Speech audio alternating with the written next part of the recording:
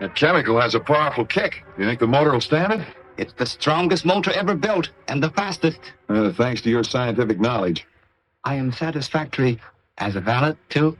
Perfectly. It was a lucky day for me when I rescued you from that native in Singapore. He tried to kill me because I am a Korean. You shall never be sorry you saved my life. You've repaid me many times by your faithful service, Kato. Thank you, Mr. Britt. Well, have you tried the new horn? Listen.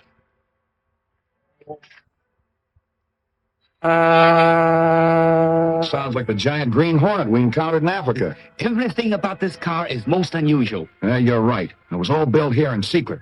When I spring it on the world, everybody will be most surprised. Yeah, and it'll prove to that skeptical old dad of mine that I'm not just a playboy.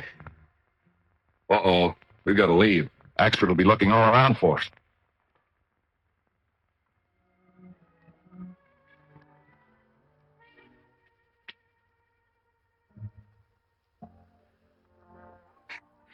Breakfast is ready. Breakfast, is it? Suffering snakes. Here it is after 10 o'clock, and Britt Reid, boss of a metropolitan newspaper, is not out of bed yet.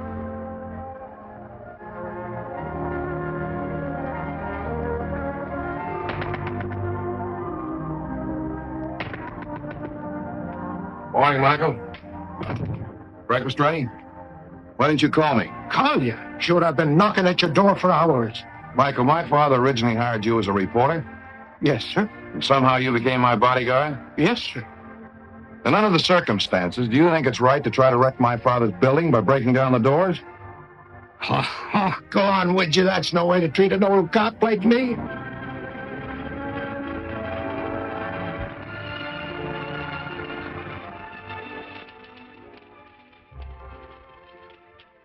Morning, Miss Case. Good morning, Mr. Reid, if it is still morning. Well, it's never afternoon till you've had lunch. Oh, wasting carbon. Most inefficient. You seem to forget this paper is being run despite the lack of a top executive.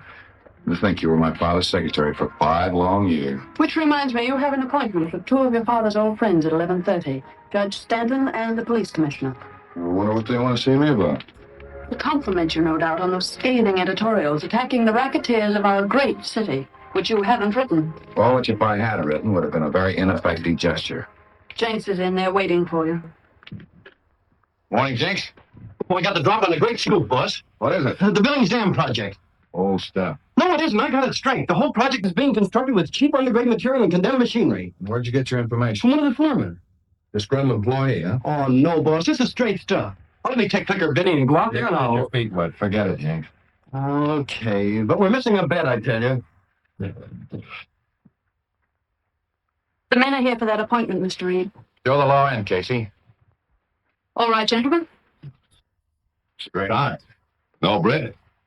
Cold-blooded business. Yes, Reid, since you've taken over the Sentinel, we missed the editorials your father used to write. Yes, editorials that struck hard at rackets and crime. That slammed at the crooks in politics and kept the police on the run. Gentlemen, it was my father's privilege to run this paper as he saw fit. I think the same applies to me. It was my idea that the paper should reflect public opinion, not mold it. I also believe that law enforcement should be left to the properly constituted authorities. People must be made aware of conditions. Well, things are so bad, why don't you do something about them? We're doing all we can. Law enforcement is difficult if public opinion isn't behind it. The Sentinel will back you, but it won't take the lead. That's for you to do. What are you waiting for? A modern Robin Hood to lead you out of the woods? Yes, Reid, that's just what this city needs, a Robin Hood. Miss Case, check the want ad and see if there's a modern Robin Hood looking for a job. I can see we're wasting our time. It's evident we can't arouse your fighting spirit as we could your father's. My father won't stop out fighting, and conditions are even worse today. I'm sorry, gentlemen. Day. Aren't you ever serious? Why, Miss Case, I was never more so. This interview threatens to change the course of my entire career.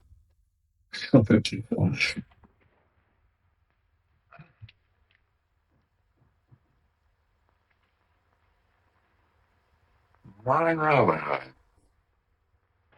Really, Dan, fuck this!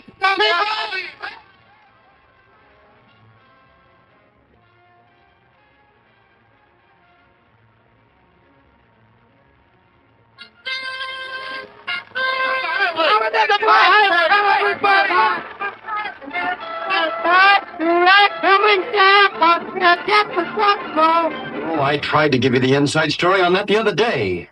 Gunnigan, get some interviews with survivors. Check the permits and specifications of the building department. Yes, call in the families of dead and injured and offer every possible aid. Yes, sir. Yeah, I've got an angle on that tunnel they're building under the river. Yeah, what is it? Well, a fellow named Gorman who works there claims it's being built with bad material and faulty equipment. Same as the building's dam was. Why should contractors deliberately build things that will collapse? Well, if I knew that, I'd have a swell story. You have nothing definite to go on? No, but I'm hoping to get something from Gorman tonight. I doubt if you will. Wonder if there is anything to that tunnel job.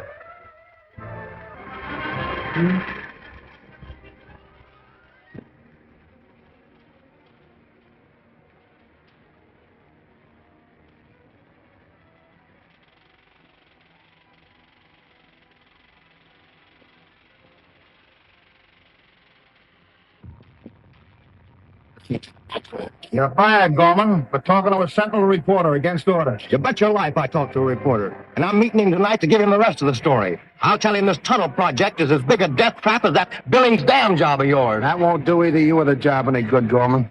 You look out for the job, Markham. I'll take care of myself.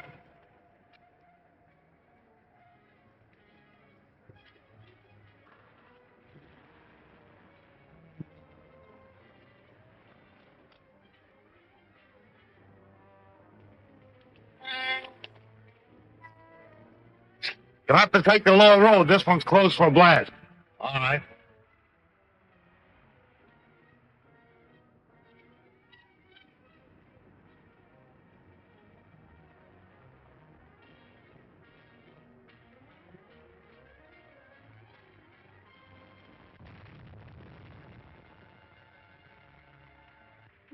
Too bad.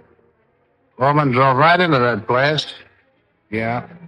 Looks like it couldn't be helped. Extra, read all about it. What's it matter? Read the text. Read all about it. Extra. Gorman wants to tell a false and subtle job. There's only one way to handle reading these papers, and the law doesn't enter into it. That'd make a martyr out of it. To rouse a force against us and to wreck this business we worked so hard to build up. Of course, the final decision rests with our chief, as usual. Promised to communicate with us at 11. Just that now. We're ready for your decision on the Britt Reid matter, sir. Handle it as we did the other two papers that tried to expose us. By the Sentinel. Reid's threatened investigation must be stopped. Right. The Sentinel is a powerful paper. Reid is a wealthy man. The price would be prohibitive. Nothing's prohibitive when it stands in our way. How long are we to take orders from this unknown leader? Until he decides otherwise. Well, I don't like it. That's enough, Grant. You'll be late for your appointment with Britt Reid. Appointment? Then you knew what the chief's decision would be. I strongly suspected it.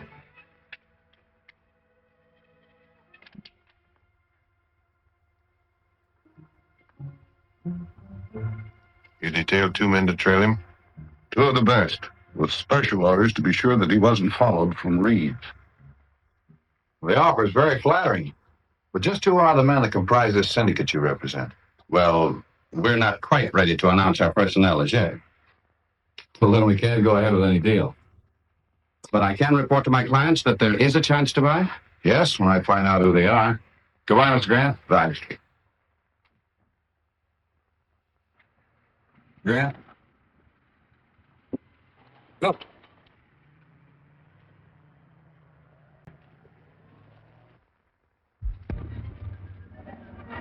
Break action. Reid, stooge. Sorry, Mr. Grant.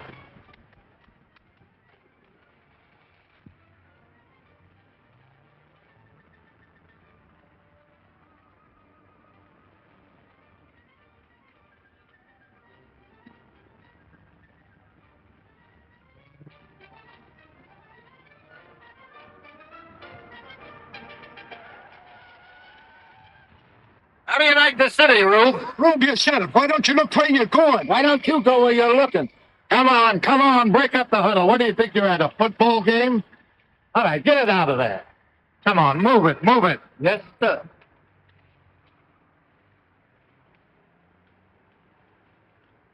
Now what happened to the fellow I was following? And what do you think this is, a parking station? Get in it, get out. All right, lad.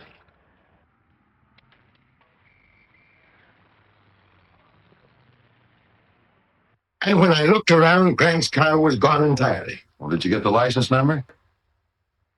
I knew there was something I wanted to do. Well, never mind.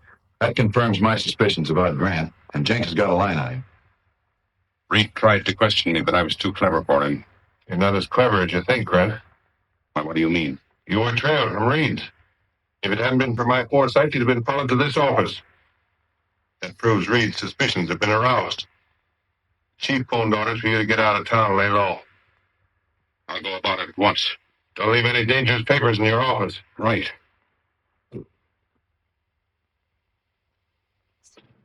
Grant may break. Cover him every minute until he's left town. Like a blanket.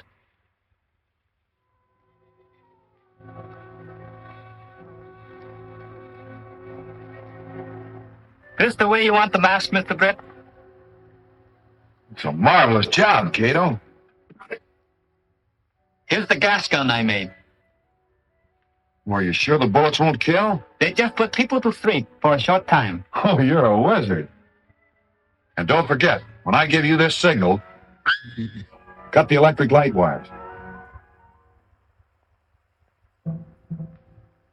All right, let's go to the garage.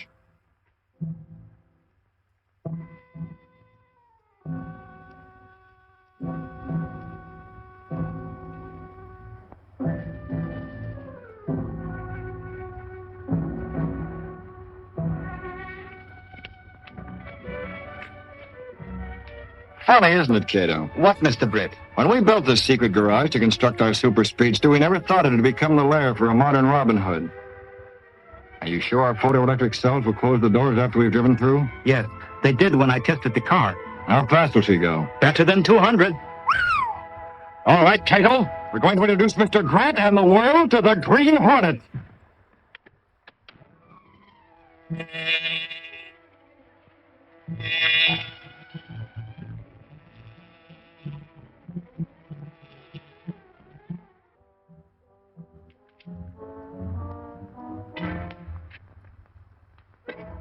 How did you get in here?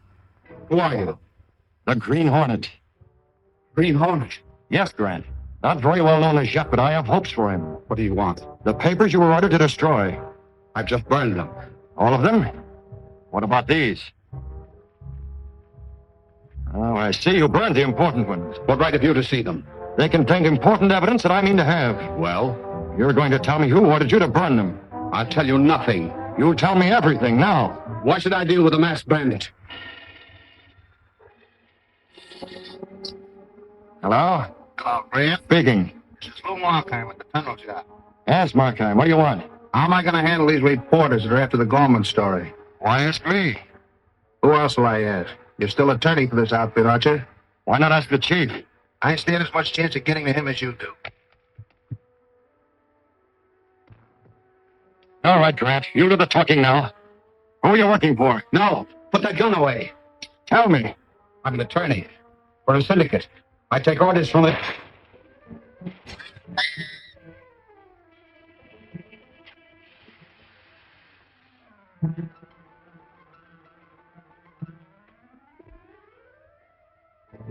Dead.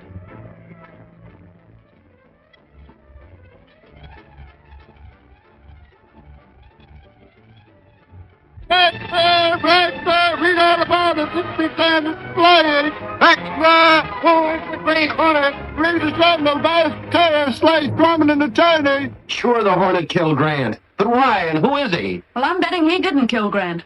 I think the Hornet is the modern Robin Hood that this city needs. Well, I hope so. If you want to talk to that fellow MacRae at the tunnel job, we better get going. All right, Michael.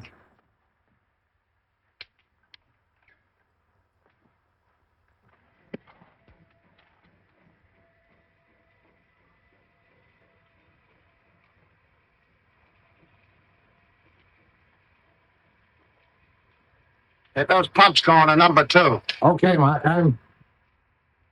Hello, MacRae. Can we go inside? You see the sign? No visitors. We're not visitors. We're the press. Even the press is barred from this job. Why? Is there something going on in there you don't want the public to know about? We've been on dangerous jobs before. Not as dangerous as this one. And you admit it's not safe. I admit nothing. Get out or I'll have you thrown out. You think you will. I'm sorry you won't cooperate, MacRae.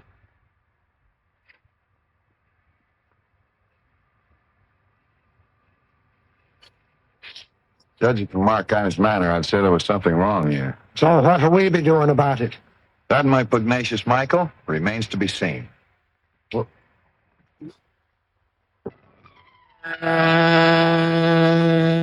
That's the car we're looking for. The car of the Green Hornet.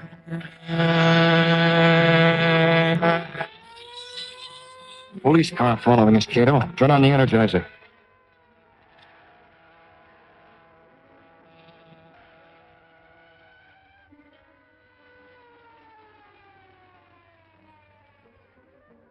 Oh, like a spook. I never saw a car move so fast.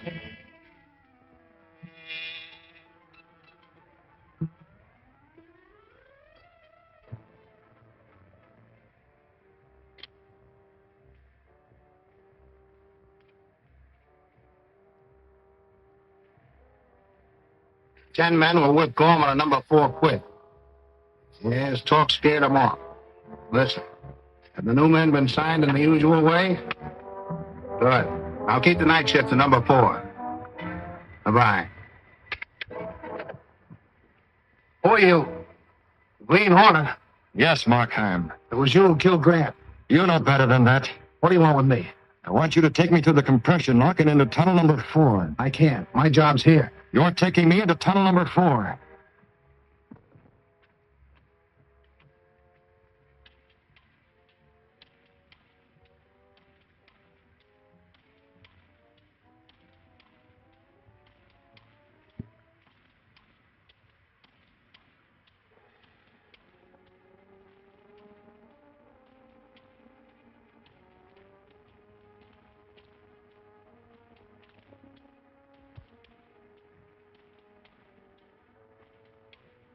How much air pressure in the tunnel? 30 pounds.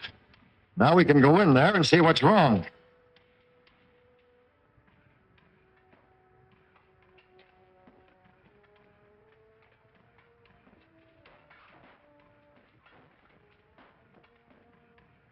See? There's nothing wrong in here. That air compressor is skipping. What's the matter with it? Nothing. Yes, there is. You know what would happen if it quit entirely, don't you? Come on, speak up. The air pressure go down. These walls would cave in. You know that compressor's faulty, Markheim. You're doing the same thing you did at the Billings Dam, sacrificing human lives by using cheap equipment. I had nothing to do with the Billings job. Oh, yes, you did. I know all about it. You're not bluffing me, Hornet. You're as big a racketeer as any of them. And you admit you're one? I admit nothing. The compressor stopped. We gotta get out of here before there's a cave in. Not until you get those workmen out. There's an alarm bell at the airlock.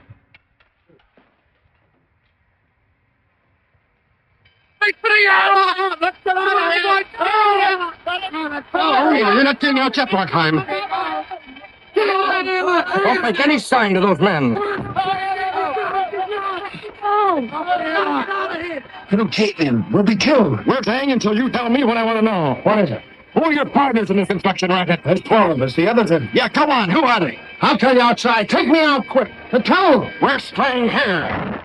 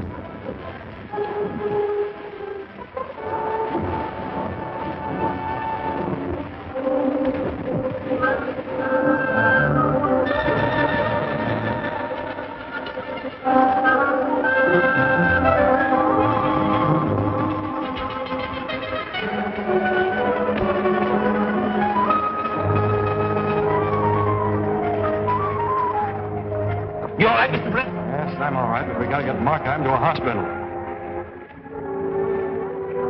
We had better be quick. He is sinking fast. Help me get him to the car.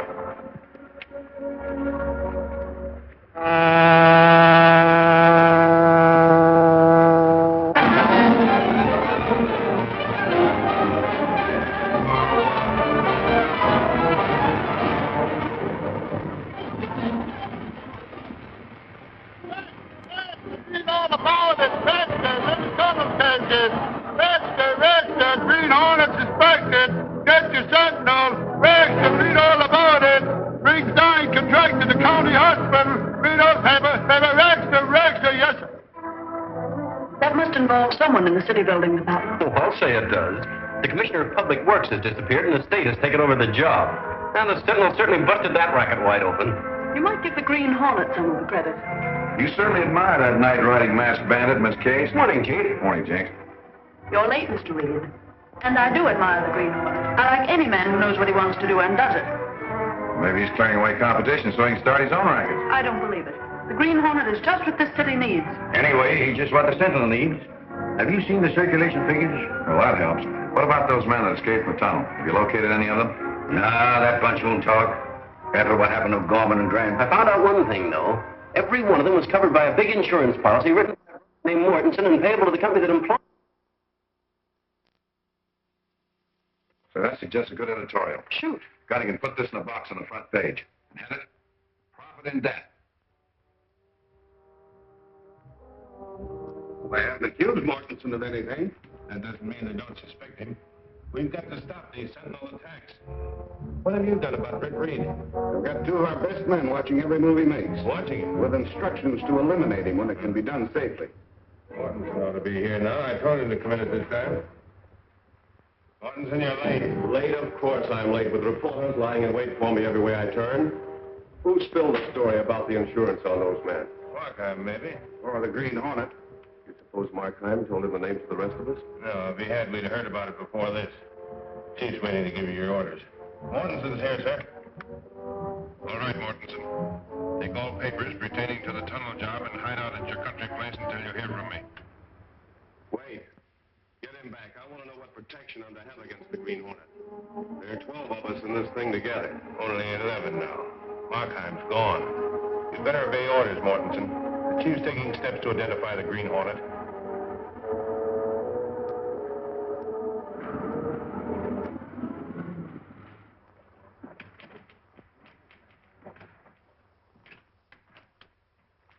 Did you interview Mortensen? Oh, can't find him. His office says he's left town for a few days. A lot of people have left town since that story broke in the tunnel job. Oh, Mr. Reid. Sure, I found him. Found who? Mortensen, the murdering ghoul. Wait a minute. We know his accomplishments. What do you have to say? I ain't seen him yet. But he's at his country house on the Westwood Pike, 7 miles out. The place is closed up, but I found his car in the garage.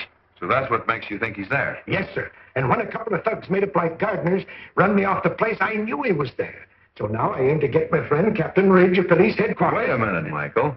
We have no definite proof that Mortensen has done anything criminal. If we start making charges, we'll have a libel suit on our hands. Oh, sure, but I know that Mortensen... Forget Mortensen and try to find some of those men that escaped from the tunnel. I'm calling it a day. See you tomorrow. How can I call it a day and go looking for people up at... I tell you, it just don't make sense.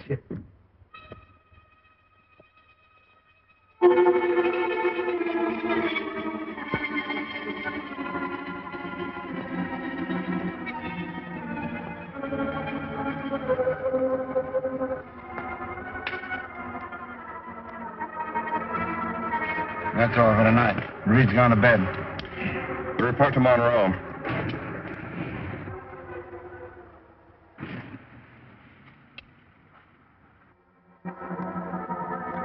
Those men that were watching the house have gone, Kato.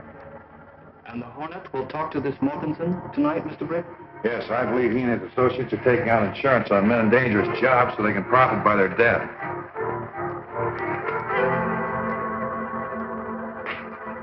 All right, Kato.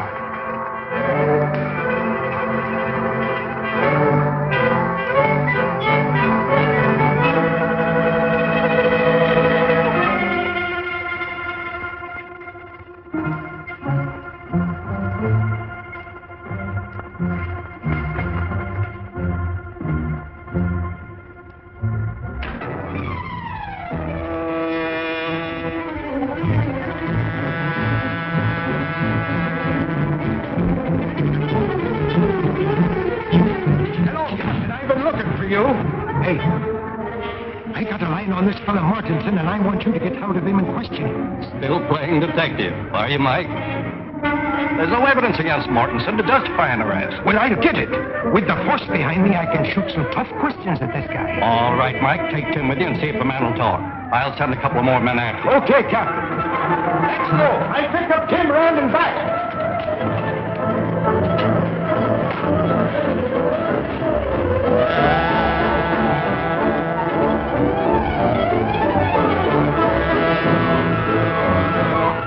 This is far enough, Kato. Throw off your lights and silence the motor.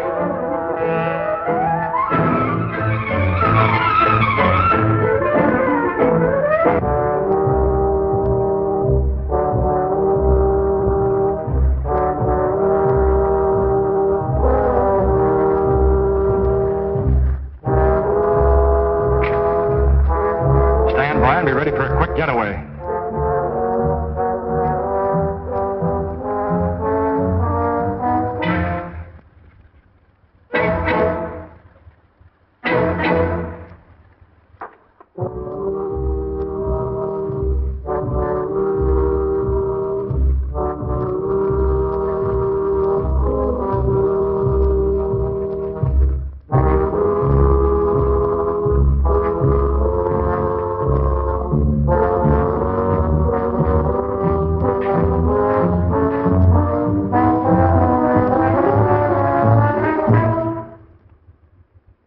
Mortensen.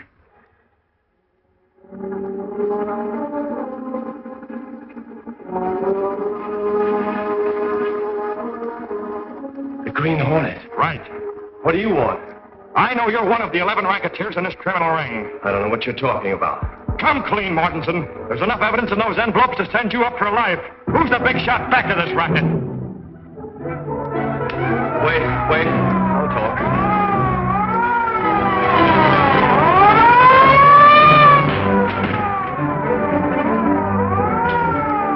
I asked the police to pay me a visit tonight. You don't want to see the police any more than I do.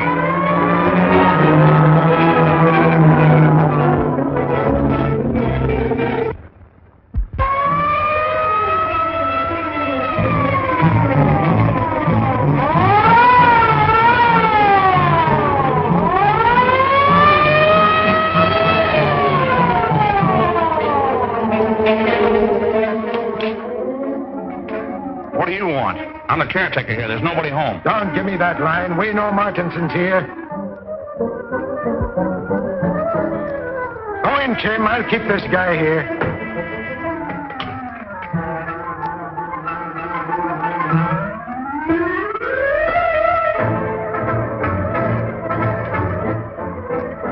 see him, the Green Hornet?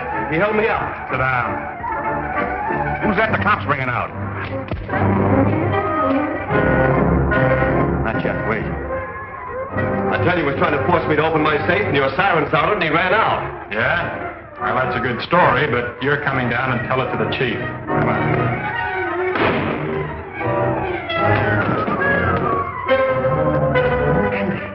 Come on, Mortensen. There's a car in the back lane. I've got to find out who fired that shot.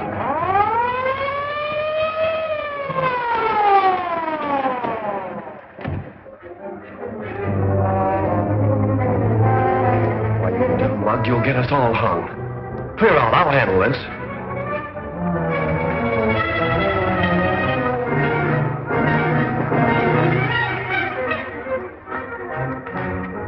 Quick, officer, this man has been shot by the Green Hornet. Stand over there and don't move.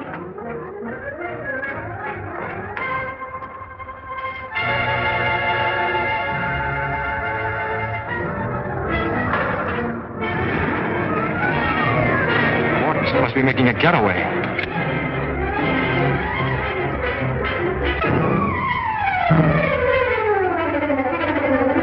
I was just telling this man how the Hornet was trying to rob me when he came back in the door and fired. Sounds fishy to me.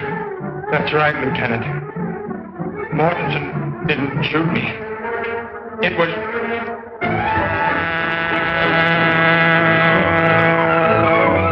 The Green Hornet. Now you know I'm speaking the truth.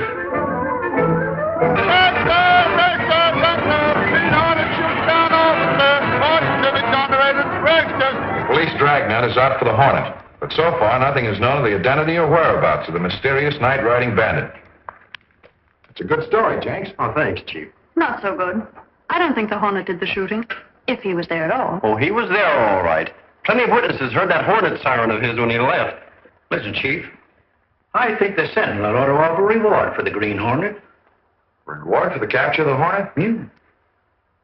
You think that'll get him? I don't know about that, but it would certainly boost circulation. You never lose sight of that end of it, do you? Oh, Brick. Look. I took the police out there last night. And I suppose it was the Green Hornet that hit you. It was indeed, and when I wasn't looking. And anyway, I still think Mortensen knows all about that racket. Yeah, and thanks to your bringing the police out there, he's been whitewashed. He can refuse to talk to reporters, and the police will vouch for him. Work out that reward idea and let me see it.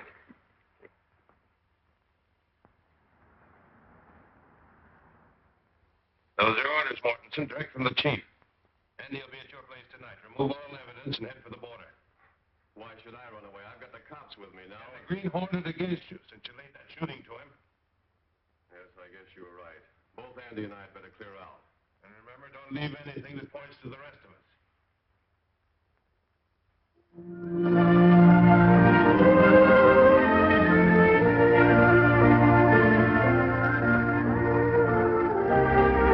Baxter asleep? He sleeps like a baby, but louder. Good. Could you burgle a safe? Not burgle, Mr. Britt. But if it is necessary to open the safe, to uphold the law. Well, that's the idea. It saved many lives.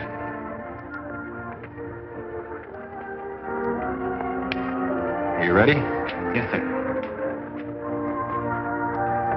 All right, let's go.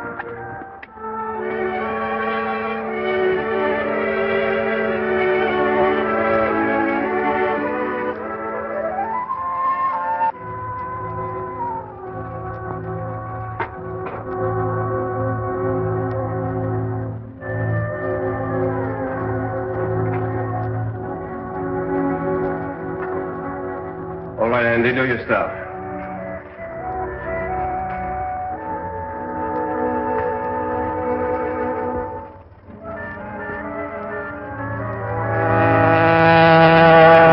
Cut the lights.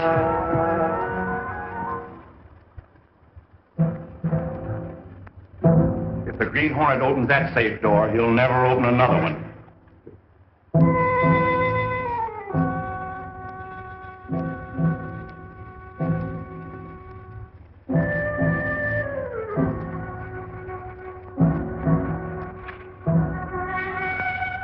That's the car that escaped us last night.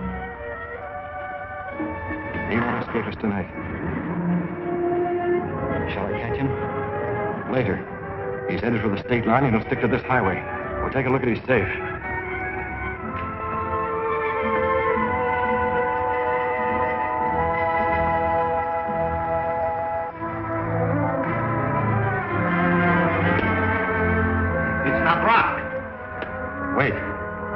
looks like a trap. Too convenient. Lights on, safe open.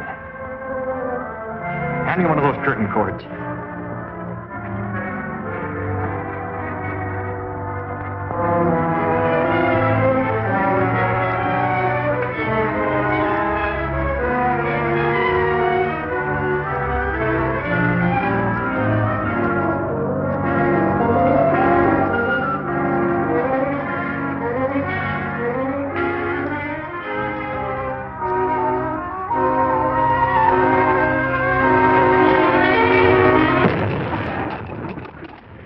My right, sir.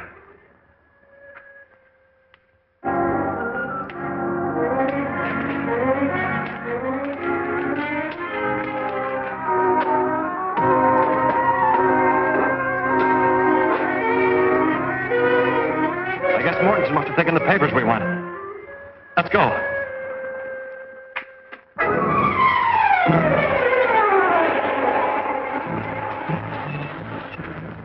Gas is pretty low. We better stop at the next service station.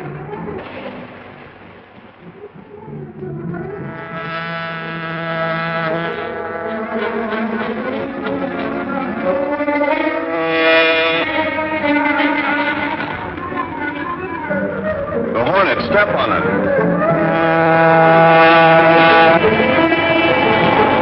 We'll be out of gas in a minute. Just sit down, folks. Not yet. If these were found, we'd all hang.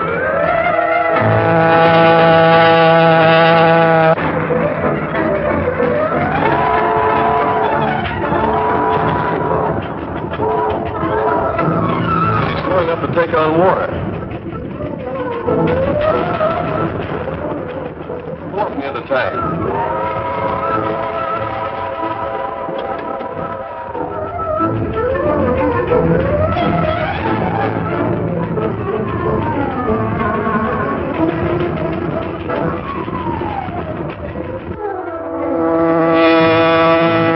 Faster, they're going to board that train.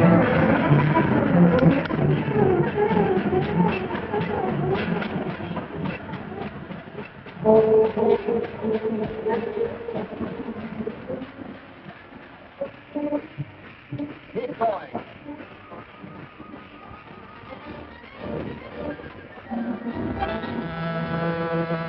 Out of the train.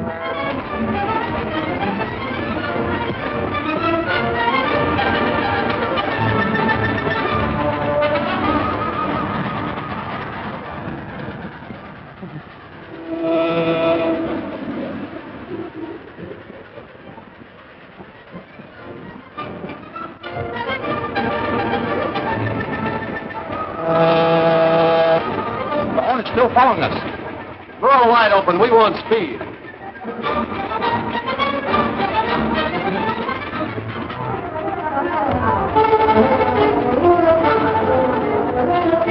Look out, Mortensen! The Green Hornet.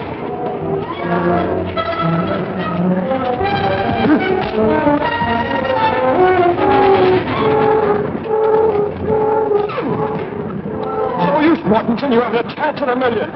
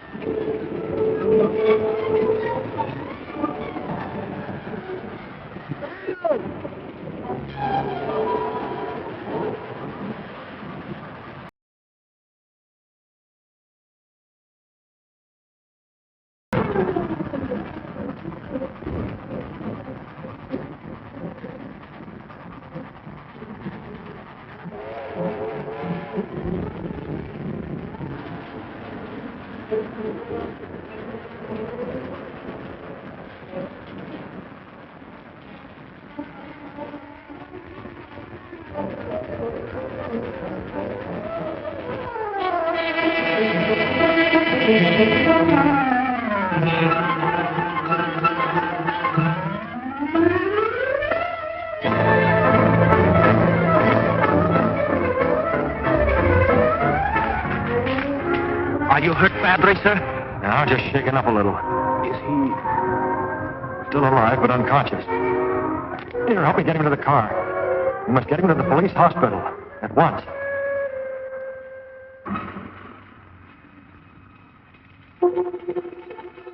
Grand jury indicted Mortensen.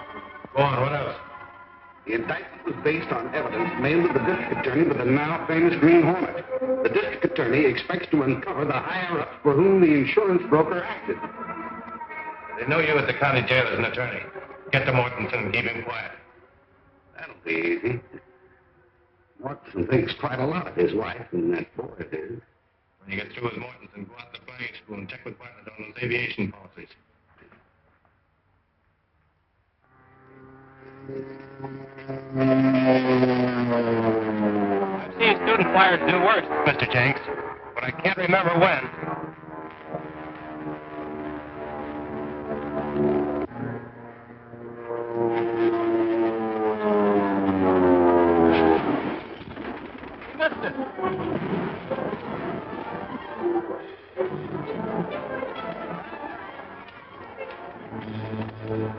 You okay, buddy? Sure. Say, what's the matter with you, Gilpin? You've had plenty of training under a good instructor. I guess I lost my head, Mr. Peebles. Sure was a bum landing. Listen, buddy, any landing you can walk away from is a good landing.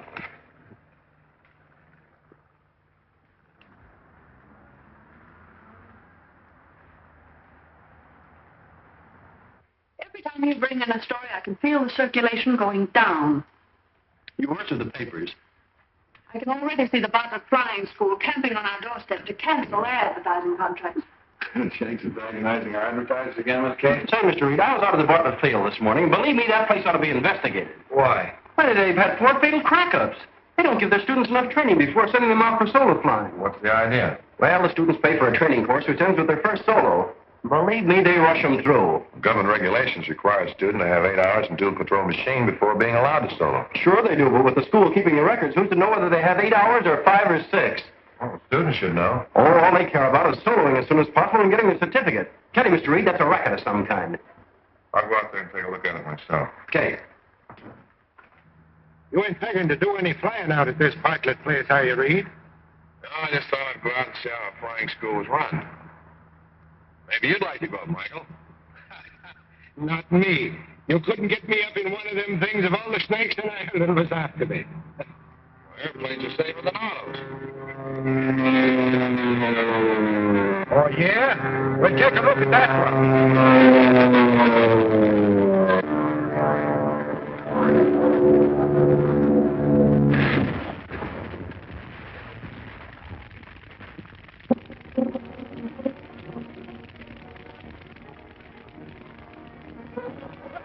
The planes will explode any second.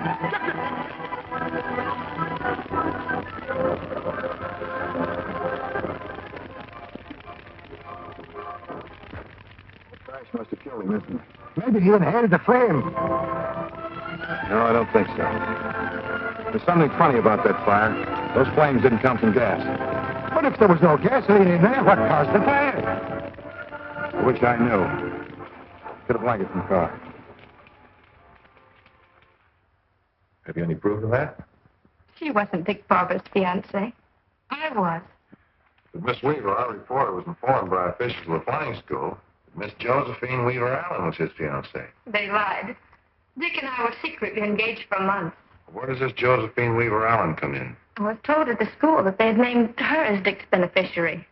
And your name is simply Josephine Weaver. Yes. I think I can help you, Miss Weaver. Only on one condition. What's that? That you stay out of the picture and don't say anything to anybody about this. I want this to lose. Thank you.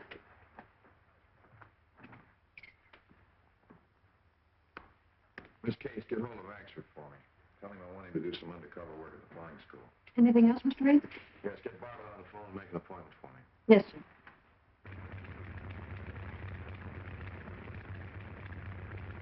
Well, Mr. Bartlett, reliable instructors, government-inspected equipment, and adequate training periods. How do you account for those 5 fatal accidents? In flying an airplane, you haven't much time to make decisions. And you must be right the first time. Well, it's impossible to tell whether a student has that judgment in an emergency until he's gone up in the plane alone. Exactly. Well, that puts a different light on those crashes. You see, I was interested in one of the boys that crashed. Is that so? Which one? Dick Barber. I was also surprised to learn that his fiancée was this Miss Allen. I understood he was engaged to Josephine Weaver. I definitely know that Barber designated Miss Allen as his beneficiary. I wonder if I could see Barbara's original application for insurance. You have it in your office, haven't you? No, that's on file with the insurance company. Oh, yes, of course. Well, thank you very much, Mr. Bartlett. You've been much more help to me than you realize. Starting to find out the real reason for Reed's interest in the Barber crash? No. Reed seemed to know that Josephine Weaver was Barbara's fiancée and not Josephine Weaver Allen. Get the Allen girl out of town at once.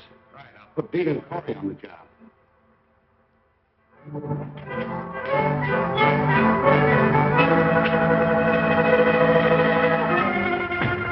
What's our destination tonight, Mr. Britt? We're going to call on a young lady, a Miss Josephine Weaver Allen.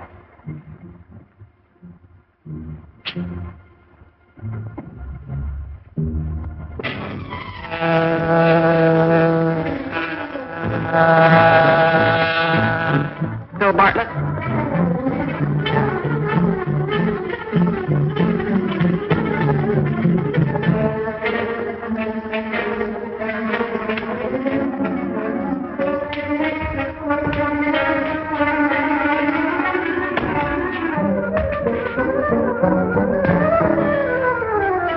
Stay right where you are and keep quiet, Miss Allen. What do you want? Who are you? The Green Hornet. What do you want here? I want to know why you're posing as Dick Barber's fiancée. Because I was engaged to him. You didn't even know him. You're going to have a hard time proving that. I'm not going to try. You're going to prove it to the district attorney. That's what you think.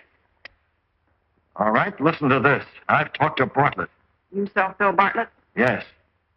Dick Barber named Josephine Weaver as his beneficiary. Your name was substituted on the application, and you collected $10,000 from the insurance company.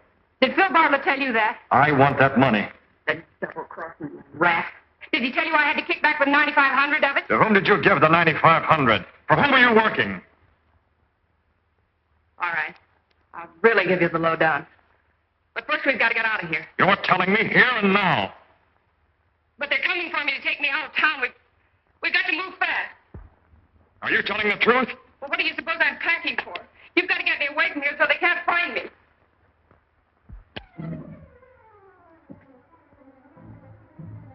Take her to the car.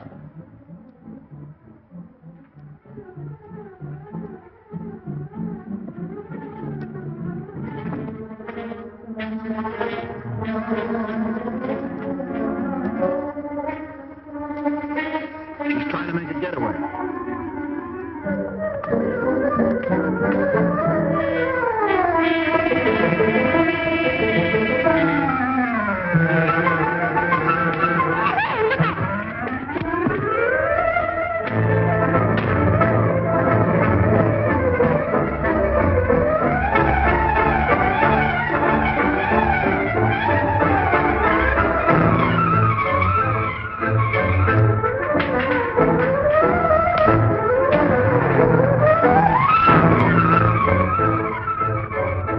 Are you able to drive? Two men grabbed a girl. Yes, I saw them. You've got to catch them.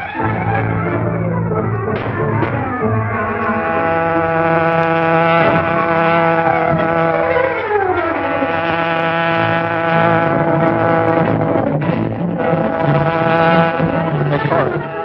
Isn't that the car of the Green Hornet? After us. We'll soon find out. Swing around the next corner.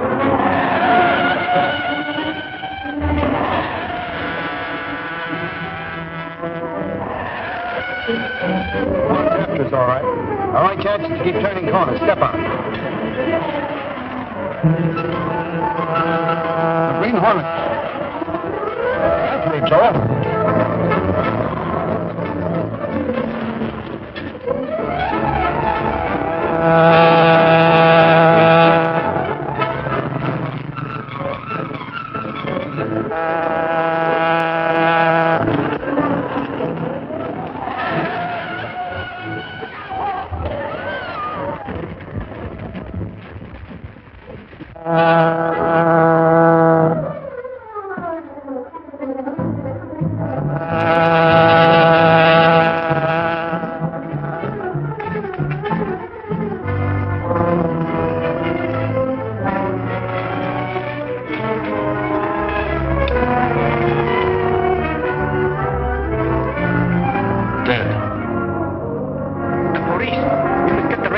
our car, quickly. It's too late, Kato. The girl is dead.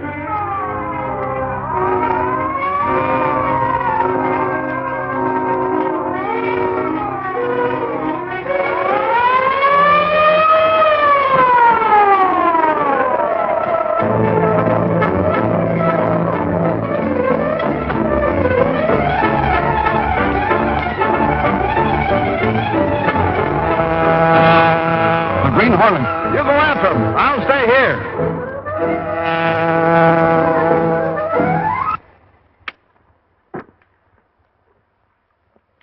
Josephine Weaver Allen, Dick Barber's fiancée, was killed last night. Really? Yes, the car she was riding in was run down by the car of the Green Hornet. Who's the authority for that statement? The police. They came up just as the Hornet car was making its getaway. Here comes Axford. He'll find out all about it for us. Sure, and I have found out all about it. You found out all about what? The Bucket Flying School. I sent young Turner out there to take up a course as a student flyer. What did he find out? He overheard a couple of mechanics talking.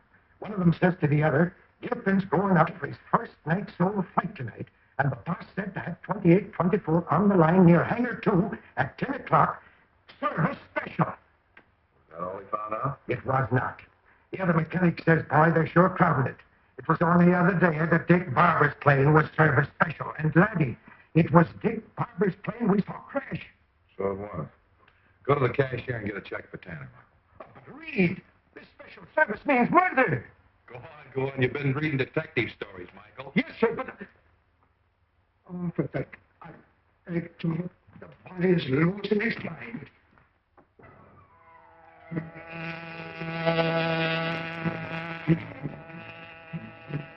We get to the field, Kato, silence the motor, and pull in behind hangar number 2. I want to take a look at plane 2824. All set, Pete? Yep. All set to go. I gave a special service job, Gilpin. Oh, gee, thanks, Pete. You know, this flight means a lot to me. Means a lot to the school, too. You know, turning out good flyers. When I make this flight, I'll be through training. I can get a job. I'll need a job, too. Spent every dime I had on this course. But once I'm working, everything will be Jake. Say, I could even get married, Pete. I suppose I'm wasting my time giving you advice. A flyer ain't got no business fooling with women. Oh, but this one's different, Pete. She's... Yeah, I know. Warm up your motor about 5 minutes before you take off.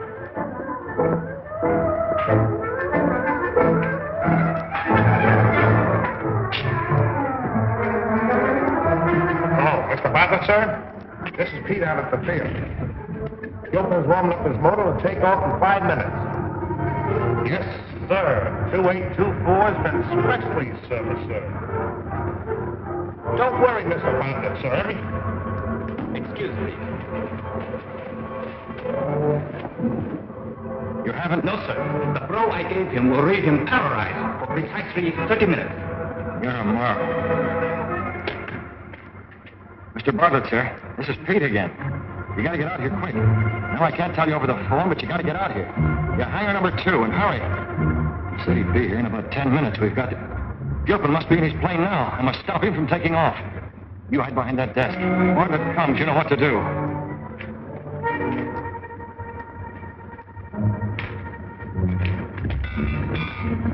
Hey, Gilpin, you're not going up in that ship. Who says I'm not? Green Hornet, huh? What do you want? I want you to stay out of that plane. Like fun, I will. I got a night solo to do, and I'm going to make it. Business is yours anyway. I haven't time to explain now, but you're not going up in that ship. No?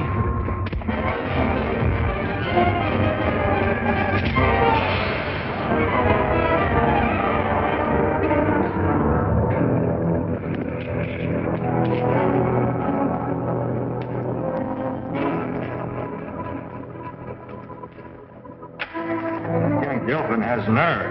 First one that hasn't been afraid of the Green Hornet. Only those with a guilty conscience fear the Green Hornet, sir. I hated to gas him, but it was the only way I could save him. I left him alongside the hangar. He'll be as good as new in an hour. Bartlett.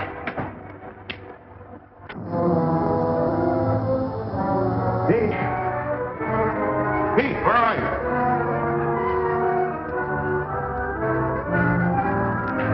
Hold it, Bartlett.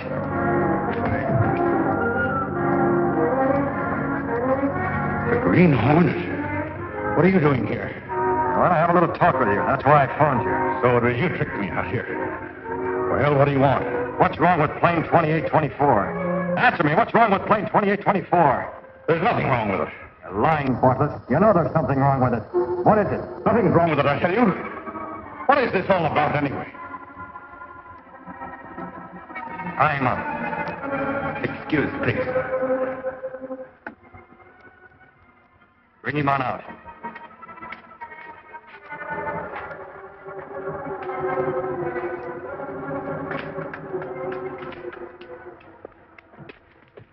For the last time, Bartlett, what's wrong with this plane? Nothing, I tell you. All right.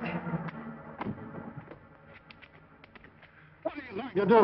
Take you for a little flight. Not on this plane. Oh, yes, I am.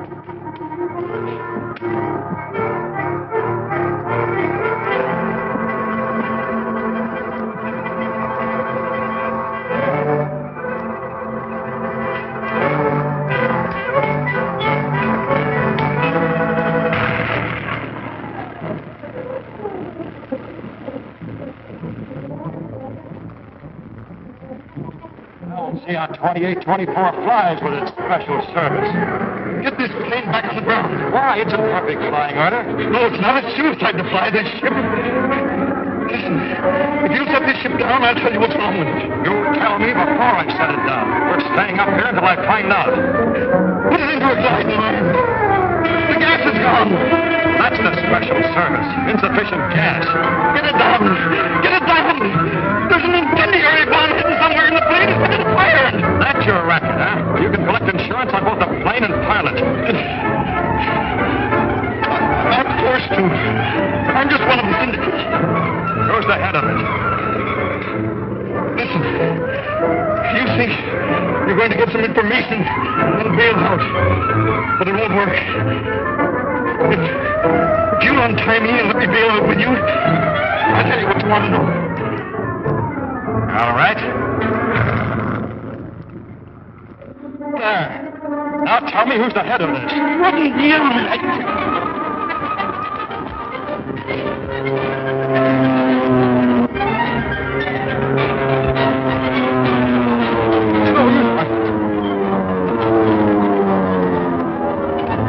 Houston, you haven't a chance. Now tell me who's the head of this.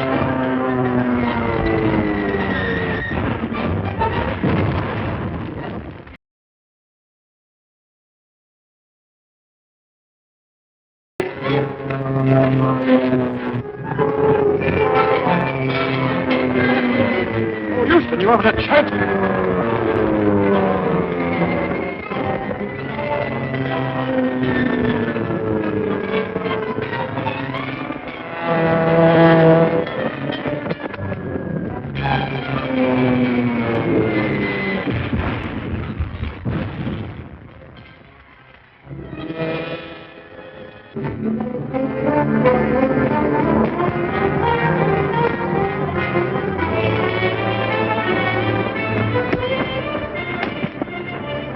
But unconscious. Bartlett's too smart to carry any dangerous evidence. Look what I found. This card may be a clue we can use.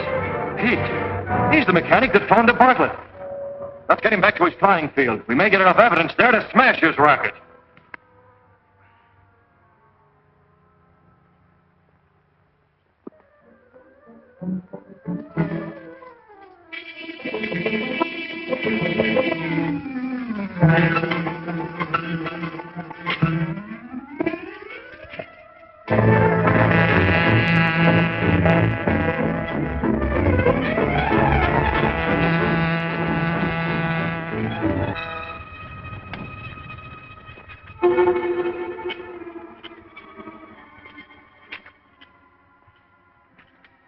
I'm up. I want to take a look at that flyer I had to knock out with a gas gun.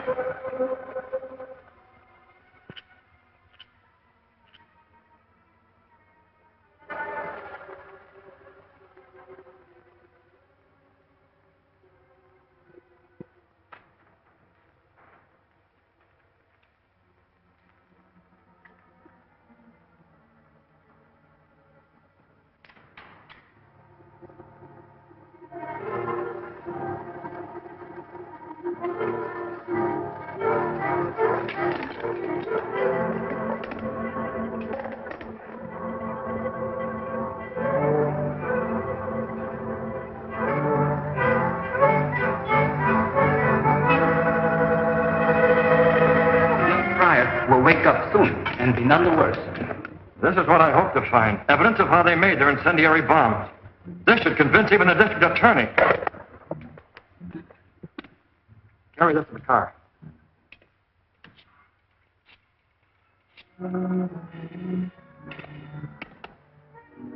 Hello? Hello. Is the district attorney home? No, we'll be back in half an hour. Any message? No message. I'm bringing someone to see him. Who is it? Oh, well, if you don't wish to give the name.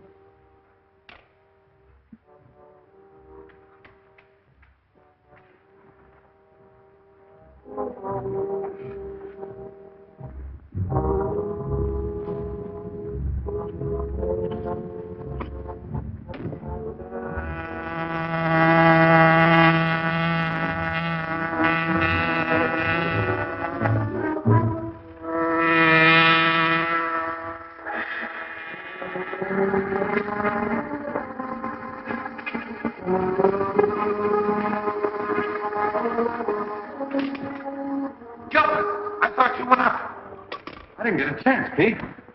The Green Hornet knocked me out. He must have stolen the plane. No, he's still around.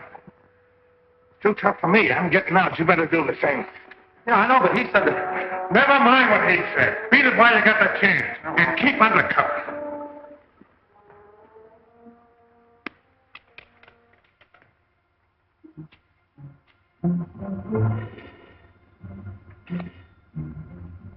Hello? Yeah, this is Ogden. This is Pete. The Green Hornet just caught Boteler. He's taking the DA's home. Boteler won't talk. Yeah, but he's got part of one of those burns we've been using to burn the ships. Well, never mind. Get back to the Nutter's garage and lay low.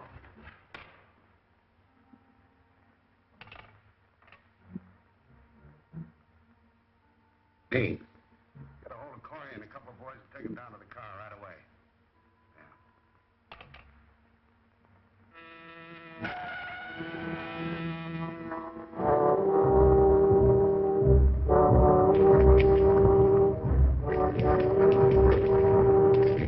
Stand by.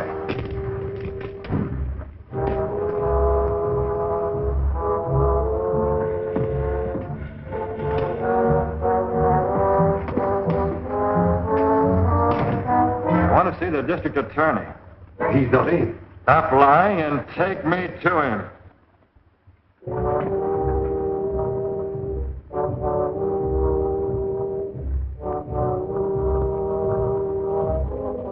Green Hornet. Keep away from that phone to hear what I have to say. What do you want? To bring a racketeer and murderer to justice. This is Phil Bartlett, owner of the flying school. His racket was to enroll students, insure them in the planes, then send them up in ships that were fixed to crash and burn. Of course, you can prove your charges.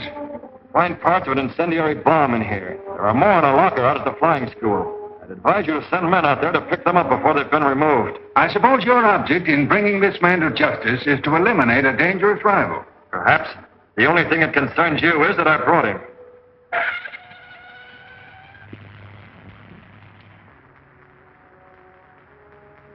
What have you to say about this, Bartlett? Nothing. Except I'm not going to take the rap for long. Who's in this with you? I'll talk at the right time. Mr. District Attorney, lining up your case, I wish you'd see that Miss Josephine Weaver receives the insurance money she's been cheated out of by Bartlett and his associates.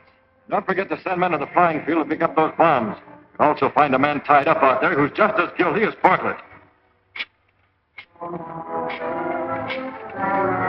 This is the district attorney speaking.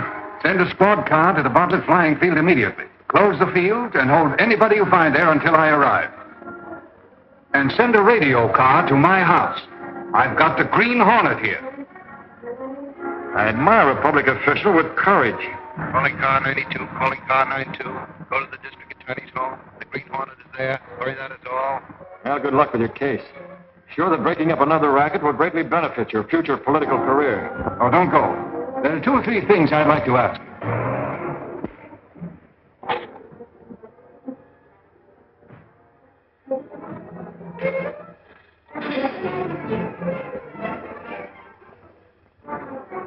All right, you two fellows cover the front and back. Come on, Corey.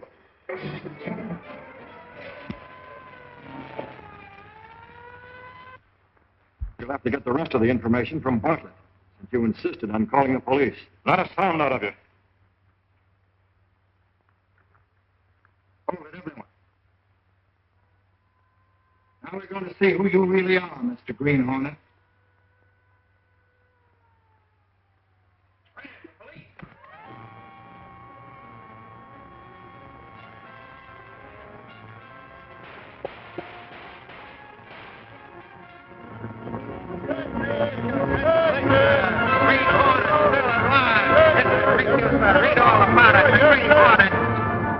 And so the Sentinel busts another racket. You mean the Green Hornet did? It's about time he was being given some of the credit. Oh, tell it the district attorney. The Sentinel busted this racket and it's going to bust others. But since the Sentinel started his campaign, people have written in by the hundreds telling of rackets and abuses. Look at those letters. Take this one, for instance. Why not look into the parking lot racket? Cars are damaged, even stolen. Gas is drained from tanks. Packages and equipment are taken. That's something for you to look into, Jenks. Oh, that's small-time stuff. The police can handle that. Well, the police would if they could. But the parking lot owners avoid responsibility of any kind by posting signs, legal or not. Oh, we're after bigger game.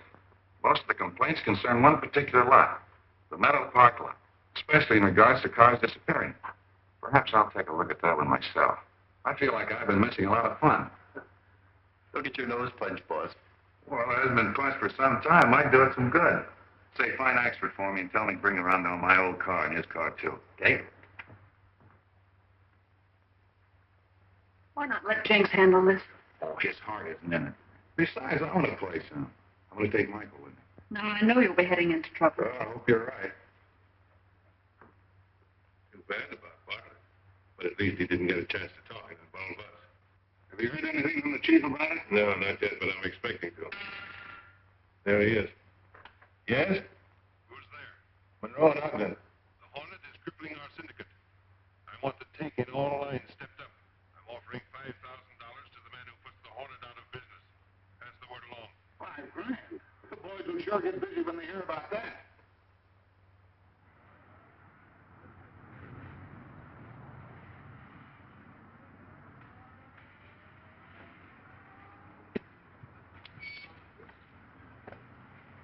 How long will you be? A couple of hours.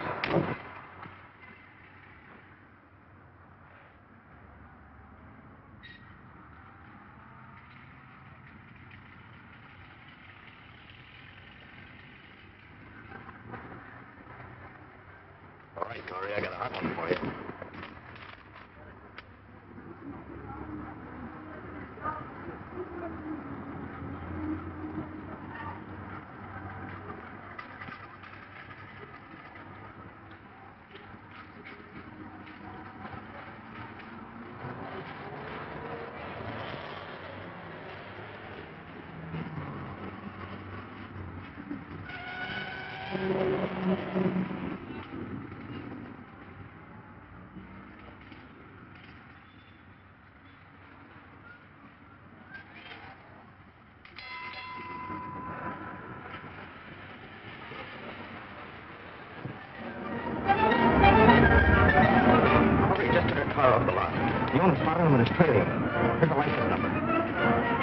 All right, I'll pick up back at the corner and go out.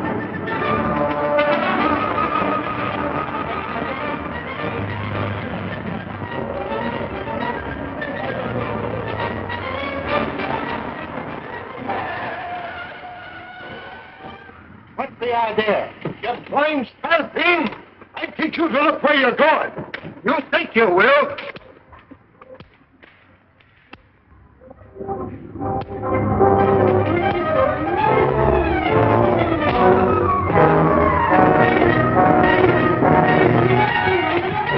Go ahead, I can handle this, lad.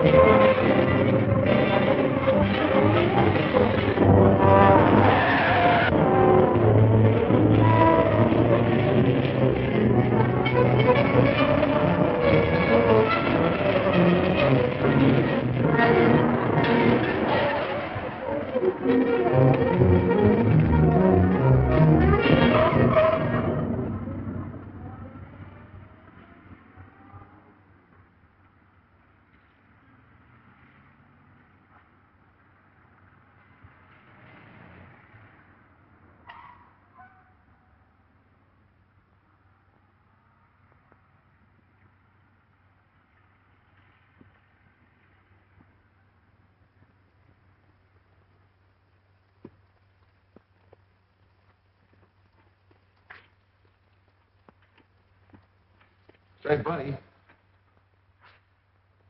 I'd like to see the driver that just drove that sedan in. No sedan come in here. That's funny. I thought sure I saw one come in here. I'd have seen it if it had, wouldn't I?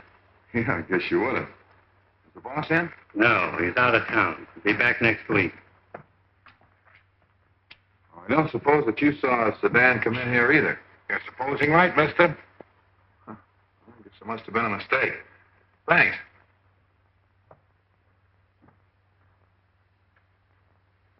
Who is that guy? I've heard his voice before. You got me. His face is familiar, but I can't place it. You think he's a detective? So what? He didn't say anything, did he?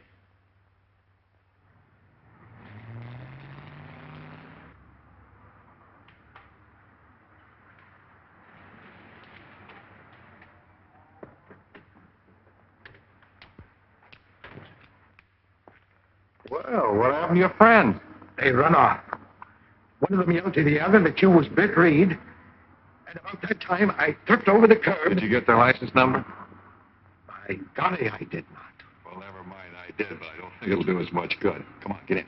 Oh, did you find your car? No. What do we do? We'll report it to police as stolen. What do you usually do?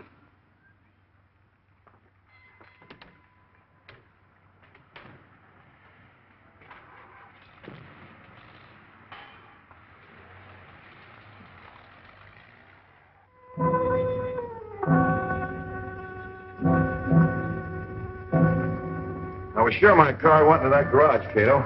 Doubly sure since I recognized Pete there. You mean the mechanic who escaped from the airfield? Yes. They must have some quick way of hiding stolen cars, and I mean to find out what it is. You mean the Green Hornet will find out? Yes, Kato? The Green Hornet rides tonight.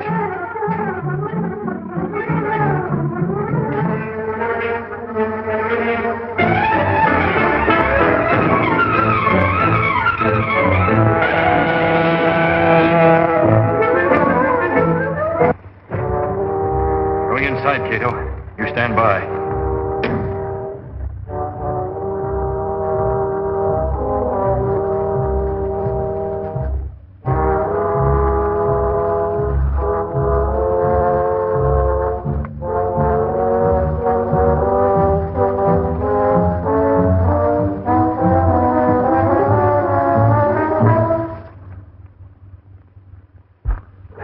Who's out here?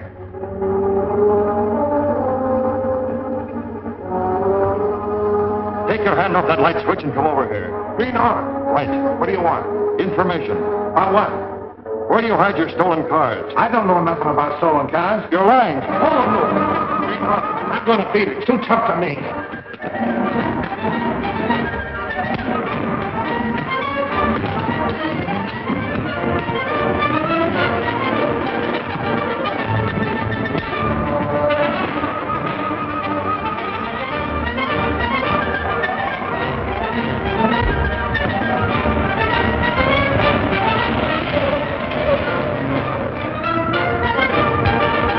After him, Kato. He's too valuable to escape.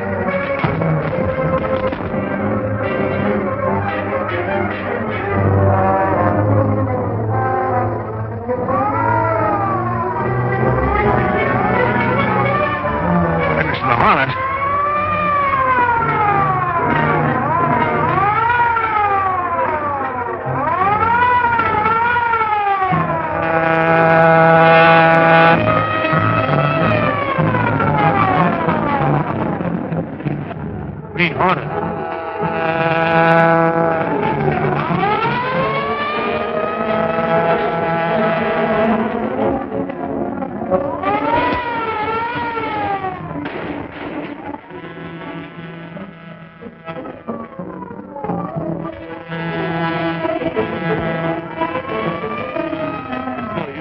I can't catch that thunderbolt.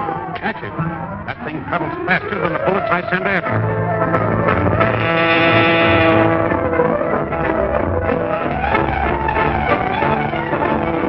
You all right, Mr. Britt? Oh, yeah. What happened to Pete?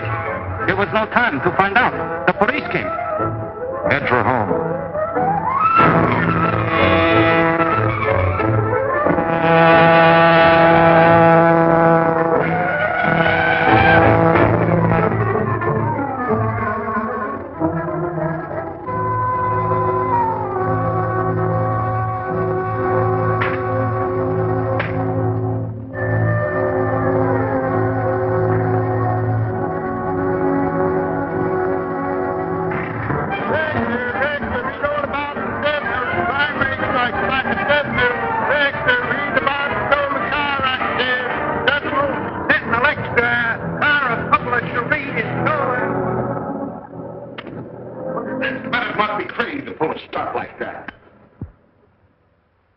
Get Meadows on the phone.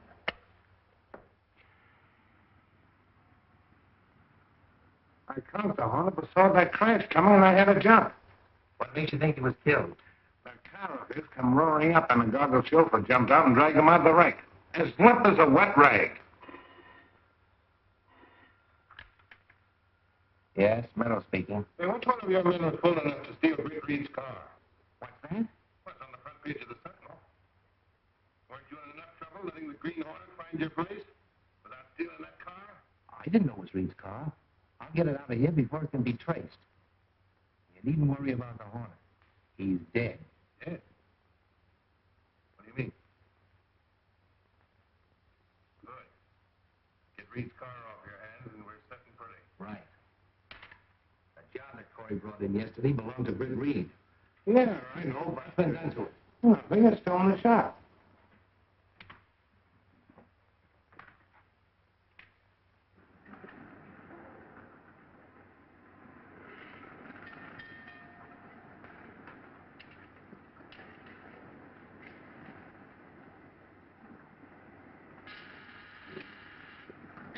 Hello.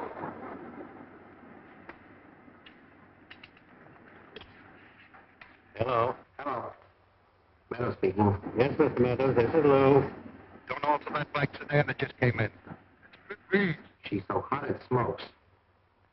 Run it over to the junkyard tonight and have them break it up.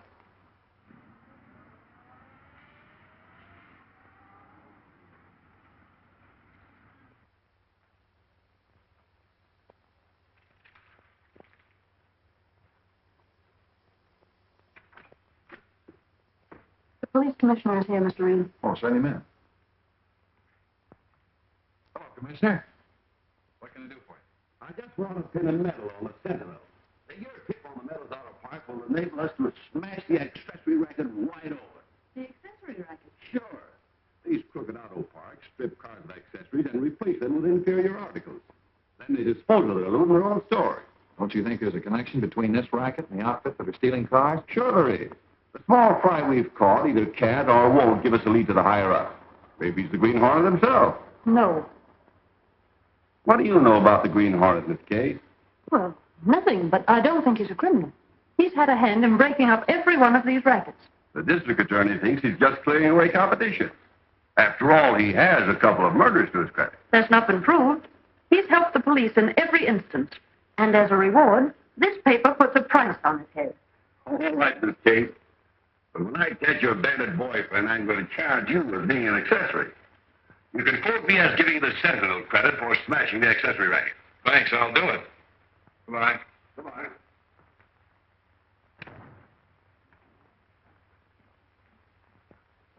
Got a line on some of the men that stole your car. All right, Michael, let's have it. I was checking the junkyards like you told me, and there's a place over on the east side. What do you think I saw? Well, come on. This is no guessing game. It was one of the fellas that lifted your bus off the lot.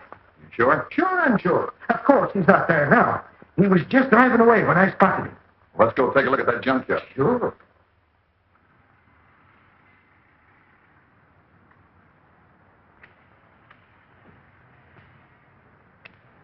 Hey, Dean. What did you find out? Everything's quiet at the junkyard. The police haven't connected it with the metals out of park. Good.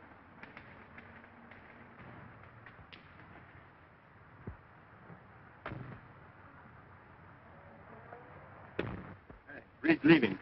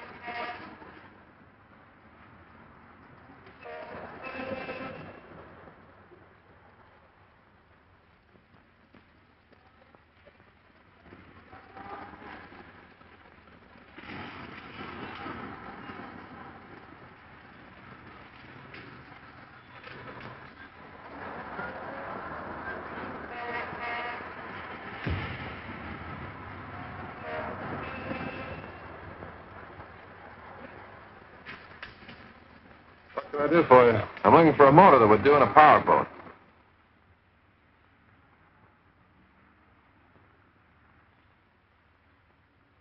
I guess I can fix you up. Jake. These gents are looking for a motor. Show them what we've got. All right over here. So they didn't connect this yard with the parking lot, eh? Well, anyway, Reed's given us a chance with that job the chief ordered. What are you guys doing here? Pipe down, Slim. Those two birds that just came in are newspaper men. Young fellows, Britt Reid. Editor of the Sentinel. Well, there they are. Look them over. Maybe they'll find something there you can use. Thanks.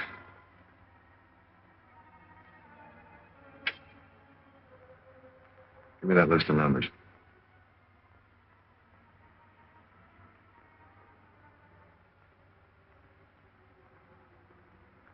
Why pick my place for your dirty work?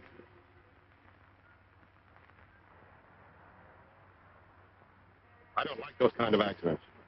You'll have an accident you like less if you don't obey orders. Why, you...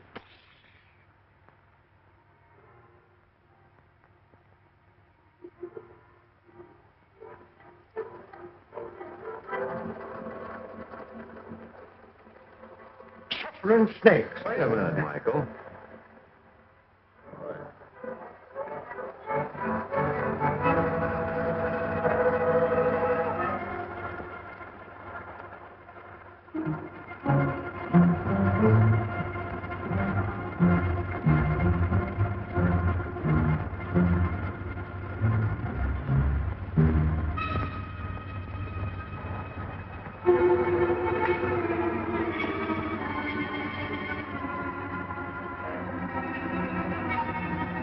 Hey, Jake. Come here a minute.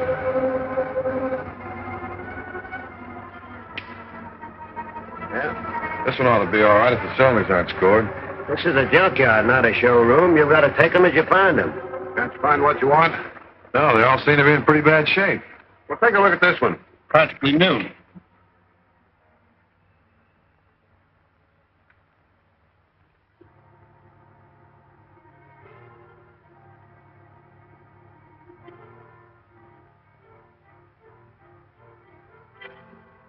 I think we're spotted.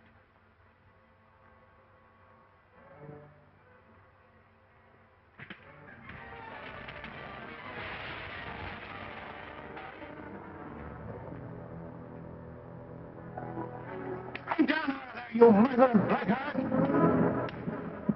Throw away that gun. It was just an accident. I sure picked a fine place to happen. Oh, I'm sorry, men. I don't know how that wreck got up there. Well, nobody was hurt, so forget it. We'd better tip Meadows that the junkyard is spotted. Our whole works will be spotted if we don't stop Reed. Next time I'll use a gun. How many men you got working here? Just me and Jake.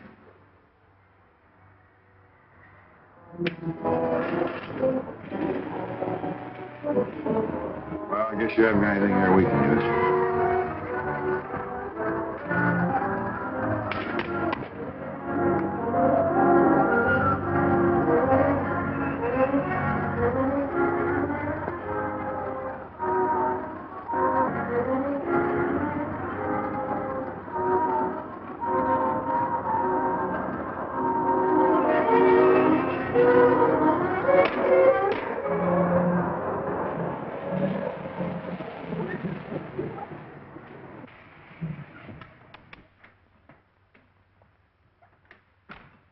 Meadows? In the office. What's wrong? Glad it.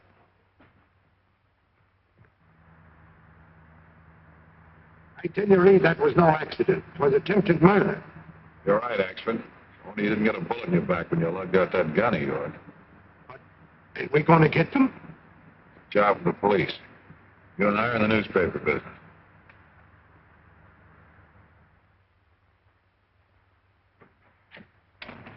Britt Reid has spotted the junkyard. He was out there looking for his car. He wouldn't find anything. It's still here. But we tried to get him and missed. What do you mean, missed? We trailed Reid to the junkyard. No, my car wasn't there, Commissioner. There's no doubt the yard is connected to the other rackets in some way. Get him to me that spotted the place. I'll send Axford along to identify the men in case you catch them. The big reporter was suspicious, but Reid just took it as an accident. It's no fault of yours the whole thing wasn't bungled. We can't send Reed's car out there now. Drop it in the river. We can't drive that far through the streets with every prowl car in town on the lookout for it. It's got to be destroyed. Put a time bomb in.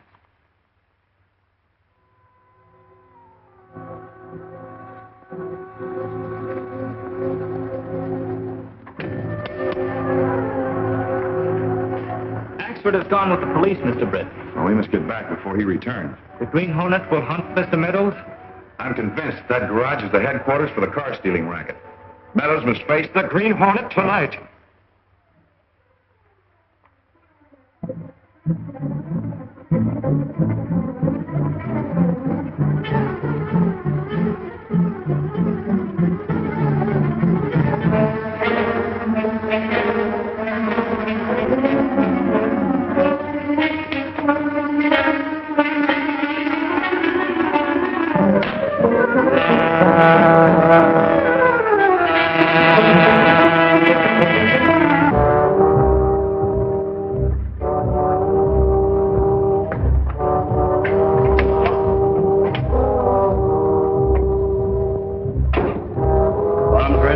What time is he set for? Exactly 11.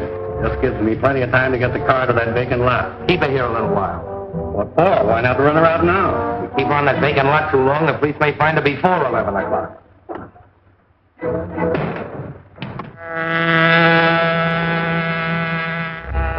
Silence your motor.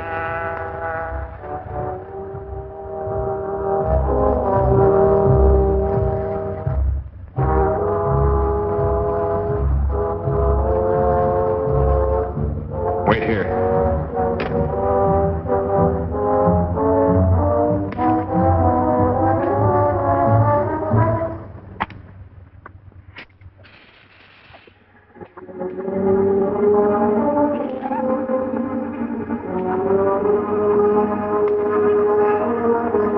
Sorry, you asked for it.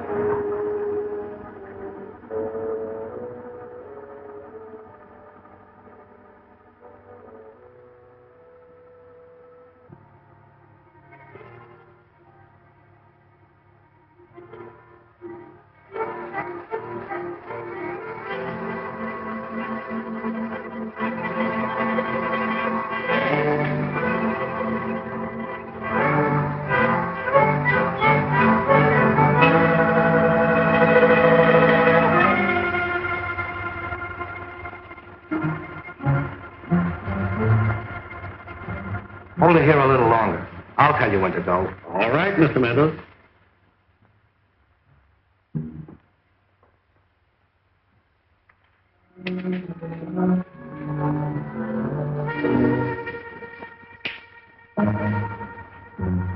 Turned off that light. I did. The Green Hornet. Lower your voice. I want some information concerning the car-stealing racket. Car stealing? Yes. I happen to know you're a member of the crime syndicate in this town. That you're a director of the crooked accessory stores. And you're the real owner of Slim's junkyard. We even have a shop here in this building to alter stolen cars. I can give the police enough information to send you to the pen for 20 years. What do you want? Name of the big boss, back of this crime ring. I'll give you 1 minute to talk, Meadows. 6 minutes till that bomb cracks off. That's cutting it pretty fine. Run her out now. Meadows says to wait. Not me. I'm taking her out. All right, time's up. I don't know his name. I can show you how you can reach him. Come this way. All right, but no tricks.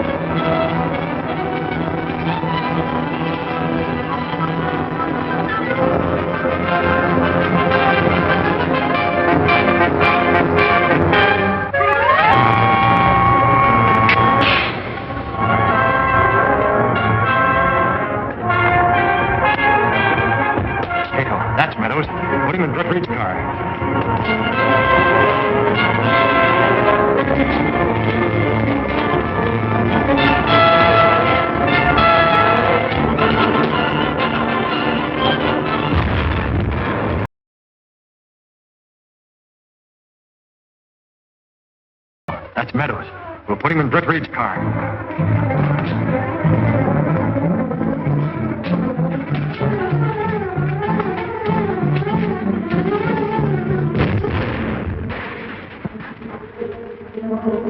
Came from that direction.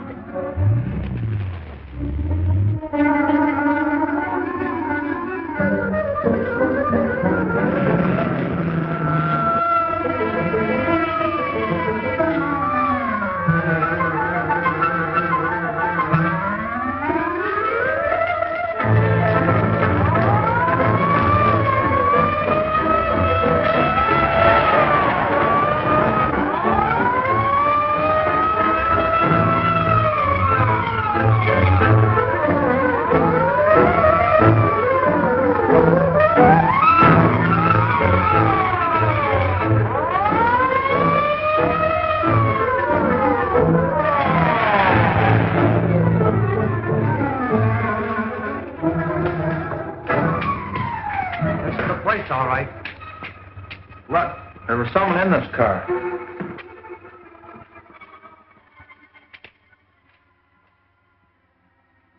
Say, this is Britt Reid's car that was reported stolen.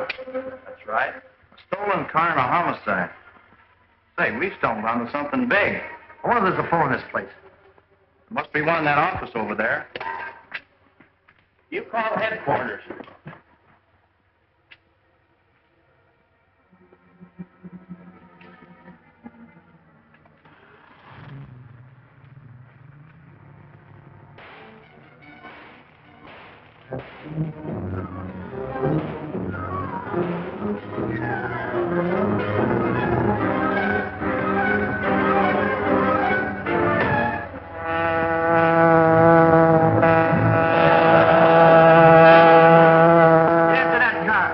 Take care of things around here. Right.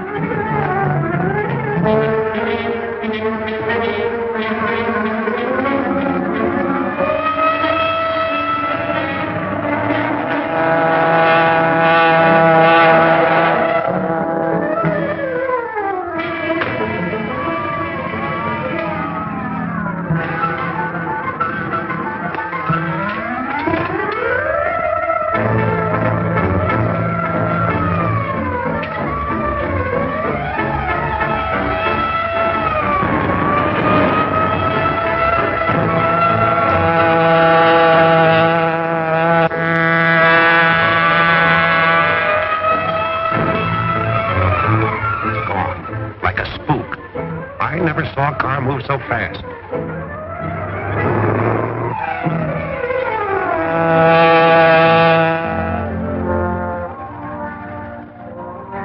You all right, Mr. Britt? Fit as a fiddle, Kato. How about you? I do not think I'm going to join my ancestors. Just yet, Mr. Britt.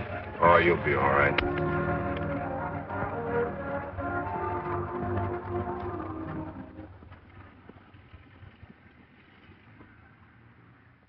You've been called here to receive a message of special importance from the chief himself. We're ready to hear you, sir. As a result of the Green Hornet's operations, our stolen car organization is smashed. Fortunately for us, Meadows won't ever talk. The toll taken by the Green Hornet is mounting. His interference in our affairs has cost us hundreds of thousands. He must be removed without delay. As an incentive toward this end, I've authorized Monroe to pay $100,000 to the man who puts an end to the Green Hornet's career.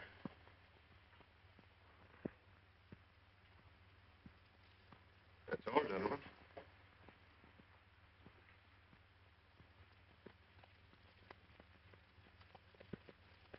Why wasn't Rockford at this meeting?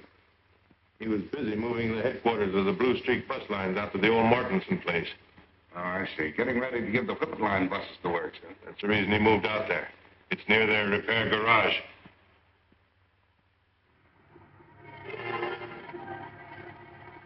Now, the Whippet Bus Lines franchise is up for renewal at the end of the month. If it shouldn't be renewed. The Blue Streak Bus Lines would have no competition, Dean. I get you, Rocky. Now, if you two could get jobs as mechanics in the Whippet garage... It's in the bag, boss. Something tells me that from now on, the Whippet service is going to be terrible. Uh-huh. So long. See you later.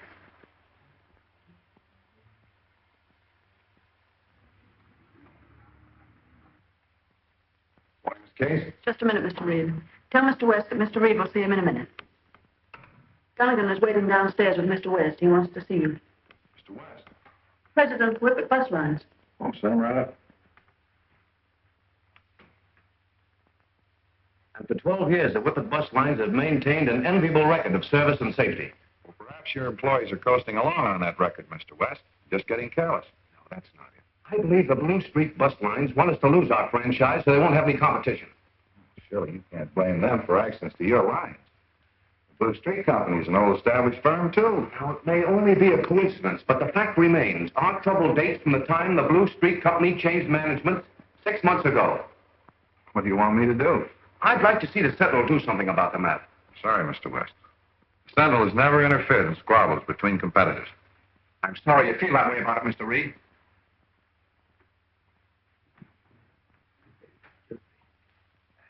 Reid, I've just made an important discovery. Don't tell me you saw perpetual motion. Yes, sir, and I... No. It's about the old Martinson place out on the Westwood Pike. Is it haunted? It's open again. And it's being used as headquarters by the Blue Street Bus Lines. So what? Well, now, it was used by crooks once. Maybe another set of crooks is using it again. Oh, you got a terrific imagination, Michael. Don't it look suspicious to you, sir? No, it does not. Britt. West suspects the Blue Street Company of sabotage. I think it'd be a pretty good idea to have Lowry get down and check up on the situation. All right. Put Lowry on the story. If it'll make you any happier, I'll take some bus rides myself.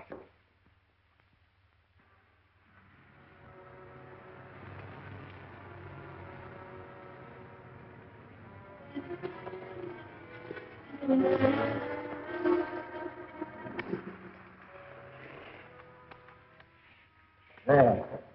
That ought to fix it. When she gets rolling down grade.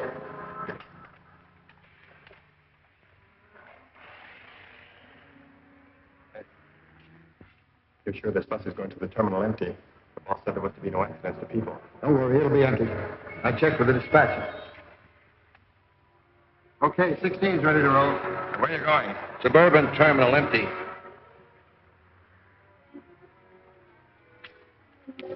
No orders, Bud. More trouble? 57's broken down near Clover Hill Grade. You'll have to pick up his load. Right.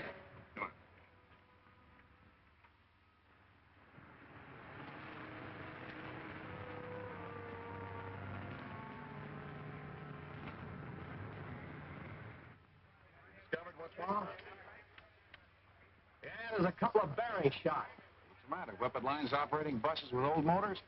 No, this is a brand new job, but it's the third breakdown I've had with it. Oh, that's strange. Strange? Say, you know, this oil feels like it has emery dust in it. You know?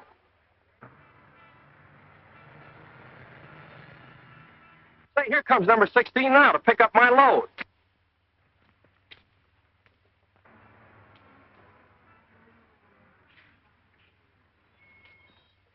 You got orders to pick up my load? Yeah, get him in here. Okay. We're sorry we delayed you. This bus will take you there. Step inside, please. Yeah, just take this bus. Yeah, go right inside.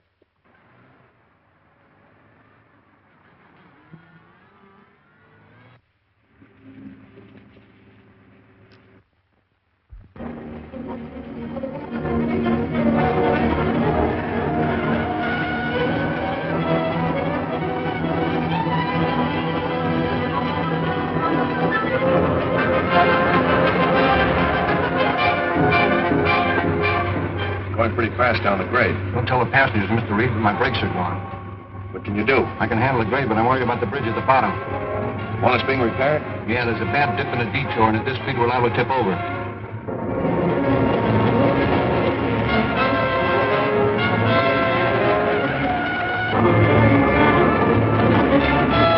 There's the bridge.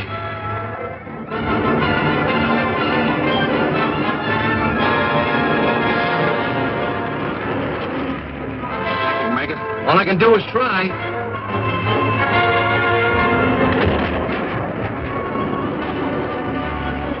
You'll never make that detour. There's no other route. Yes, there is.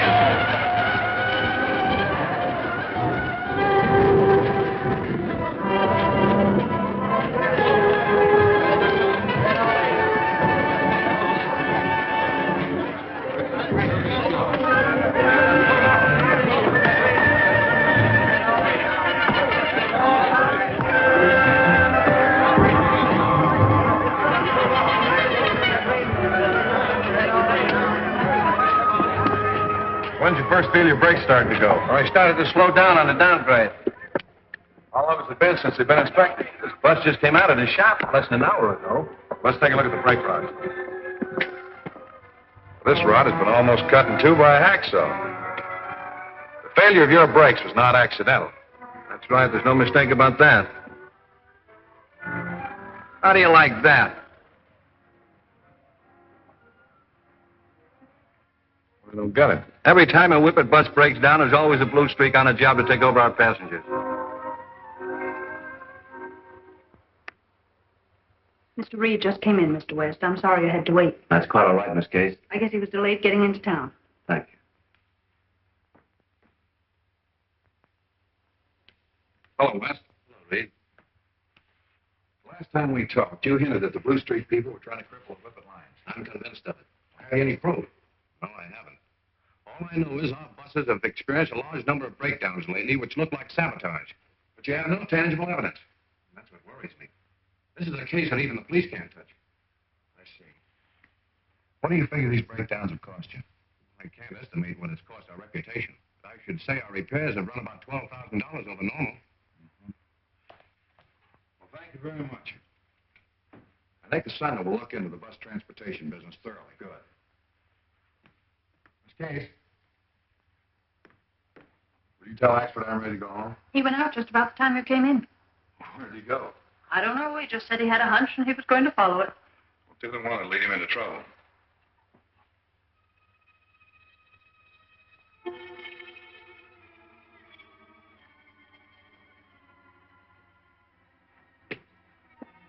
What goes on? This bird was trying to get in the window downstairs, Rocky. Burglar, huh? No, he's Mike Axford, a reporter for the Sentinel. Oh, a reporter, huh? Well, in that case, take off his gag, boys. You didn't have to break in here, Mr. Axford. We're always willing to talk to the press. What was it you wanted to find out? I wanted to see with my own eyes what kind of deviltry was being cooked up in this crooked house. Deviltry? I don't know what you mean. Oh, yes, you do. Me and the Sentinel's got enough on you to send you to the pin for life. Oh, you have? That's different.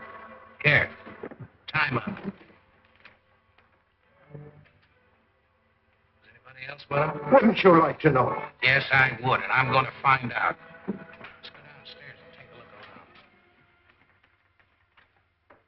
around. Time up good.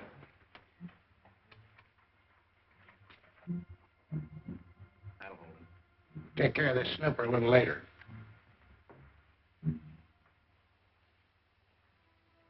Where to start with this Blue Streak outfit, Kato? It's definitely a case for the Hornet, but where can I get evidence? Why not call the officers of the Blue Streak line, Mr. Britt? If no one is there, you might pay them a visit. That's a good idea.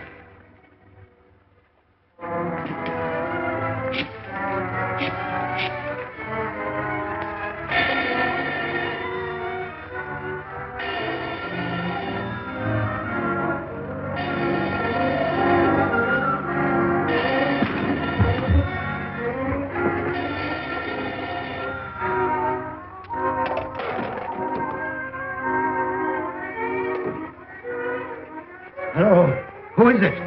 This is Britt Reid of the Sentinel. Glory be, this is Michael Axford. Who? Michael Axford. I'm at the Murchison place. They've got me tied up. A prisoner. Hello. Hello. Hi there. Who's calling? Is this Westlake 4915? No, this is Westwood 4915. I'm sorry, I guess I have the wrong number. They're holding Axford at the old Mortensen place. That is not good, but it gives the Hornet an objective. Get my mask and gun. We've got to move fast. So you thought you'd pull a fast one. What was you saying on that phone? Nothing but hello. You heard me. I don't know whether that was a phony call or not. We better not take any chances. Better get rid of this mug. Looking on the garage and speed Joe up. He's fixing a tire. Make it snappy. I'll see if I can start this bird to singing. Are you going to talk or not?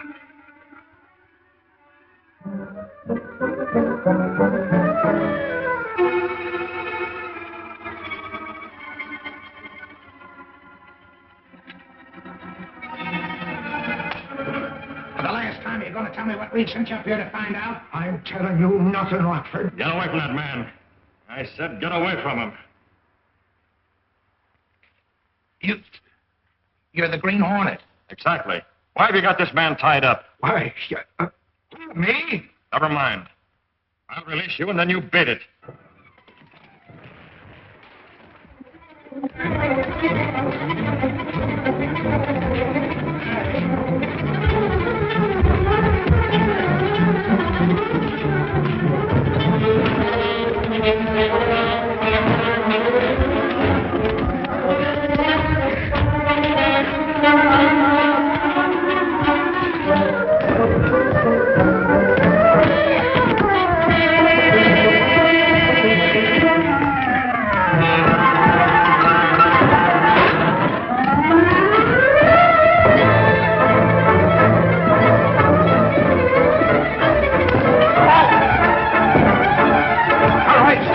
You two and get up from there.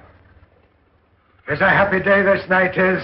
I've got you, and at last I've got the Green Hornet what I want him. Give me that gun, you idiot. I don't hold your breath on it until I give it to you, or maybe it would be just as well if you did. Shall I tie him up? No. Get over there, you two, or I can watch you. I'll have no conniving between you. Come on, move. Suppose you're going to call the police. That's just what I'm going to do. Hello. Hello.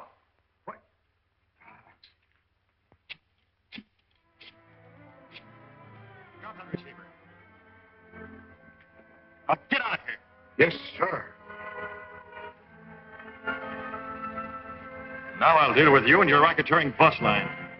I'm running a legitimate business. You're the one that's a racketeer. I know all about the sabotage you've had done on the Whippet buses. You're crazy. The Blue Streak is an old established company. Don't lie to me. I know your men cut the brake rods on a Whippet bus today and nearly cost the lives of half a dozen people. That was an empty bus that... Uh-huh. It was supposed to be empty, but it wasn't. Rockford, your methods are old-fashioned. I'll show you a much better way to really put a bus line out of business. I get it. You want to cut in with us. What do you think? All right, what's your price? $12,000 on the line and a signed agreement for 25% of your take. Okay, it's a deal. I'll write you out a check while you draw up the agreement. No check, Rockford. Cash. But I haven't got that much money here. If we're going to be partners, let's not start out by lying. I happen to know you keep plenty of cash here.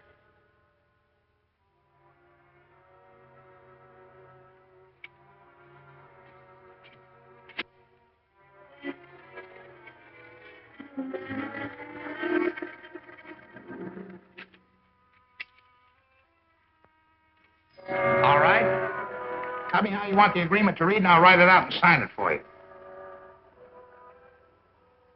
I'm telling you, Tim, the Green Hornet's there, at the old Martinson place on the Westwood Pike. No, you better send 3 squads. Right. There's your agreement, Hornet. Now let's have a few of your ideas. Thanks, Rockford.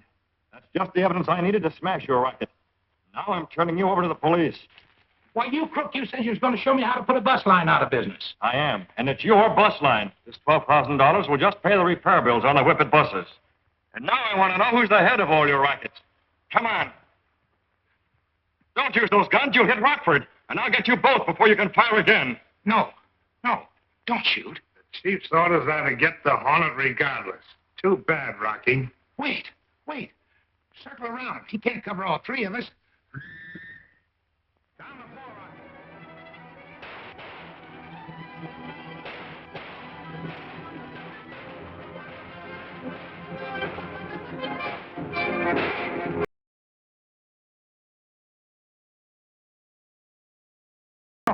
Don't shoot. Circle around him. He can't cover all 3 of us. Down the floor, Rocky.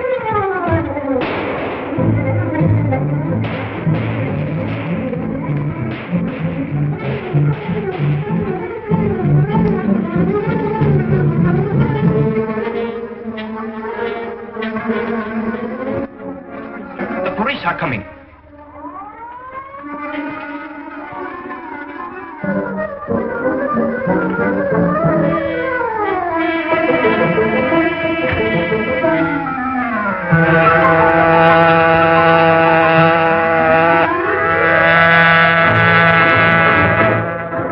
A good night's work, Kato. When the district attorney receives this evidence in his morning mail, it'll be the end of Mr. Rockford's bus racket.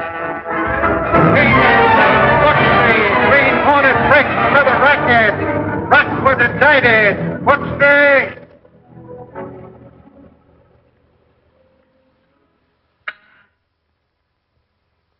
Yes? Mr. Roberts is calling. Put him right on. Hello, Charles. How are you? I'm fine. Listen, Britt, I have to see you right away. Well, sounds like you've really got something. I have. And it's big. So big that I'm going to the district attorney right after I...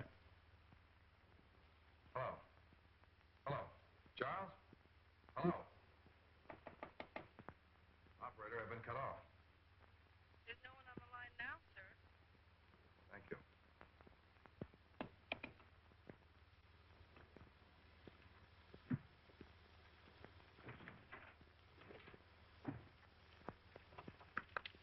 Going down to Charles Roberts' office. Yes, sir.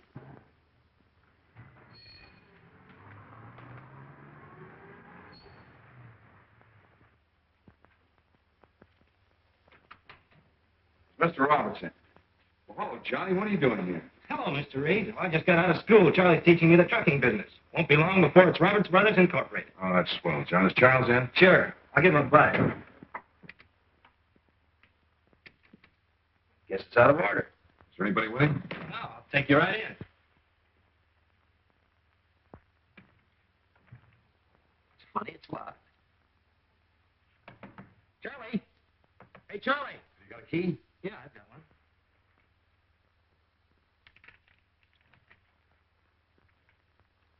Charlie, Mr. Reid is here. Hey, Britt, what's the matter with What's a gun in his hand? Charlie? He's dead, Britt. Don't you? But Britt, he's dead. Oh, you mustn't touch anything. Shot. Gotta call the police.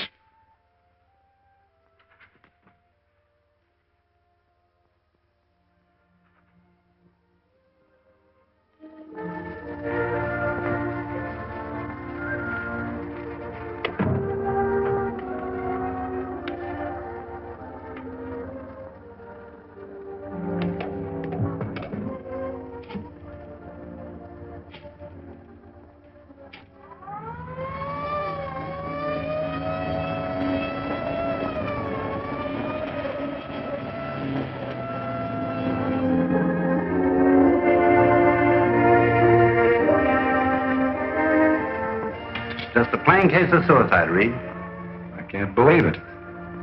Roberts had just been talking to me on the telephone. He didn't sound like a man that was going to commit suicide. John, did anybody come to see Charles between the time he called me at 9:30 and the time I arrived here? There you are, Reid. But I tell you, there was someone in here. That cigarette was burning when we first discovered the body. And Charles Roberts never smoked cigarettes. Look, Reid. The man was found shot. The gun was in his hand. The wound could be self-inflicted. The outer door is bolted from the inside. Add it all up, it equals suicide. Unless you can get some further evidence. The case will have to go as reported. I'll get that evidence.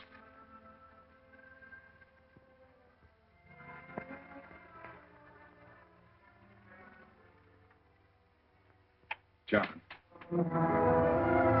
Are you sure you can think of nothing that would have made Charles do a thing? No, I can't, Mr. Reid. And you didn't leave your office at any time? No, I didn't. Well, then why didn't you hear the shot? Well, I was probably in the stockroom. Then you did leave your office. But I was only gone for a few minutes. That's been long enough. Tell me, do you know what Charles was going to talk to me about over the phone? No, I don't. He was looking at some insurance reports which seemed to upset him, and then he told me to take a bill of lading out to the stockroom. Do you know what was in those reports? Truck breakdowns, delaying shipments, causing insurance rates to be increased, costing us a lot of customers. Sabotage? The insurance investigators thought so. Where are those papers? I'd like to see them. They're on the desk.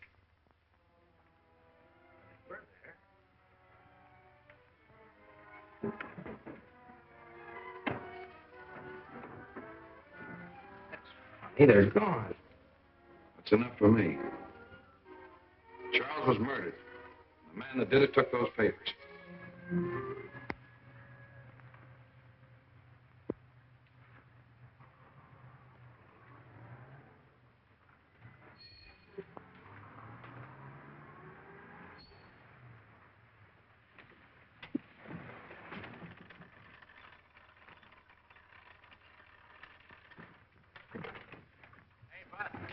What do you want? How would you like a good job? I've got a good job. Listen, why don't you tri-state guys stay out of here? We don't want any part of that outfit. You guys are haywire. Tri-state pays better. Well, Acme pays us okay. We're not interested. Hey, speak for yourself, Bill. I think I would be interested. Say, you're going to run out on the company, huh? Why, you...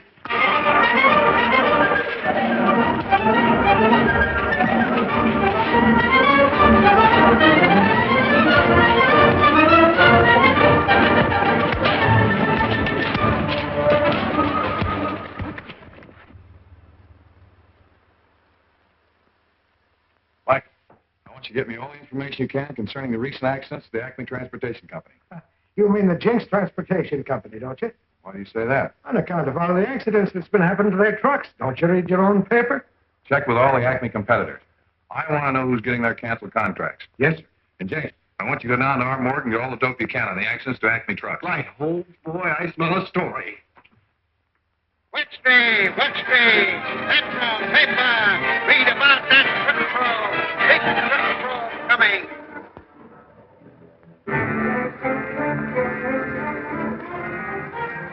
Chief wanted you here at 10 o'clock. Says your department is falling down on the job. See what he has to say. We're ready, sir. Believe me, I want contracts. Let this small fry alone. Get after the big ones. Tim Bryan is the biggest shipper in the valley. I want him signed. Get him. I don't care how you do it.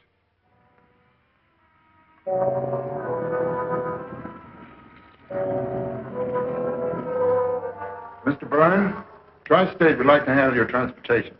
We can save you a lot of money. Acme has been handling our stuff for a good many years, Mr. Dean. Yes, I know. We not only can beat their prices, but guarantee delivery and on time. Acme does that, and I'm willing to pay their charges. If I left them now, they'd close down completely. If you don't, you might close down. That sounds like a threat, Mr. Dean. No, not at all. Only Acme's been having a lot of mishaps lately. Delays are costly. And in the case of perishables, ruinous. You have my decision. Very well. Well, see you again. Good day.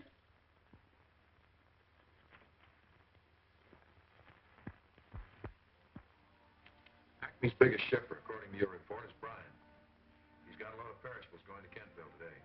Where did we go to contact him? Why, Britt, at the Acme yards, of course. Well, if what I suspect is true, the yards are being watched, and I don't want to be seen. Oh, well, there's the market coffee shop. All the trucks going in and out of town stop there. All right, the market coffee shop it is. And we better take one of our delivery trucks. I want to attract as little attention as possible. I got you.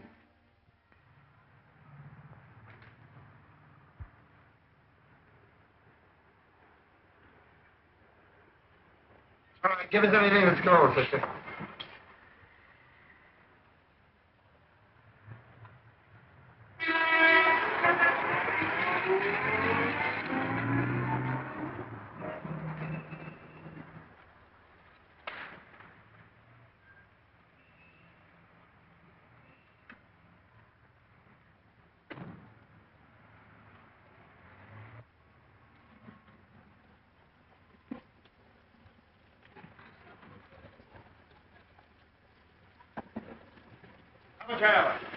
Hi, fellas. Hi. How's Jinx outfit? That ain't funny, wise guy. How'd you get this far without breaking down? 12 blocks from the depot. That truck's as good as any tri-state has, and it ain't going to break down. I checked it all myself, every inch.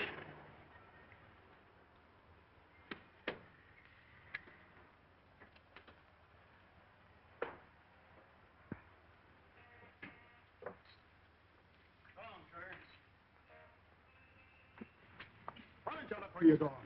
What's the hurry, buddy? You're not going any place for that Acme truck.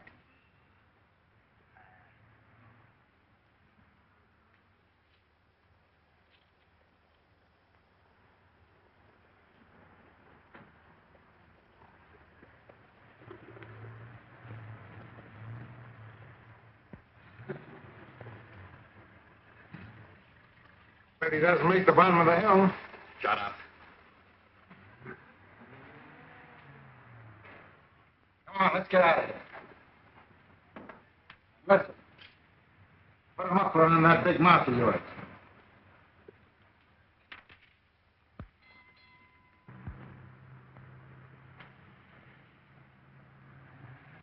It didn't sound like kidding to me.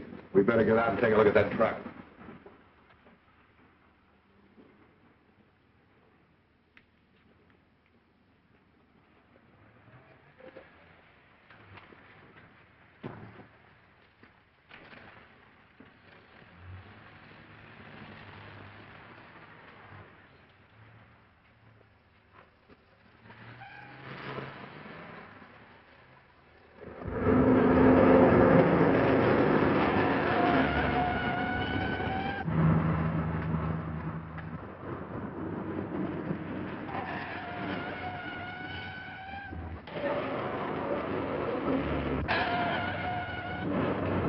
Hope he makes it.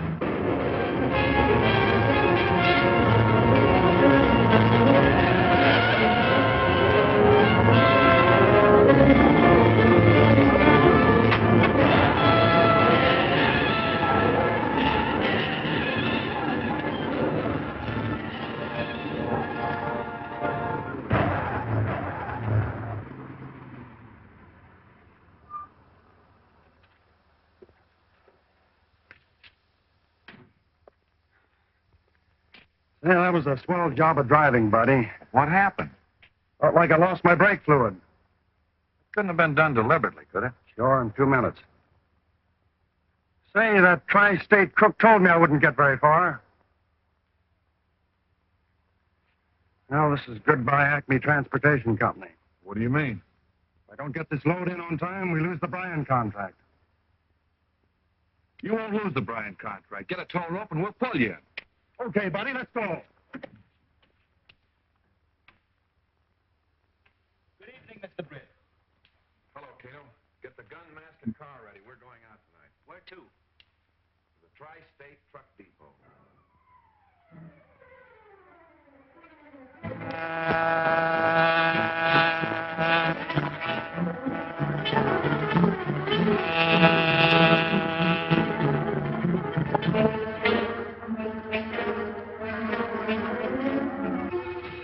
Wait for me.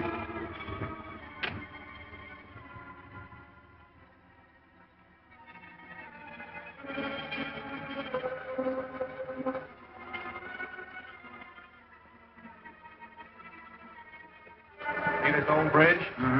Well, Acme's crossing it tonight with a truckload of Bryan's perishables. Using the all-road to fool us, huh? Yeah. Corey, get the boys and put that bridge out of commission. Dean, take Andy and fix that carload of fruit that Bryan has at the railroad yard. Yeah, that'll show him the dealing with Acme is expensive. See you at the bridge, Corey. How come?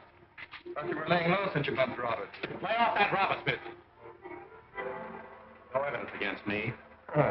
Not if you destroy those insurance papers you took off Robert's desk. Don't worry about that. I've got those locked in the safe. Get started, you fellas.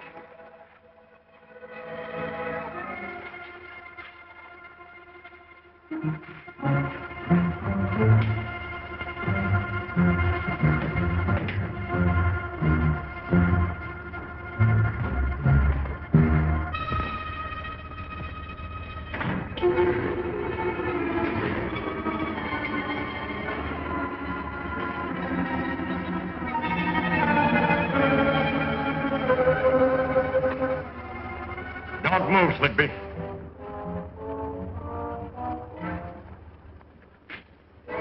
The Green Hornet. What do you want?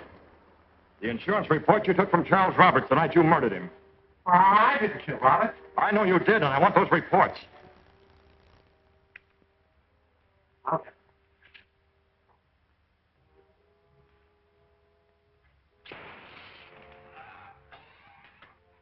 Tie him up, Kato.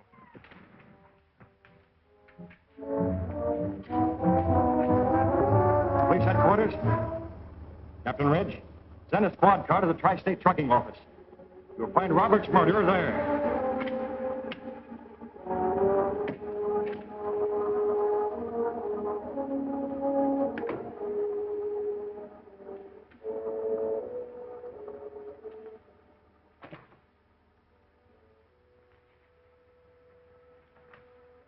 Where will we go now? Down to the freight yard to get Slippy's partner.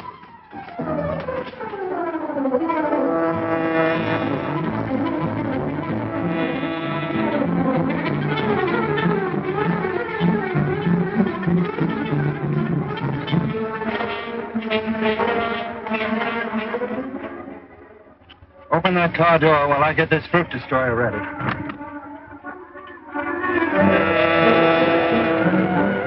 This is far enough, Kato. Throw off your lights and silence the motor.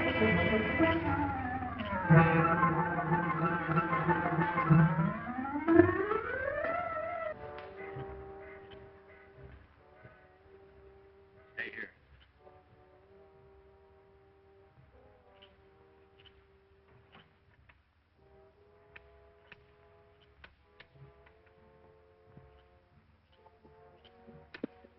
Get away from that light. The Green Hornet. And keep your hands away from that gun. I want to ask you a few questions. Where's your partner? Right behind you.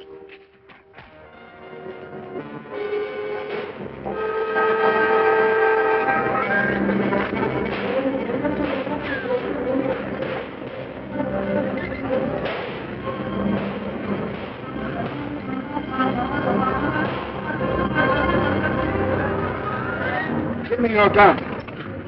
Head for the gang of the bridge.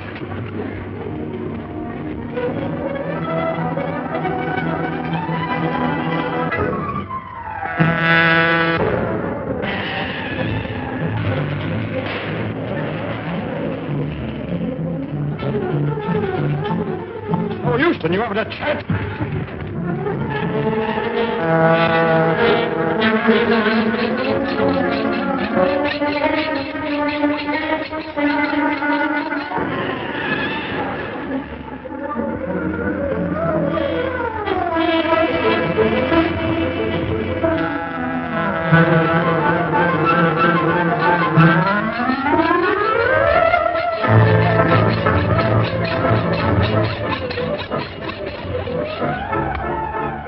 I've cut the cables on the other side. This is the last one this side.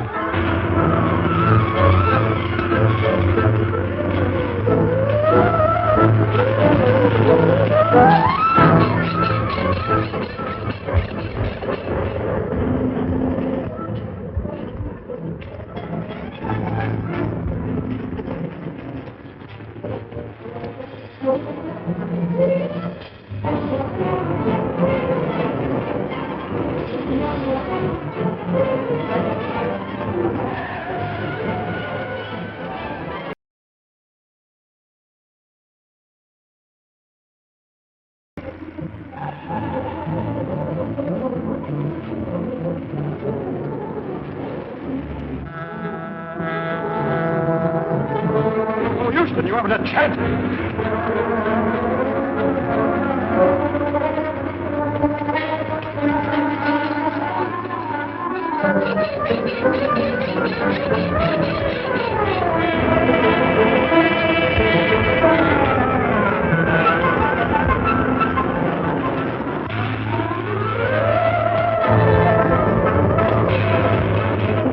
Let's get out of here.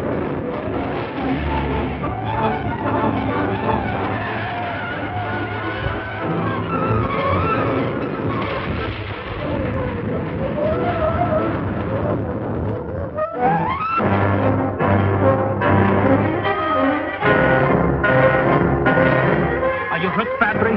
No, I think the man I was fighting with is. I saw some men on the other side, signaling to stop the truck before it went onto the bridge. They were the men Sligby sent to wreck the bridge. Where's the car? This way.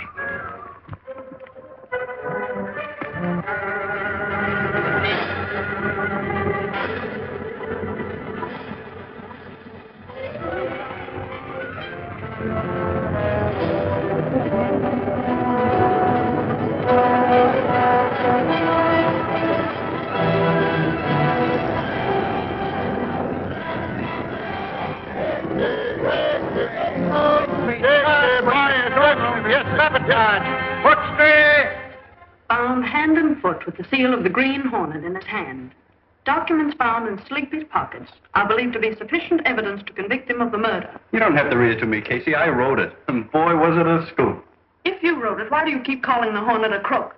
Why not find out what the man is after instead of classing him with hoodlums and racketeers? That's the stuff, Miss Kings. What do you suggest we better do? Find out who the Green Hornet is. Find out who the Green Hornet is. We had a dozen paying rackets, and the police couldn't touch us. And now the Hornet steps in. And he not only breaks the rackets, but gets the men that run them. Markman and Grant dead. Morrison and Rockford in jail. And now they got a murder charge against Sleepy with enough evidence to hang him. Sleepy won't squeal on the syndicate. But unless you men track down the Hornet, there won't be any syndicate. Dean and I have tracked him down more than once. We've been lucky to live to tell about it. Look, Monroe. Every time a Hornet strikes, the Sentinel has the information first. Think there's any connection? And the Sentinel offering $1,000 reward for the Hornet, dead or alive? Don't be a fool. Look, Reid, I got something. Must be a date the way you're dialed up. Dialed up, is it? Sure, that's what I want to talk to you about. $1.25 it cost me to have this suit pressed.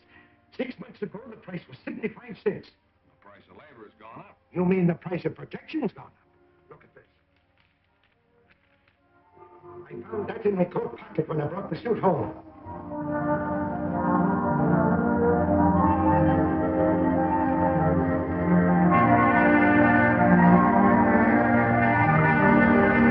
We can't print this. It's unsigned. Ah, yes, but I could interview this guy, Levinson.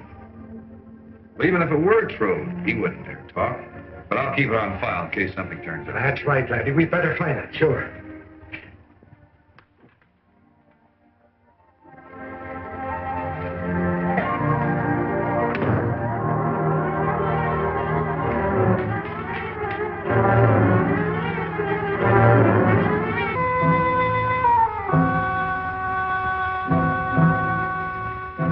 Good gun, Mr. Britt. Thanks, Kato. Perhaps the Green Hornet can persuade Mr. Levinson to tell some things he wouldn't dare tell the police.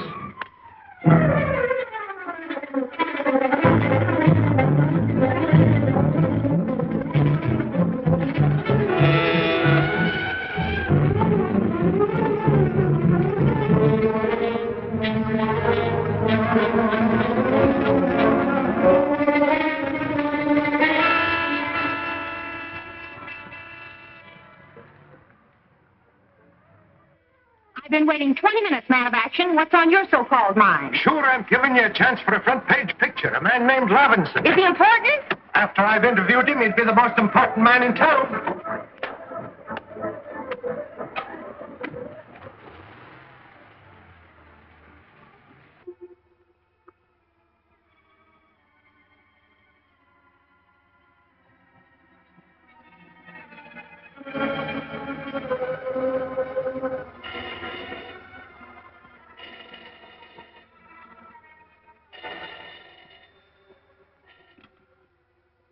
Hello? That's you, Levinson? Well, listen. Your protection money hasn't been paid this month. But I haven't got the money. Business is bad.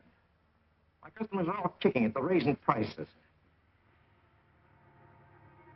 You ready for a quick getaway?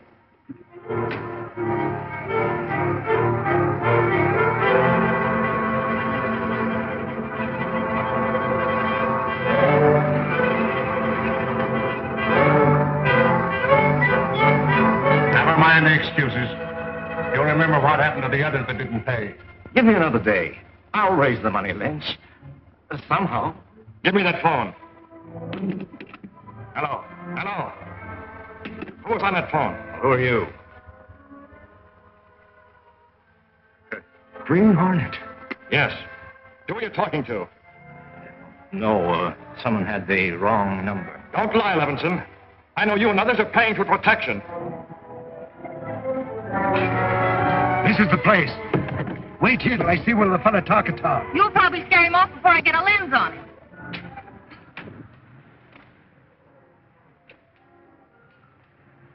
I want to know who collects that money and the name of the man who sends him. And why should I tell you?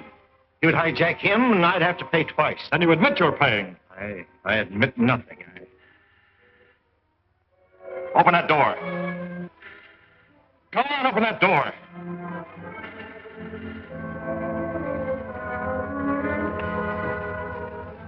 Good evening, Mr. Robinson. I'm Michael Axford, representing the Daily Sentinel. I'm here for a little interview. Now then, $1.25 you charged me for pressing the last suit, I see. I've nothing to say to reporters. Oh, come on now, Mr. Robinson. Sure, the Sentinel wants to help you. And you know, there's nobody here but the two of us. And the ghost of St. Patrick, the Green Hornet. So it was you that was collecting the blood money for the racket, you murdering pirate. Here you are. Now I want that information. Come on, get it.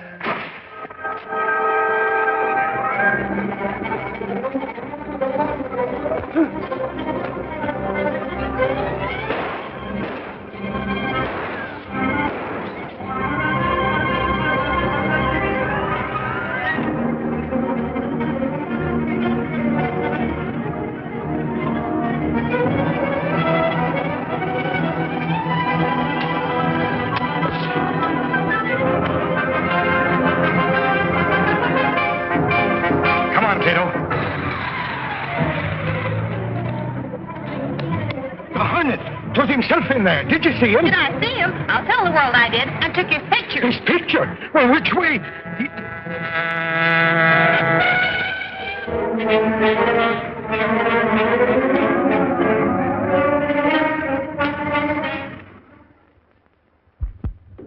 Let me see that picture of the horn. Clicker scope the town. That's great. Gunnigan see the clicker gets a bonus. Break up the front page to find room for that picture. I sure will. This will jump circulation plenty. And my story of the Hornet and his gang. Gang? I thought the Hornet always worked alone. Alone as a chore. If he'd been alone, I'd have had him. But he had 3 lobby gals with him as big as gorillas and twice as ugly. And Gunnigan put a rewrite man on Axford's story. Oh, This photograph of the Hornet gives us a chance to pile the whole thing right in his lap. All righty, Chief. The men are waiting for your orders. Necessary to take care of Levinson at once before police force him to talk. Andy and Pete will attend to this. Dean will convey these instructions to Lynch. If he's interviewed, he's to admit the existence of a protective association and intimate that the Hornet is behind it. If you act at once, we can clear ourselves and start a manhunt for the Hornet from which he can't escape. That's all. You all understand what you're to do? Leave Levinson to us. Dean, you know what you're to tell Lynch.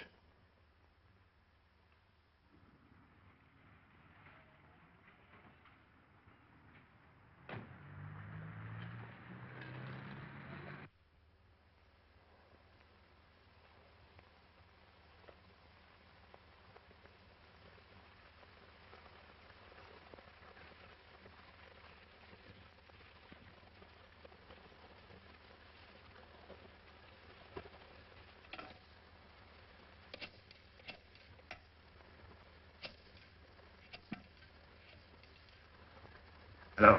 Police Department? Well, this is Jay Levinson.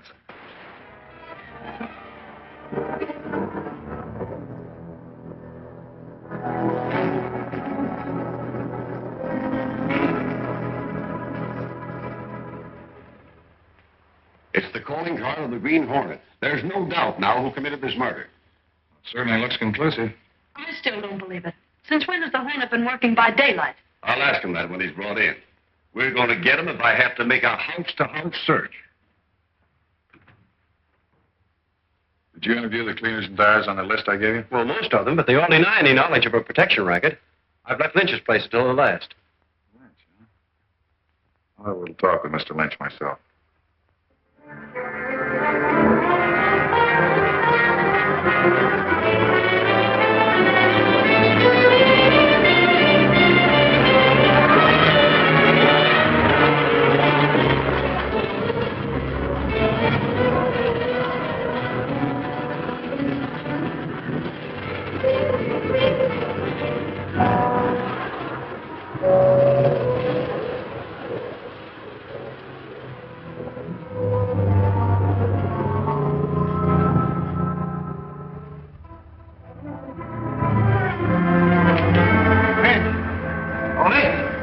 I'll see you in a minute. All right, I'm coming.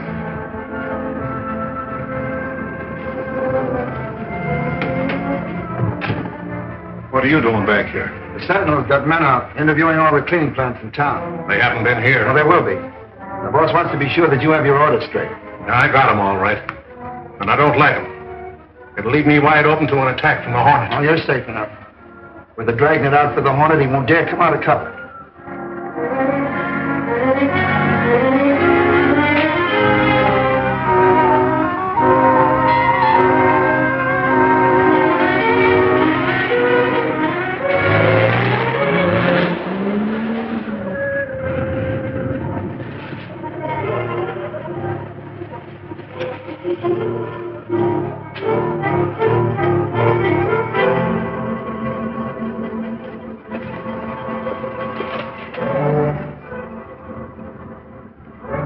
Mr. Lynch? Yes. What can I do for you? I'm Britt Reid of the Sentinel. We're out to smash a protection racket, and we need your cooperation. I was going to see you, Mr. Reid. I've been afraid to call the police, Ed, ever since what happened to Levinson. And there is a protection racket. Who collects your money? My name ought to be mentioned. Only the names of the guilty will be published. The Green Hornet makes the collections. You sure of that? I've met him, face to face. Well, that's fine, Mr. Lynch. I hope you don't meet him again.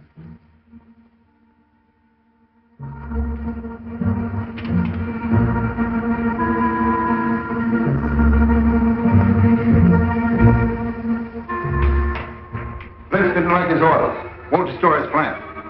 Well, maybe that can be arranged. How about Lynch? I don't think we'll need Lynch anymore. Suits me.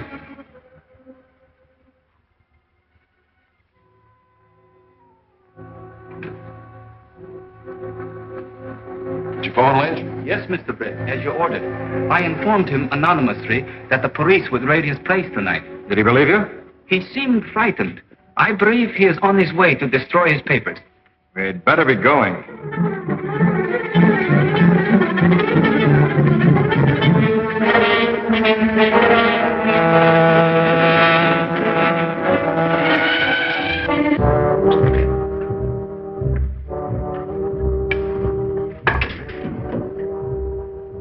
The gasoline is in the back.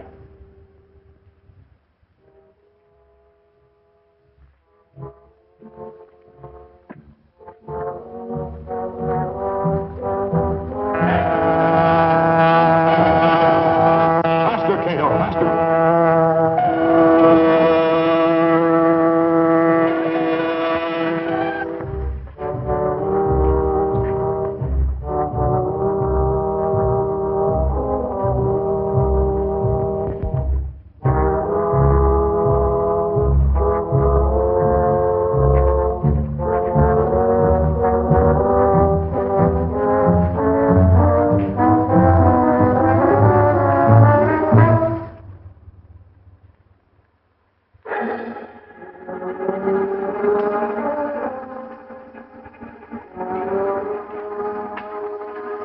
Lynch meant to cross the chief, huh? Huh? He's not going to cross anybody. You're set. Place is full of gasoline fumes. You want to blow it up? Come on.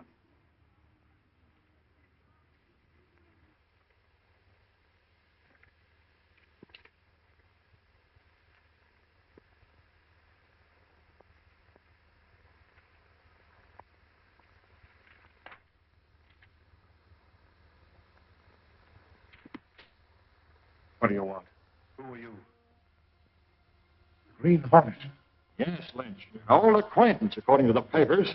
They made me blame it on you. They? Who are they? Who do you take orders from? I go free if I talk. I'm not here to bargain. I want the names of those racketeers. I've got a list here. Oh, you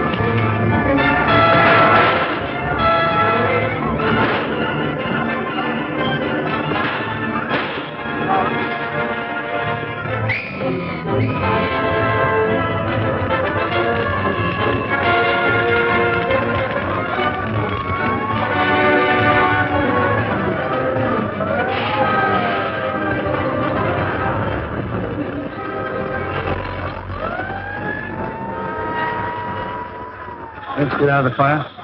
I don't know. We gotta make sure. Chief wants his mouth shut. It'll be a pleasure.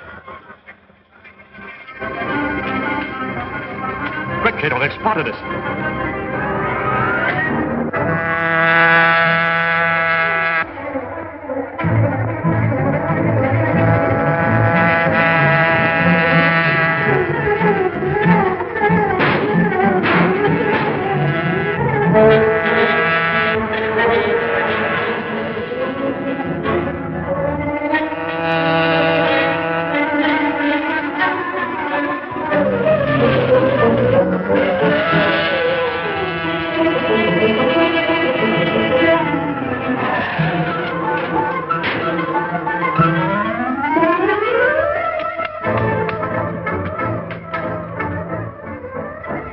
Gone the way it always does. There's something spooky the way that car disappears.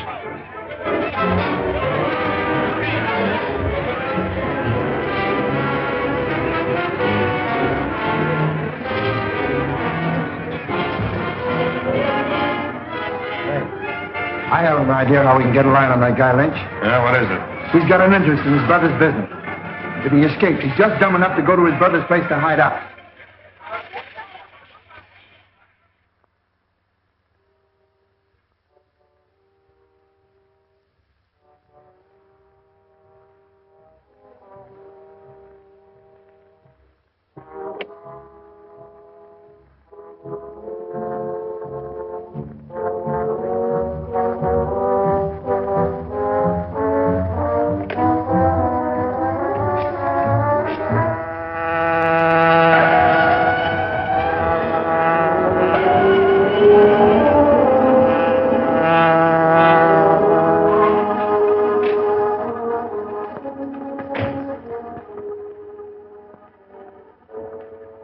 That was a bad stroke of luck losing Lynch like that. Yes, Mr. Britt. Got to find him again if we hope to end this cleaning and dying racket. Let's get some sleep.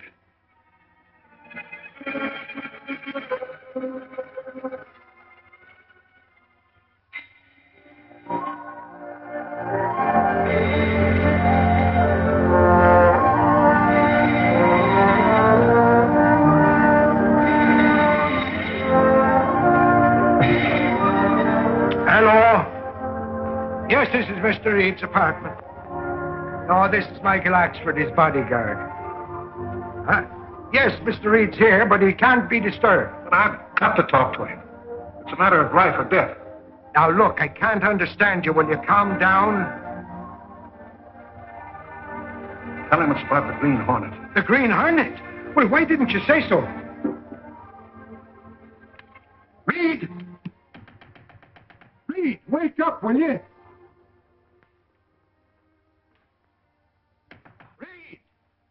What is it, Michael? You're wanted on the phone. It's the Green Hornet. The Green Hornet? I mean, it's about the Green Hornet. There's life or death, he said.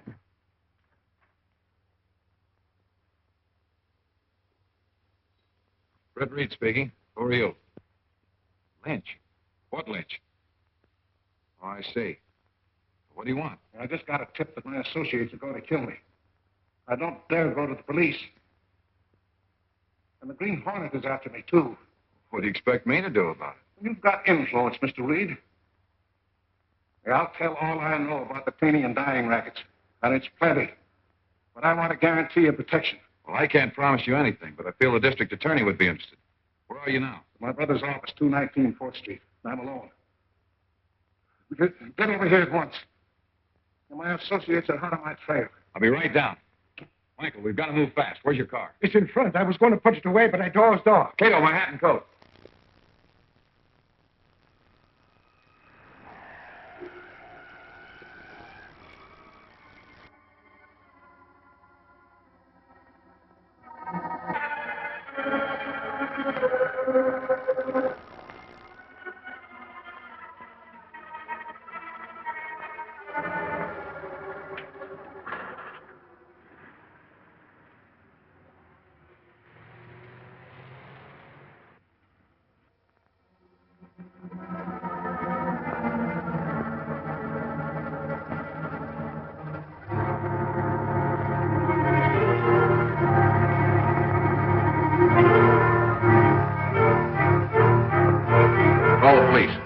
219 4th Street. Tell them there may be a murder.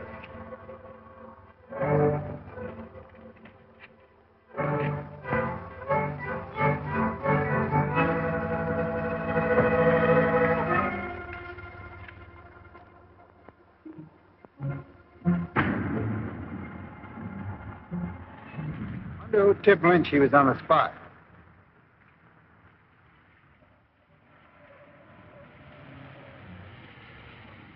Step on it, Michael. We've got to get to him before his gang does. Calling car 37. Calling car 37. Go to 219 4th Street. 219 4th Street. And investigate the trouble. Be careful. It may be a shooting. That is all.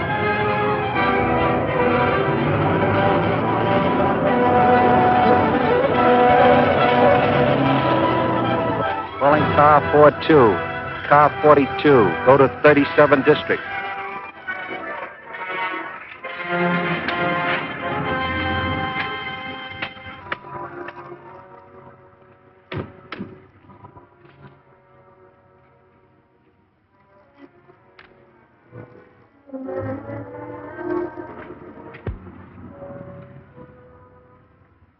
Locked. Cover the back door.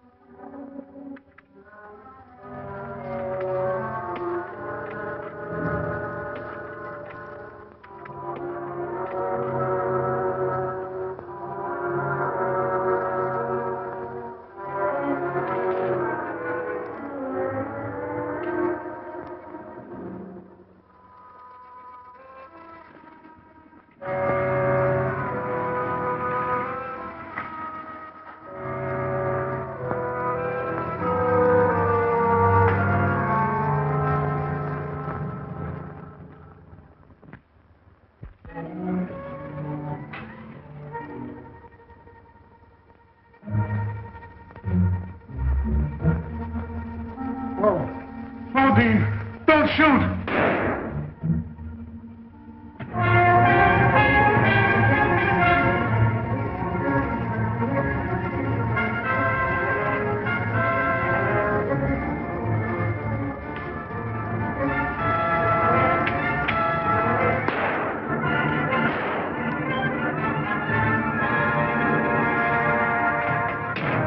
Reid, an accident. Kill Lynch. Let's get after him.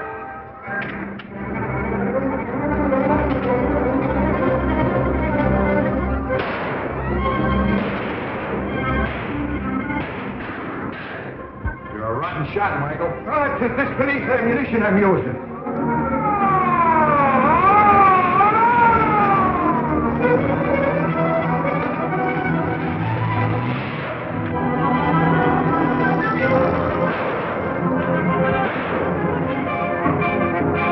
Let's get after them in my car.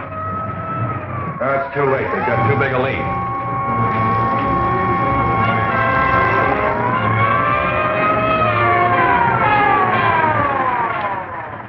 It's been a killing. The men who did it went that way in a black sedan. Okay, Mr. Reid, we'll go after it. I'll report to headquarters for you. Come on, Michael.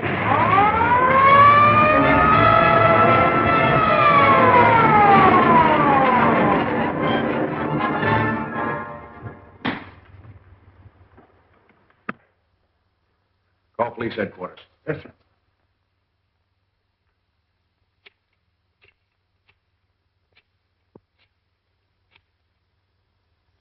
This is Michael Axford. There's been a murder at where is this place? 219 4th Street. 219 4th Street. Send the homicide squad, the coroner, fingerprint men, photographers. No, I don't want the mayor and the governor, too. I know what I'm about. Because me was falling in cars while you were still balling in your crate.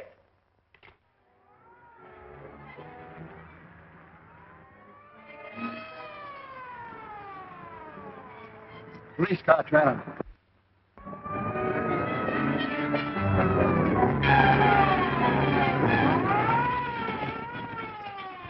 Stop! We'll smash into something.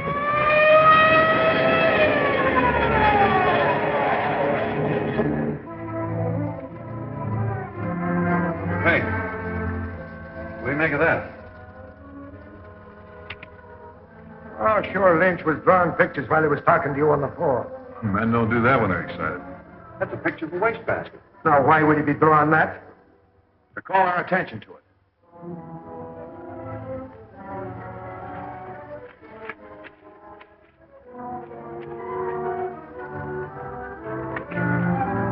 The letter. Lynch hid it in the wastebasket so the men that were after him wouldn't find it. Well, read it. Mr. Reid, they're closing in on me. If they get me, I'll have my revenge by this letter. The Green Hornet has nothing to do with the protection racket. My associates in the syndicate made me lie about that. They also killed Lavenson. Now they are after me. I hope you will avenge my death by trapping me. The big boss of all the rackets is a man named... Well, go on. What's his name? Fortunately, that's all the time Lynch had to write. It confirms my belief that there is a head to this crime ring. We've got to find him and wipe him out. What's the Green Hornet escaped again? What's the Green Hornet still alive?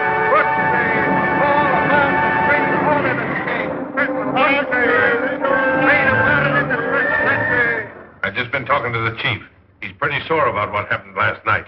You had both the Green Hornet and Britt Reid on the spot, and you let them go. I'm not so sure the Green Hornet wasn't burned up in that fire. That's just it. You're not sure. Lynch got out. Why couldn't the Green Hornet, too? And later you had Reid dead to rights. And if you hadn't been so anxious about your own necks, we'd have been free of those damaging editorials of his. Reid seems to be a pushover for a call for help. Maybe we can get him dead to rights again. All right, see if you can arrange something. I'll do that.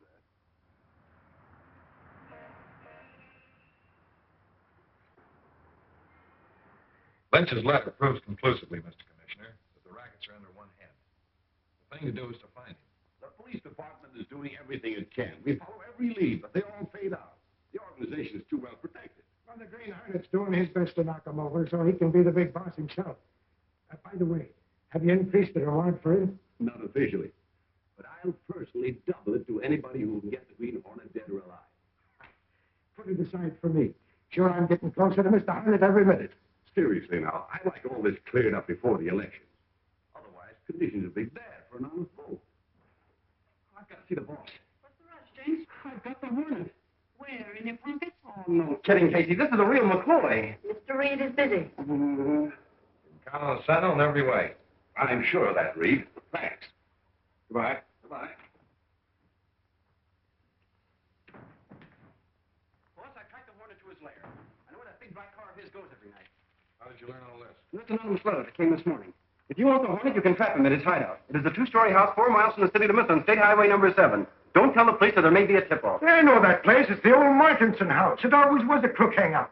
So it is. Let's get out there, Reid. Find nothing? Well, then you're not going? Yes, Michael, I am. Tonight.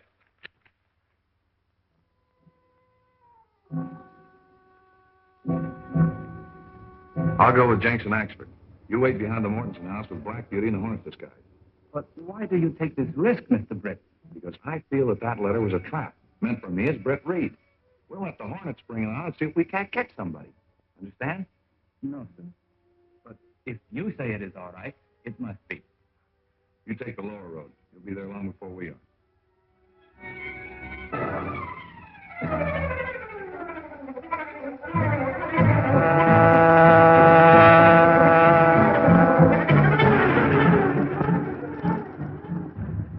Place over there.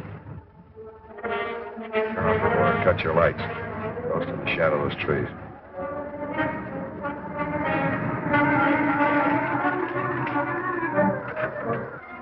The car's here. Reid, get a couple of men with him.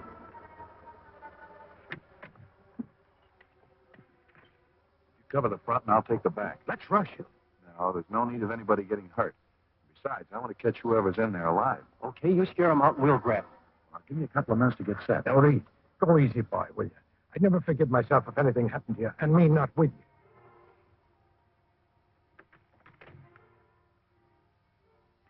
Okay, we'll take them off. Wait till they come in, then let them have it.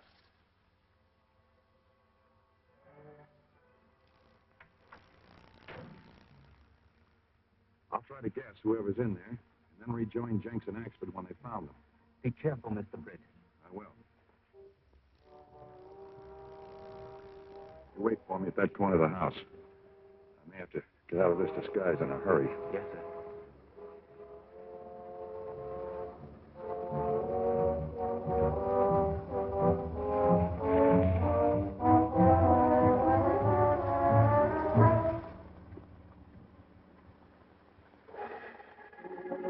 We've waited long enough. Come on.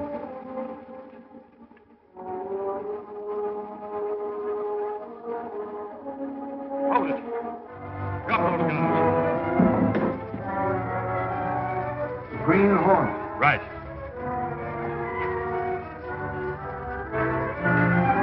What's the idea of using my place as a hideout for your dirty work?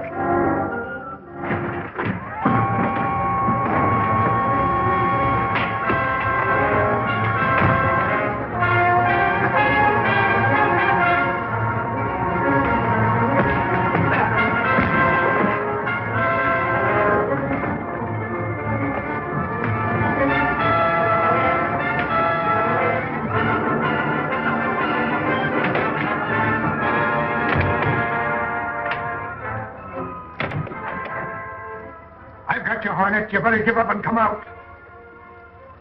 Dead or alive, they said. It makes no difference to me. All right, Mr. Hornet.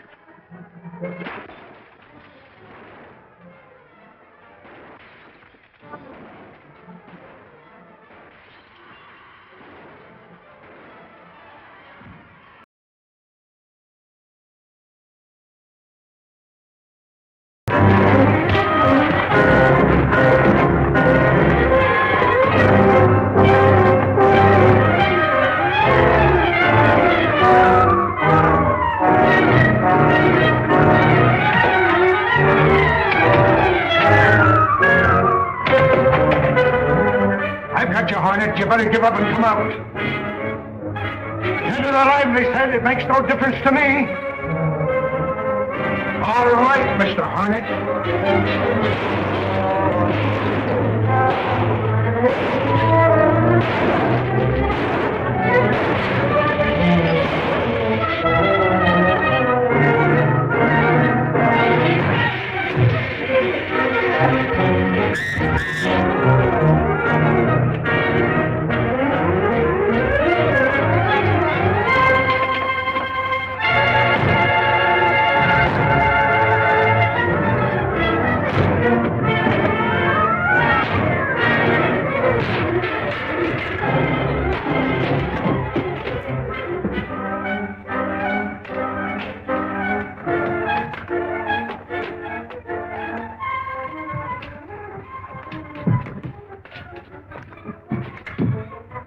Reid, what are you... Where's the Hornet? Oh, don't tell me I've killed you. Green Hornet? I had him trapped. Tried to overpower him. He escaped through that window. But how in the world did he ever get through there?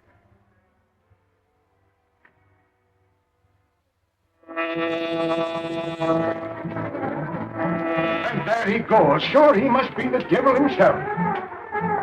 You sure none of them bullets hit you, Reid? No, I'm all right. That's twice the Green Hornet slipped through my fingers. You're as slippery as an eel, Michael. You got away from me, too. I'm nearly with you by the looks of you.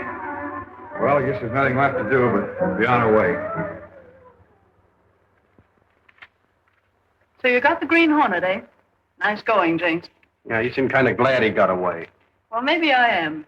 And if you ask me, I think he's giving the crooks a run for their money. Yeah, well, wait until after the election and watch the Canby administration give the Green Hornet a run for his money. You talk as if John Canby were already elected. It's in the bag, Casey, because that boy has promised to really clean up the town. Oh, Casey. Reid's in his office, isn't he? He's with Judge Stanton, head of the Non-Partisan Voters League. Suffering mackerel, now little minute. Even at this late hour, if the Sentinel will come out in favor of Hargrave, he'd be elected mayor tomorrow. Why should the Sentinel take a stand against Canby, his opponent? He has a clean record. I have reason to believe that every crook in town is backing Canby. Have you any definite proof of that? No. Well, I'm sorry, Judge. Unless you can bring forward definite proof, the Sentinel will have to maintain its neutral stand. You're making a mistake, Reid. I don't think so.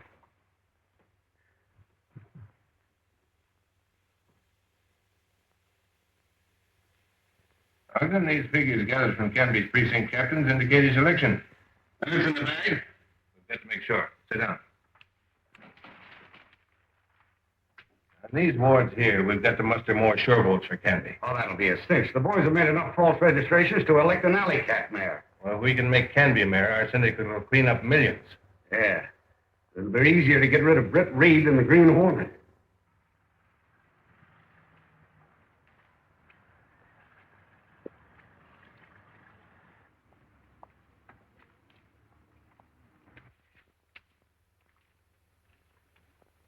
Britt Reid. Good morning, Mr. Reid. Morning. Votes coming in heavy. That's fine. I'm always glad to see people take an interest in civic affairs. Like an expert.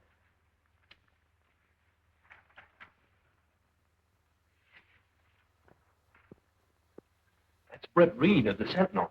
He's done more for this town than any man I know of. That's a true word for you. He's done just that. Names, gentlemen? Scanlon's the name. George Scanlon.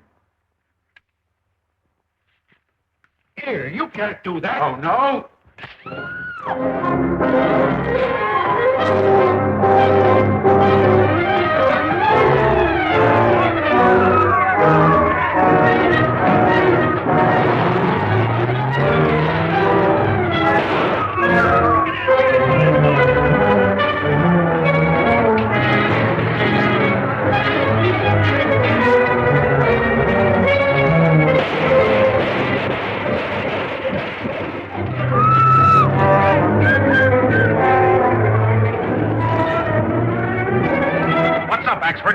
Stop an attempted murder. That car going away there.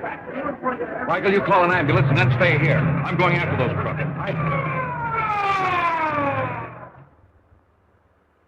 Evidence of intimidation and corruption in all precincts.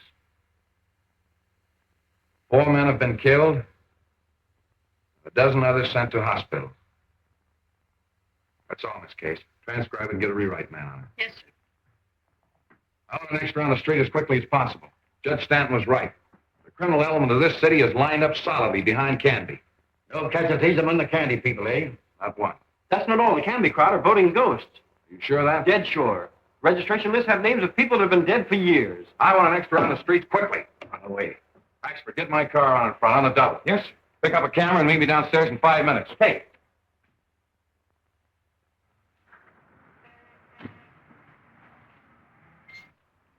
Hey, that car looks familiar.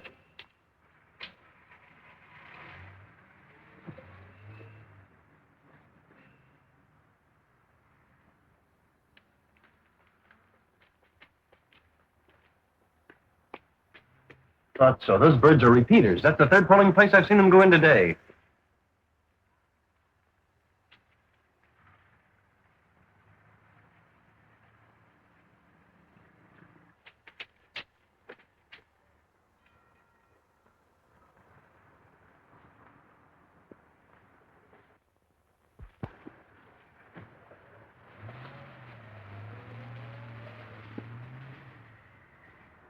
Let's go.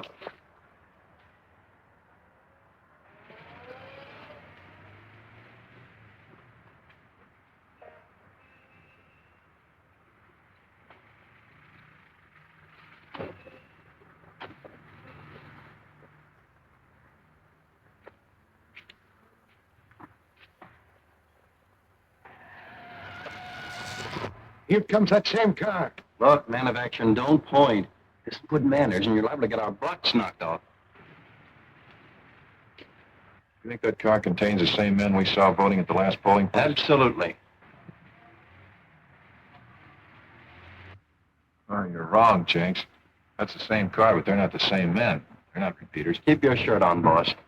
Get to the car and be ready for a quick getaway.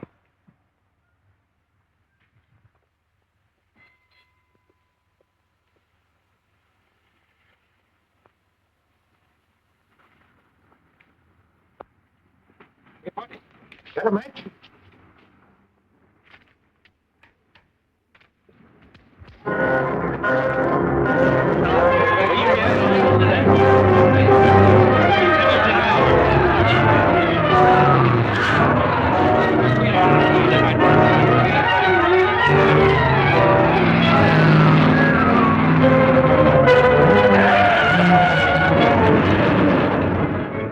right, Jenks. They are repeaters. Voting twice in the same place by disguising themselves with masks.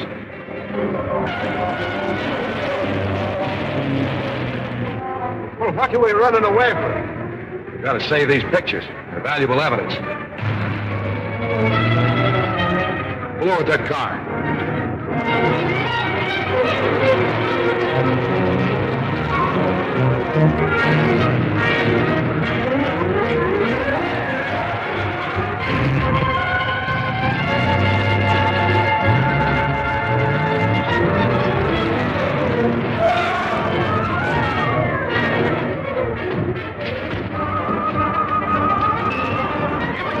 You're wanted in the Sentinel office by now. It's the police. Come on.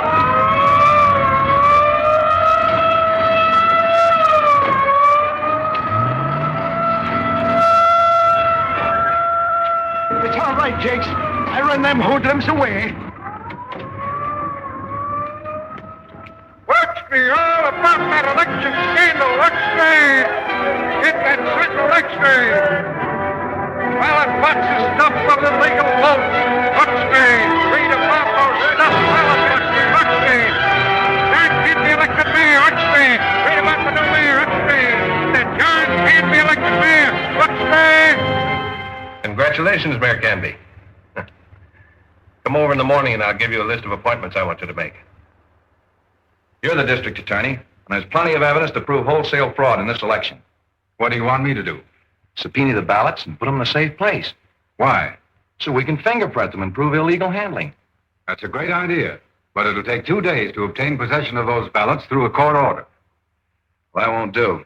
The minute the gang in back of Canby find out they're going to be subpoenaed, they'll destroy them. I'm afraid that's the best I can do. All right.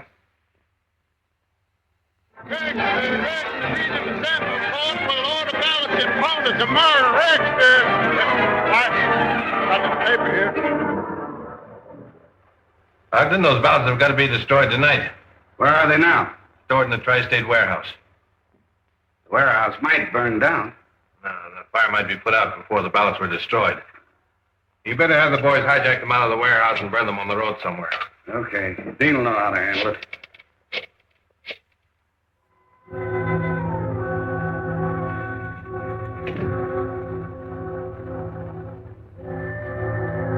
Get the Hornets disguised, Kato. Yes, sir.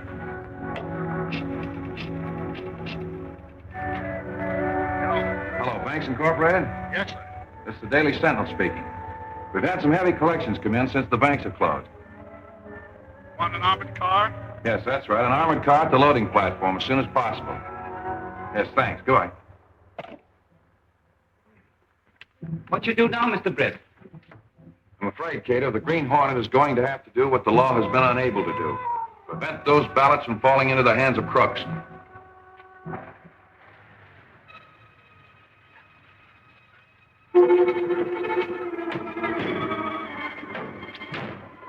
What do you fellas want? Somebody here phoned for a bank card. Nobody told me nothing about it. Come inside, we find out.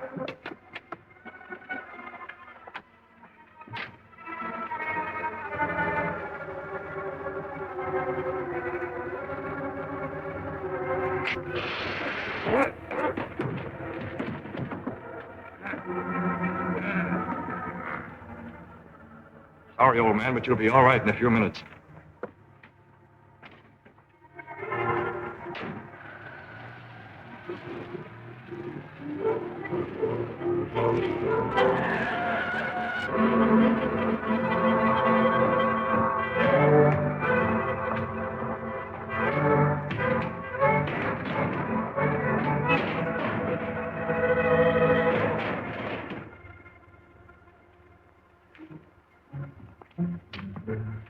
That's the last of the ballots. Sure you got them all? Yeah. I checked them off this copy of the warehouse receipts I snitched from the election commissioner's office. Okay, Pete. On the jeep we're loaded.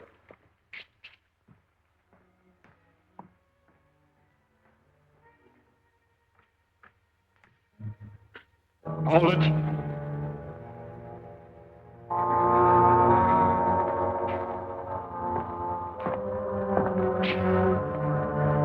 The Green Hornet.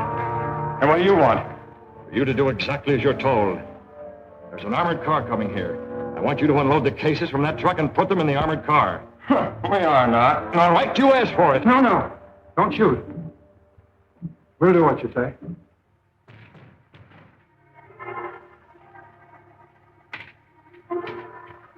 Yeah, that's the last one. Keep them covered. I'll take a look.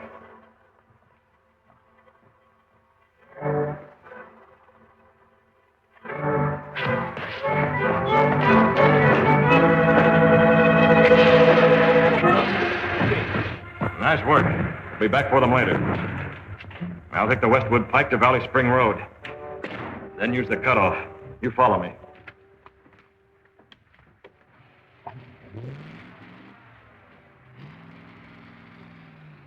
Hello, this is Pete.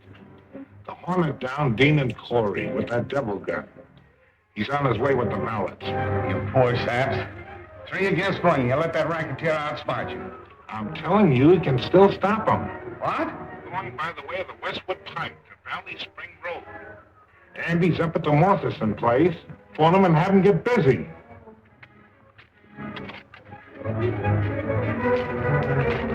But this'll stop the armored car, Andy.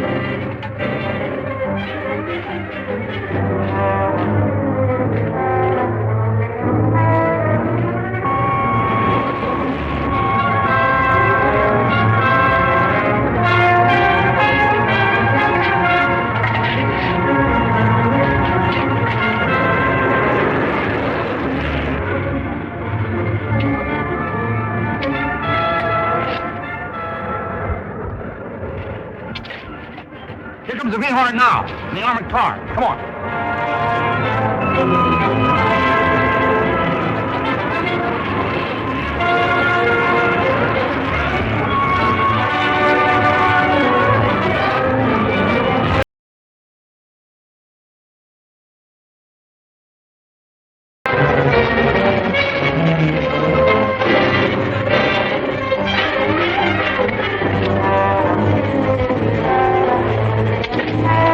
Here comes the Green Hornet now, in the armored car. Come on.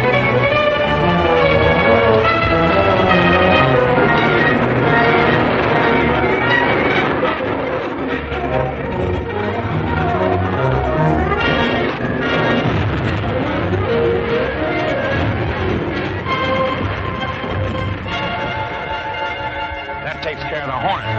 Now to get those ballots out of that wreck and destroy them.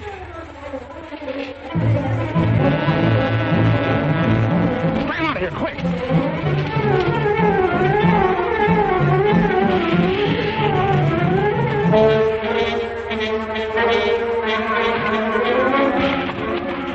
You hurt badly? No, these armored cars are built for protection. The police. Good. They'll take the ballots in the armored car and keep them until the court order to impound them comes through.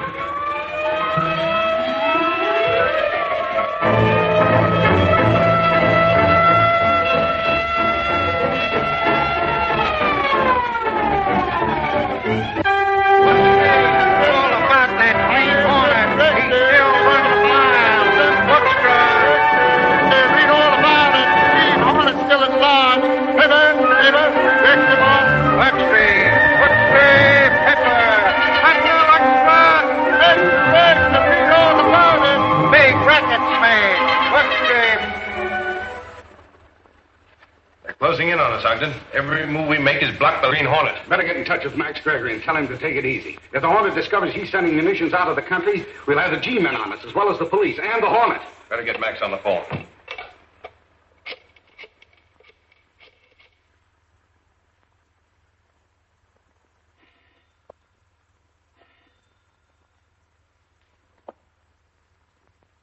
Yes? Max Gregory speaking.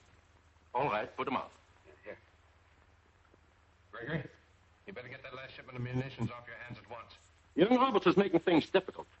I was about to go and see him. Perhaps you could suggest some way of putting on pressure. I'll take care of it. He's got a warehouse at 39th and Grove, hasn't he? With the new mayor in office, we got the hoodlums on the run. Maybe now he can take a little time off and run down the Green Hornet. Let's It's a pretty large order, isn't it, Michael? What do you want me to do? Give you 6 months vacation with pay or something? 6 months, is it? Give me 6 days and I'd run the Spalpy word.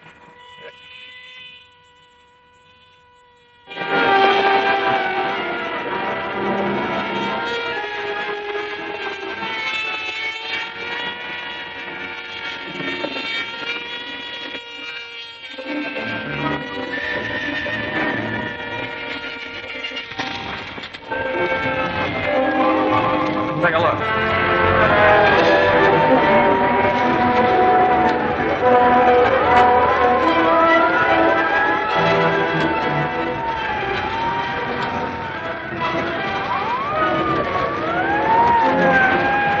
one of Robert's warehouses. John Robertson, fellow whose brother was killed by the racketeers? Yeah.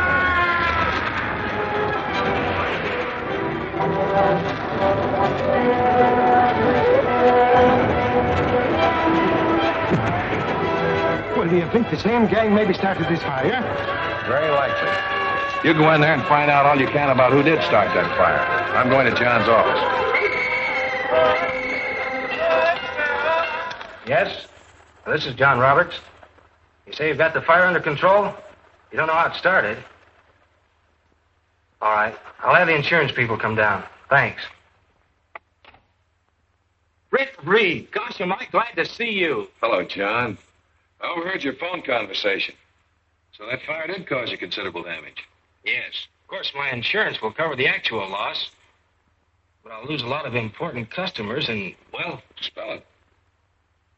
That fire wasn't accidental. Someone's trying to drive me in the line same as they did Charles. What's the racket? Well, it's this way. I've kept this business right up to the standard that Charles set. As you know, we do a lot of shipping by rails in carload lots. Well, the other day a fellow came in and demanded that I allow him to ship under my bill of lading. Wanted to commandeer my space. What do you mean? Well, if I was sending 2 cars, he'd take over 1. Wouldn't tell me who he was or what he was shipping, but he made it clear that I'd have trouble if I refused. So that fire was the result of your refusal? I'm sure of it. Well, there's been a series of smaller attacks. Breakdown of trucks, attacks on my drivers. Have you notified the police? No. You remember what happened to Charles when he went to the police. Very well done, Dean. This fire will bring young Mr. Roberts to terms. I have one more little surprise for him, down at the harbor. Tell him talk, Turkey. Very good. I'll talk again to Roberts tomorrow. Better not. He knows you now, might spring something. Let me handle it. All right.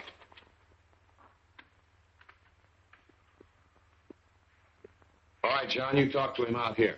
Put Jenks in the other room so he can hear what he has to say. I sure appreciate this, Britt. Well, we've got to rid this city of those crooks. See you later. Go on, Britt.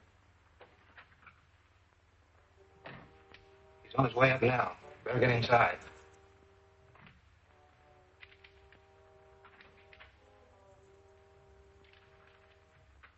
What can I do for you? You're Roberts, huh? That's right. What do you want? Listen, buddy. You can save yourself a lot of trouble. We made your proposition which you refused, but in view of what happened since, maybe you've changed your mind. You mean that you and your crowd are responsible for that warehouse fire? Never mind that. I'm giving you one last chance to come in with us unconditionally. Yes, but I've got to know what your name is and what you propose to ship. You want to know too much. Look out for trouble.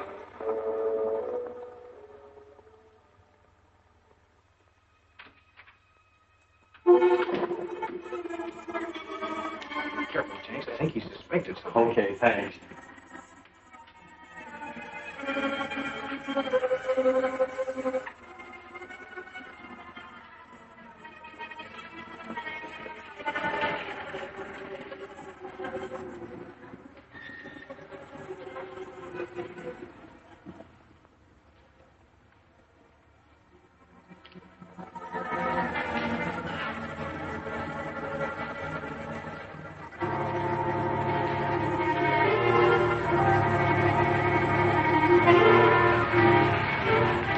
Sentinel reporter following me. Get him.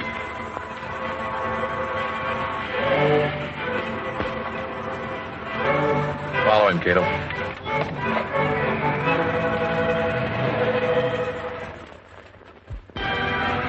Hey. Hey, what is this, a stick-up? Just another scoop for the Sentinel.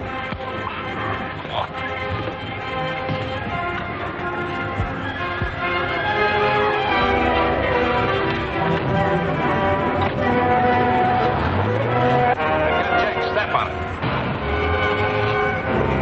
Step on it. Being followed.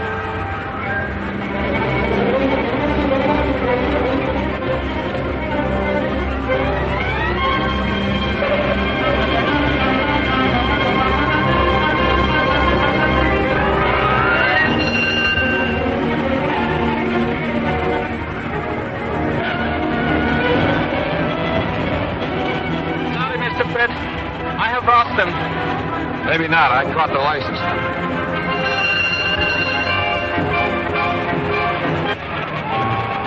Nice driving, Pete. You ditched him. Where to now?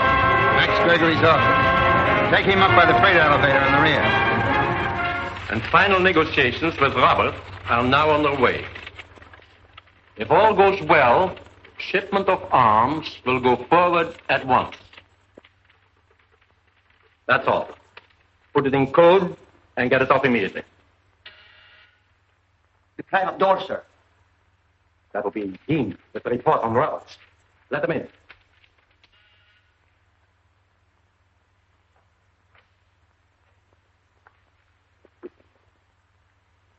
What is this? What have you got here? Sentinel man. Roberts had him planted to trail me. What did you bring him up here for? Well, no chance to get rid of him, and he knows too much to turn him loose. That means we've got to strike at that shipment of his tonight. Throw him in that closet. I'll have him taken care of later.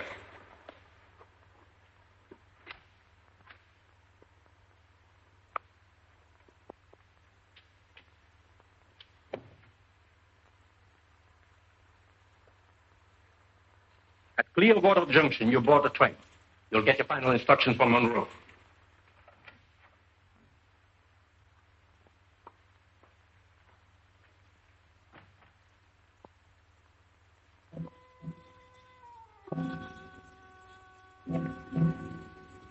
Thanks for your cooperation. The traffic bureau gave you the name of the owner of the car that carried off Mr. Jenks? Yes, it's registered to a Max Gregory. Here it is, 311 Gardner Building. Mr. Gregory's going to be asked some questions tonight by the Green Hornet.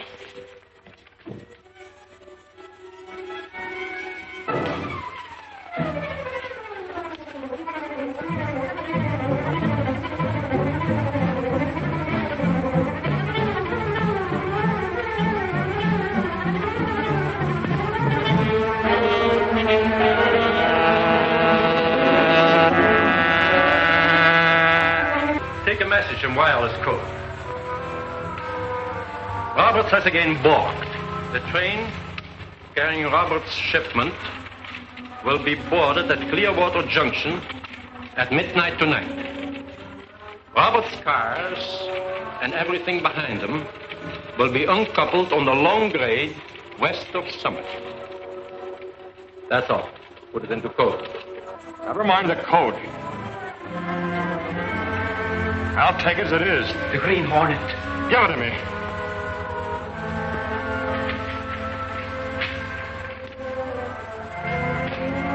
Glad to see you, Hornet. We decided we could make good use of you in our organization if we can come to terms. I'll dictate the terms. I'm taking over your organization. I know all about it. And the Green Hornet might need help transporting secretly ammunition. Not from you, Gregory. All I want from you is the names of your associates. All right. You have the upper hand. I guess I have no other choice. Here's the list. Why did you ask for it?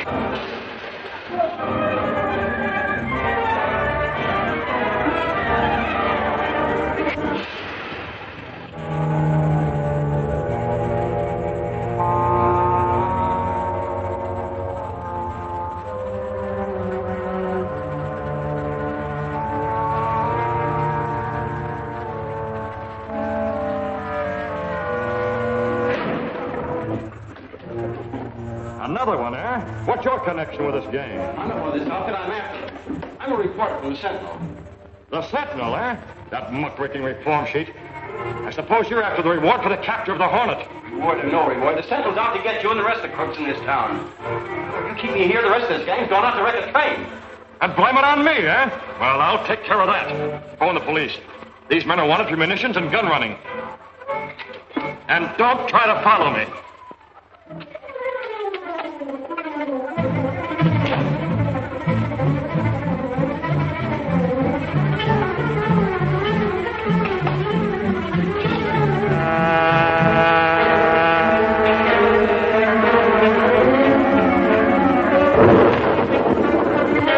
Faster, Kato. That storm is getting close.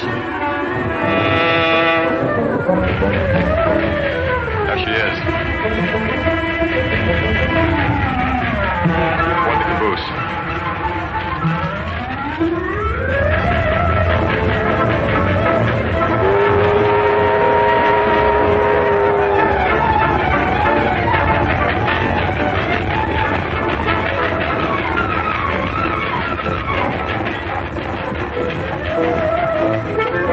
All right, you fellas, get out of here. Jump. Come on, get out of here.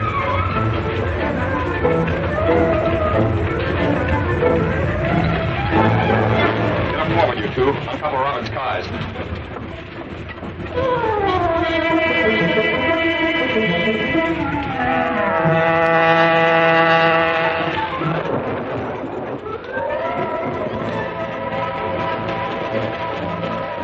Going up to Summit Grade. Catch her.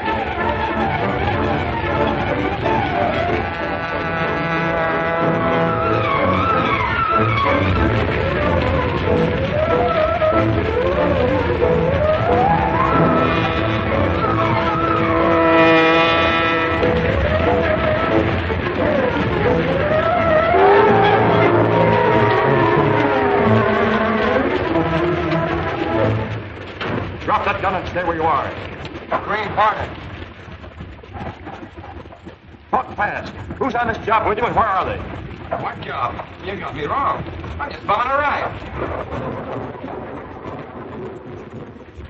You're here to wreck this train. Spell it or take the consequences. No, don't shoot. I'll talk. The others are up front.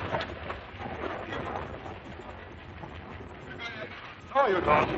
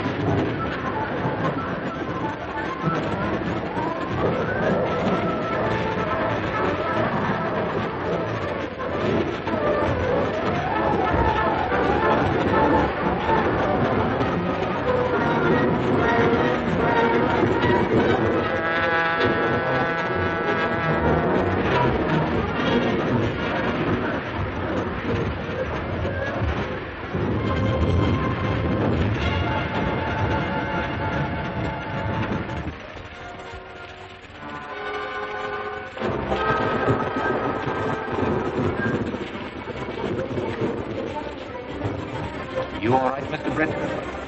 Yes. No one was hurt. There were only two of us on the platform. Look around here. I had one of the crooks, but lost him when we fell.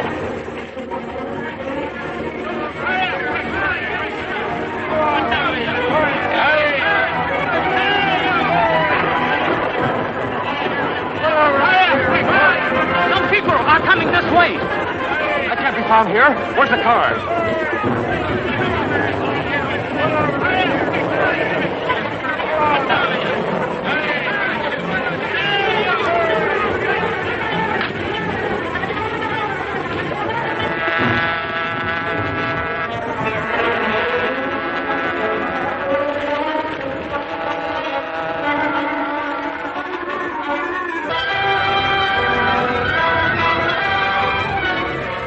Hornet attacked me before we could uncouple Robert's cars. Then the train broke in two on the grade. But Robert's stuff in the front section went through safely. Then we can thank the Green Hornet for breaking our hold on young Roberts. That is no. Max Gregory was taken by the G-men last night. Look at there. The Sentinel was the only paper that had the story. There's some connection there. What do you mean? Just this. The Green Hornet uses the Sentinel as a mouthpiece.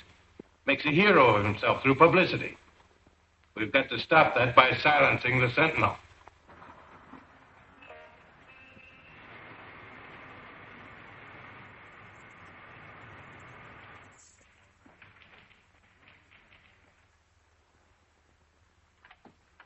Hey, look here, boss. Gunnigan tells me you killed my story in the Cooper Zoo. That's right. But listen, that's a good yarn.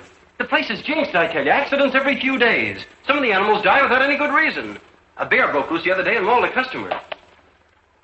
The Cooper Zoo and Carnival is the only playground in this city. If we print that story, we'll put them out of business. Yes, but if it's true the place is jinxed... It isn't true, and I don't believe in jinxes. Things are happening out there, there's a reason for it. We'll find the reason and then publish the story. Get Cooper on the phone for me, please. Yes, sir.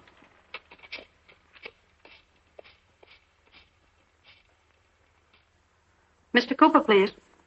Mr. Reid of the Daily Sentinel. Oh, he has. Thank you. Mr. Cooper has gone down to the docks to receive a shipment of animals. Maybe we can catch him there. My car's right outside. Come on, Kate.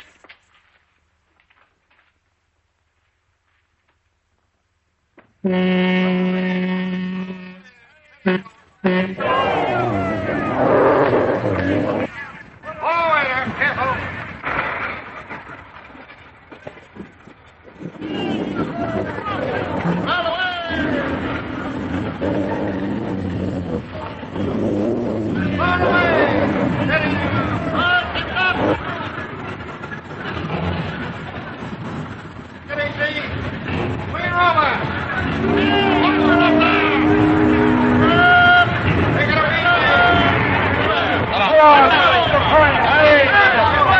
I mean, it's a jinx, I tell you.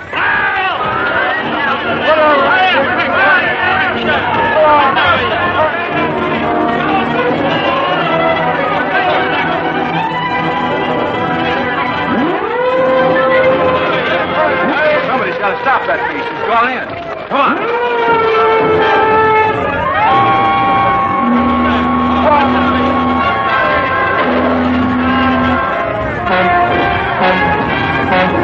Wait.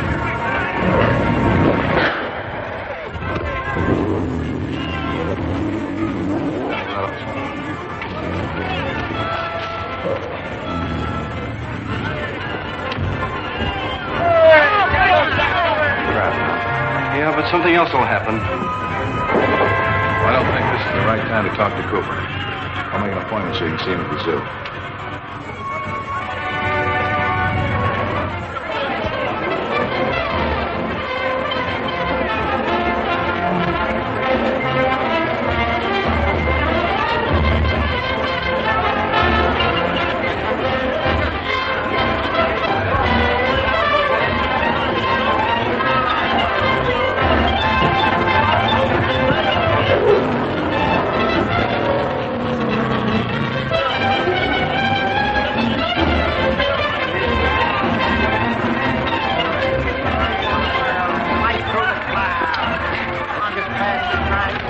Cooper's office is down this way. Wait a minute. I want to look at this.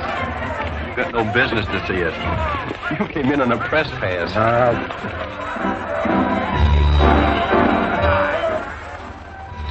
That's the last word, Cooper. Up till now, we've just been playing with you. Giving you a little bit of hard luck.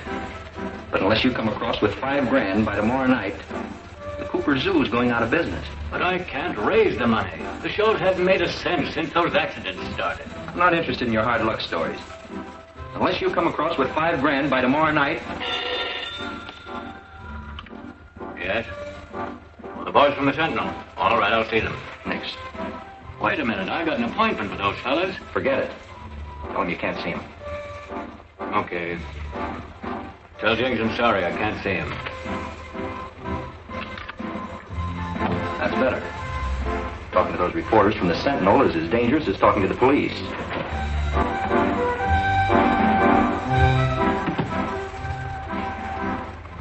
Told you I couldn't see you. Yeah, I know that, but you can't do that to me. I'm here by appointment, and I want an interview on those, accidents you've been having. I've nothing to say. And why not? Is there something phony about your show that you don't want folks to learn about? All right, Cooper, get these men out of here. My business is important. No man with an honest business need be afraid to talk to the Sentinel. But if you're trying to cover up anything... That'll do, Mike. You know we reporters never try to force interviews from people. You don't what? Sorry, Cooper. Better luck next time. Come on.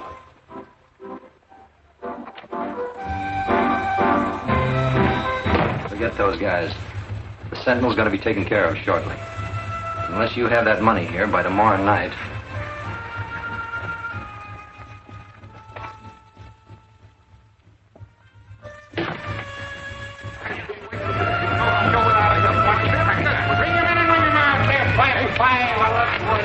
Where do you get that stuff? Reporters never force interviews. Listen, Lug, I wanted to get out. Unless I missed my guess, that other guy in there was Lefty Bates, who did a stretch for extortion and blackmail 3 years ago.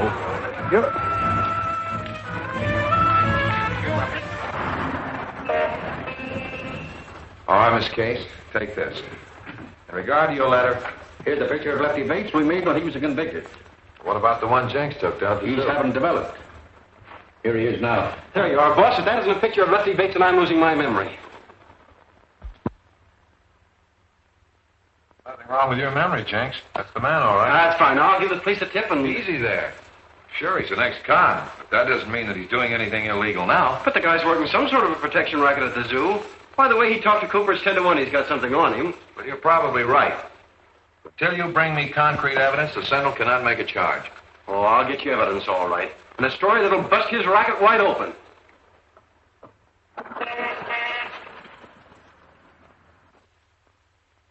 All ready, Chief. Sentinel reporters visited the Cooper Zoo today.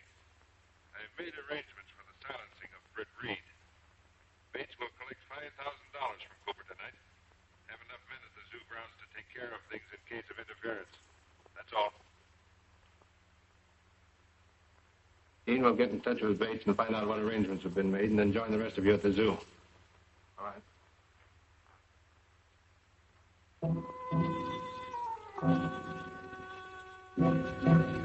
There is danger in the Hornet visiting the zoo, Mr. Britt. There are too many people. Too much right. You forget there's a carnival there, Kato. A lot of the performers will be wearing masks. So it's the one spot in the city where the Green Hornet might go, among others, unnoticed.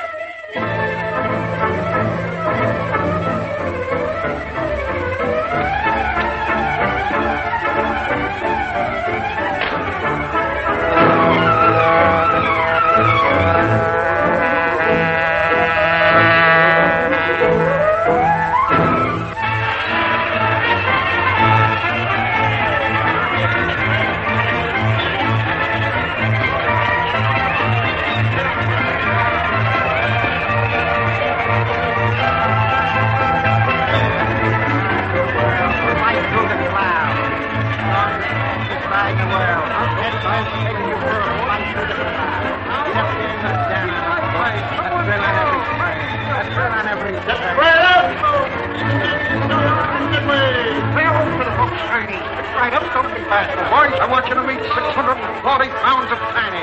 Right this way, folks. The most sensational dance you will see in Duke, direct from the aisle. The great folks. What do you expect to do here? We'll find out who's causing all the accidents and nab them.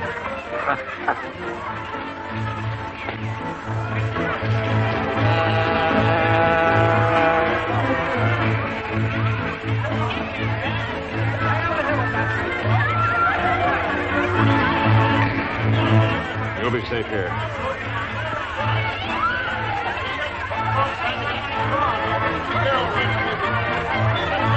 Oh, we're not doing any good here. This is a job for the cops. Sure, but the boss won't let us call them in without more evidence.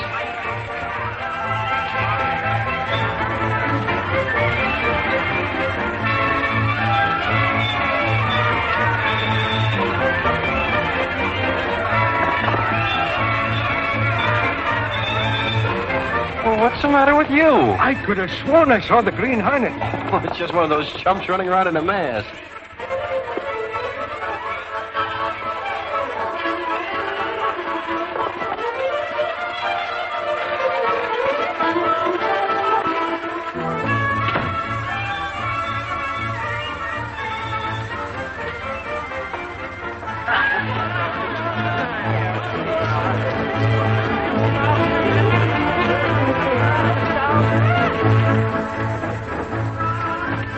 Hold it, Cooper. Who are you? What do you want? The Green Hornet. So you've been doing all the collecting for Bates and his gang. I collect for myself. Collect for yourself? Then you don't belong to Bates and his gang? Give me back that money. Or they'll wreck my zoo. They'll kill me. Keep back. I'll take care of Bates. From now on, you're dealing with me. Tell Bates that when he comes in here.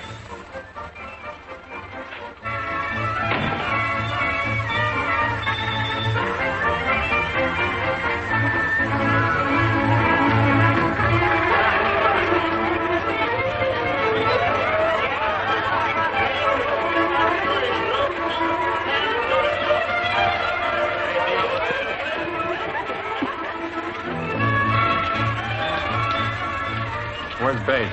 Going to collect from Cooper. Yeah, and suppose Cooper don't come across. I'm to meet Bates by the cat cages in 5 minutes. If he isn't there, we'll go to the office and find out why.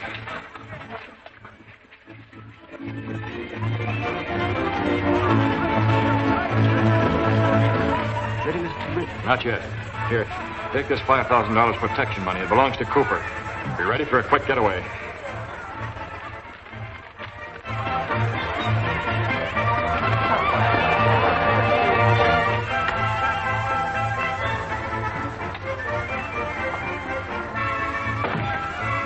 Let's have the dough. Come on, make it snappy. The boys are waiting. But I haven't got it.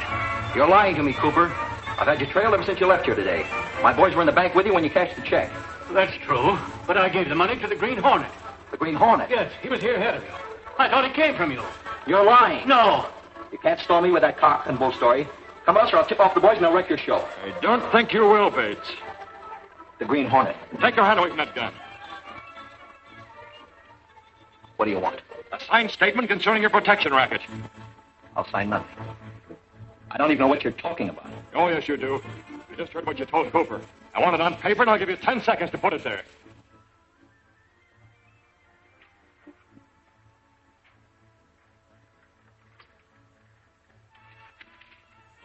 All right. I, Lefty Bates, ex-convict. No, I won't do it. Right.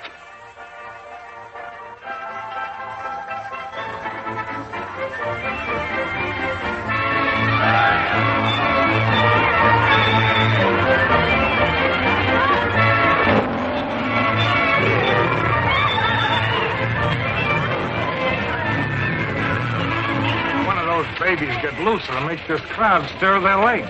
Ain't more than one of them get loose if Cooper makes any trouble. Bates ought to be here by now.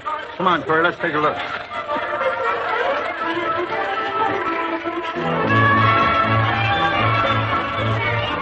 Oh, we might as well go home. Yeah, I think we had. Here's some peanuts. Oh, yeah. Hey, look over there, popcorn wagon.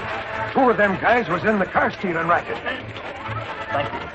I'm gonna get a cop. Cop, is it? Haven't I been a cop half my life? Come on. 1 minute, you mugs. I want to work with you. Sentinel men, get him. Hey, be careful.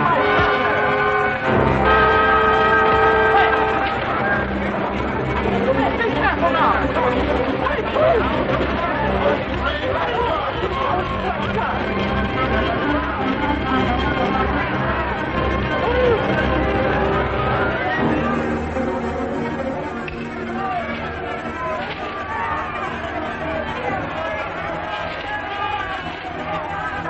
What's that?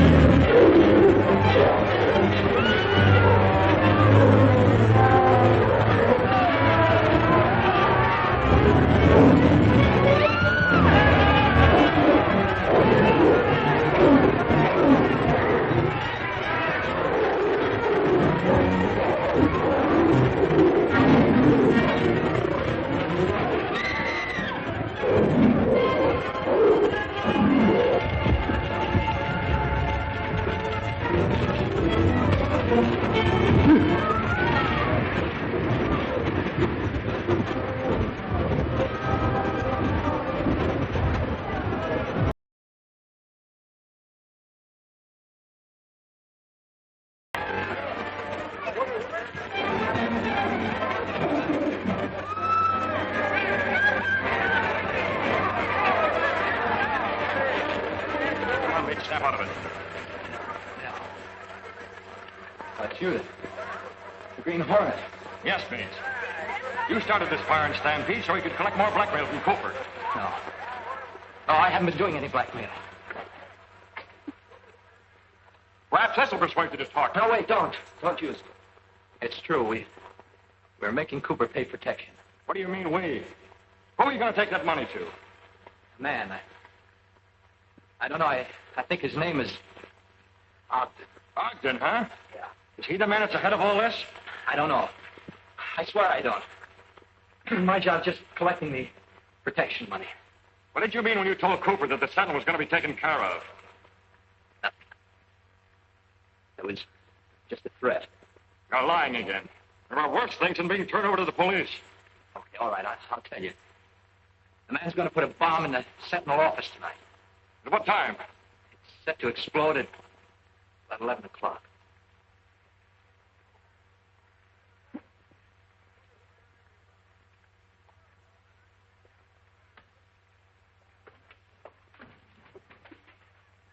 All right, that'll hold you.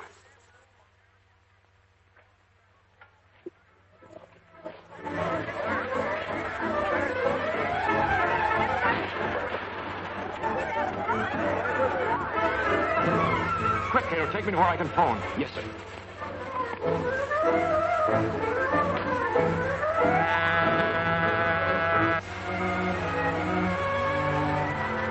This is evidence that Mr. Reid wants in one of those racket cases he's investigating.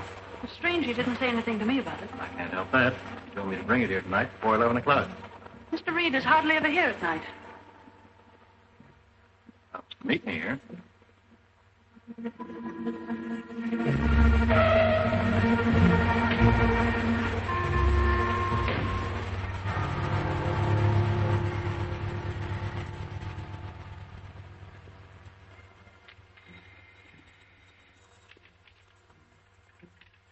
Sentinel speaking. So a man's gonna blow us up. I suppose you're the Green Hornet. Okay, pal, I'm Napoleon.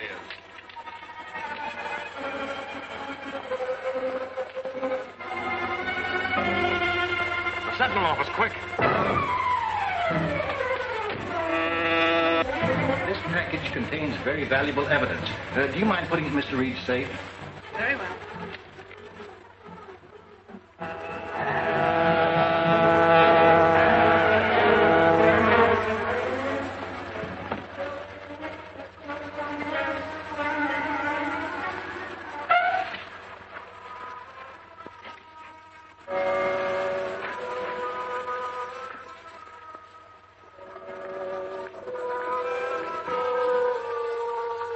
Gotta risk it and go in the office, Kato. Why not remove your disguise and go as Britt Reid? I've got to do something that Britt Reid wouldn't do. There's no other way. Keep me covered at all times in case I get trapped.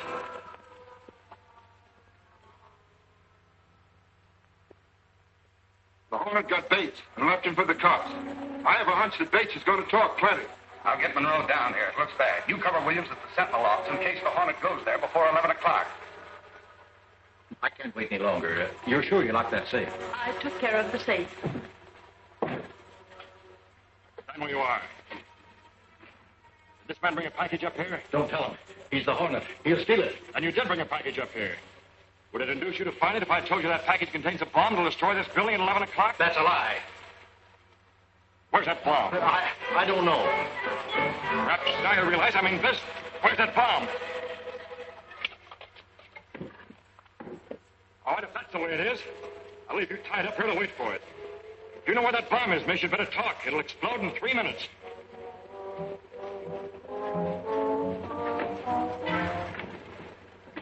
Hey, what do you want? We're after a man in there. We're from Sentinel. You are not. I know you. You've 1 minute to tell me where that bomb is. If you value your life, you'll talk fast. All right, I'll tell you. It's in there, in Mr. Reed's safe.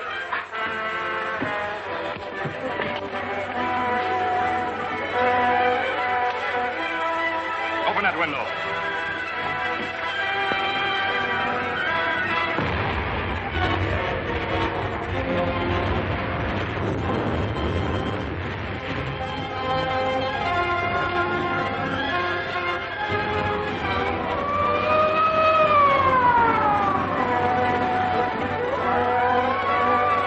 Get away before they catch you. He can't get away. He's trapped, and I'll collect the reward. Don't be too sure of that. Turn him over to the police. You've got enough evidence to convict him. This will only render him unconscious for a short while.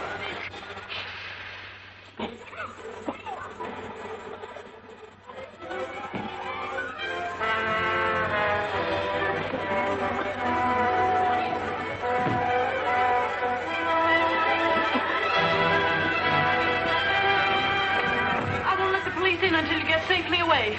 Thank you. I should thank you, and I do.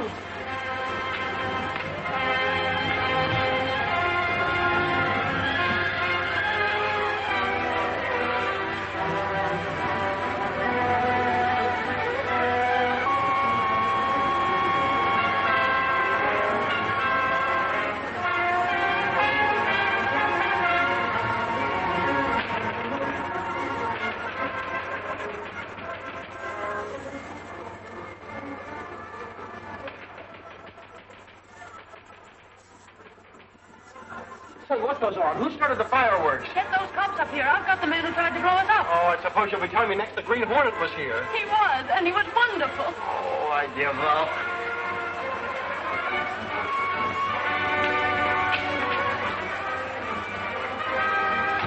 Before those men went in, I heard them say they'd have to help Williams. Got to trail them, Kato. They'll lead us to the man. The big shot we've been looking for. Come on, Kato.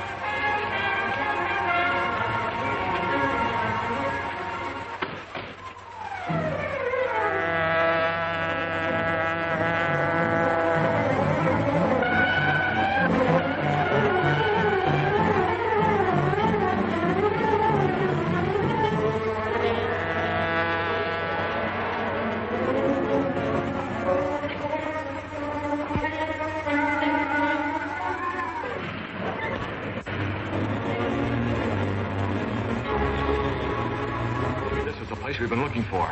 The hideout of the big boss of the racketeers. You are going in there tonight? Now we have other things to do first. I told you not to come here straight from a job. You might be trailed. So what? Things are getting so tough, it's the only place to go. What happened? Plenty. Somebody wires the Sentinel mob to Williams' game. They heaved his bomb out of the window. And maybe him, too. Bates must have talked. Maybe somebody else did, too. There's been the smell of a double cross around here for some time. What are you getting at, you lug? Stop it. It's time for trouble. Oh, we got trouble, all right. Why don't we split our take and get out of here while we're able to spend it? You'll get yours when the time comes. And that goes double for me, too.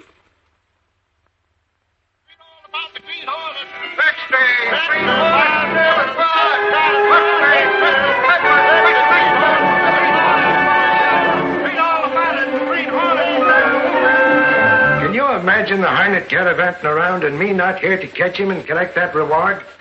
And of course, Miss Case is so wealthy that she didn't need the reward. So she let the Hornet escape. Yes, and I'd do it again. Listen, I even heard it rumored around that you helped the Hornet escape. You know, that makes you an accomplice and just as guilty as he is. Guilty of what? Of cleaning up this city? They ought to pin a medal on him instead of trying to catch him and put him in jail. Treason! By golly, I'm beginning to believe she was in cahoots with him. Say, Ashford, bring my car out, will you? I've got to go home and pack. I'm going out of town for the weekend. Yes, sir. You sure Ashford didn't see us come back? Yes, Mr. Britt. Good. We're going to investigate that place we discovered last night. You mean where those men went in the car? Yes, Bates mentioned a man, Ogden, to whom he paid protection money. And there's a firm, a brokerage firm, Monroe and Ogden, occupying offices in that building. We will go there? Yes. I'm pretty sure that we'll find that Monroe and Ogden are the big shots we've been looking for.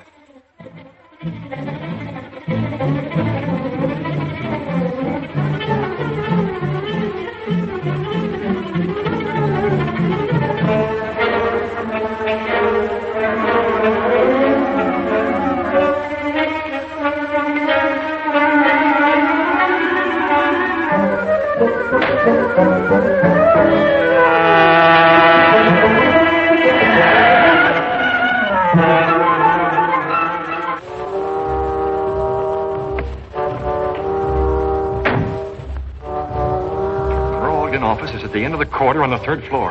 I'll take the fire escape. You might as well know, Monroe. We've been talking things over. What's the matter, turning yellow? No, but just as I told you yesterday, we think the job is getting too hot. Hey, come in here.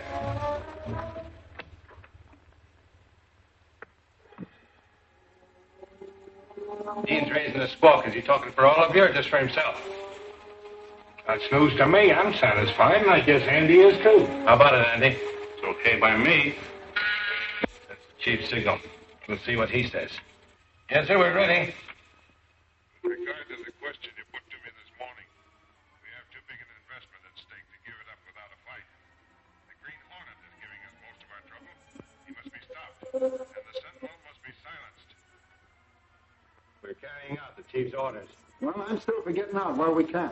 And giving up everything we worked for? No. We'll take the dough that's in that safe and split it up and lay low for a while. We're wasting time. Let's bring that stuff up from the car. Dean and the boys can take care of that. You and I have an important call to make. Eddie, you better wait here. I'll phone you in a few minutes. Okay.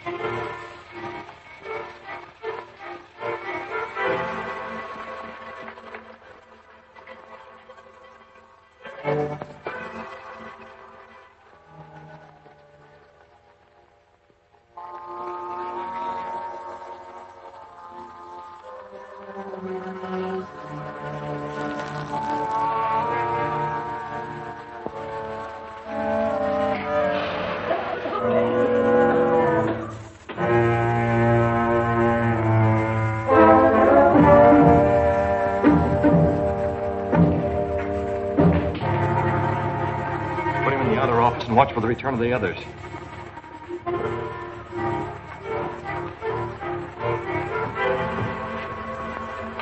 regard to the question you put to me this morning, we have too big an investment at stake to give it up without a fight. Pretty clever, Monroe. Using a phonograph record to conceal from the rest of the gang that you were the chief.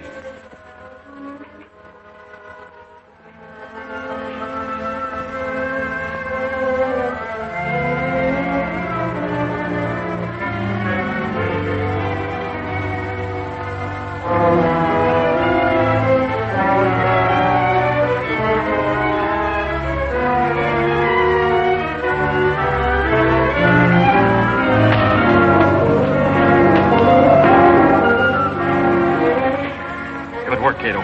Put him in with the other man. Use your gas gun if necessary.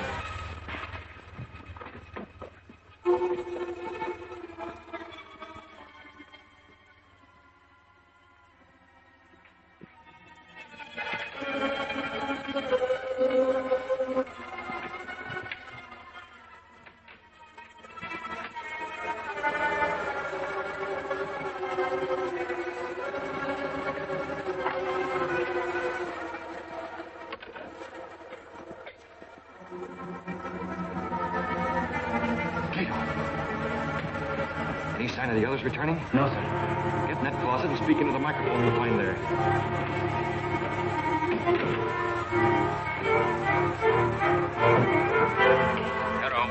Kato, can you hear me? Yes, that's enough.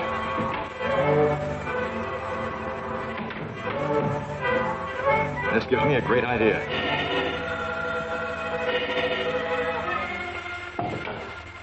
Hello? Andy? Yeah. This is Ogden. Did the boys get there with that stuff yet? No, and that ain't all. How long will it take you to get back here? About 5 minutes. What's up?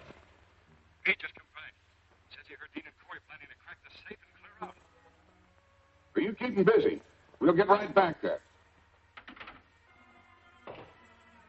Now, if we can open that safe in a hurry, we'll make those crooks capture themselves.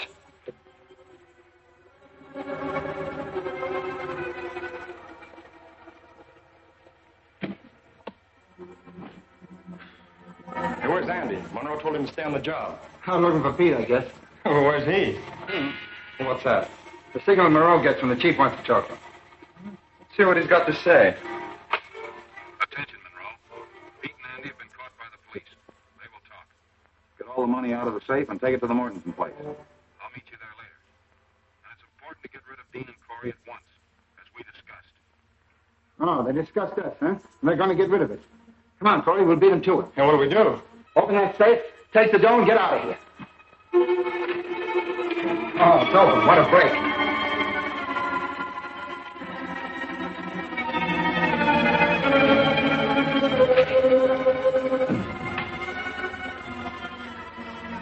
Let the double-crossers have it.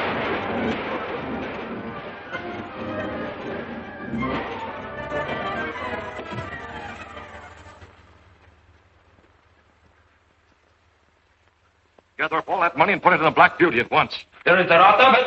Every cent of it must be returned to the men it was stolen from. Roberts, Cooper, and all the others.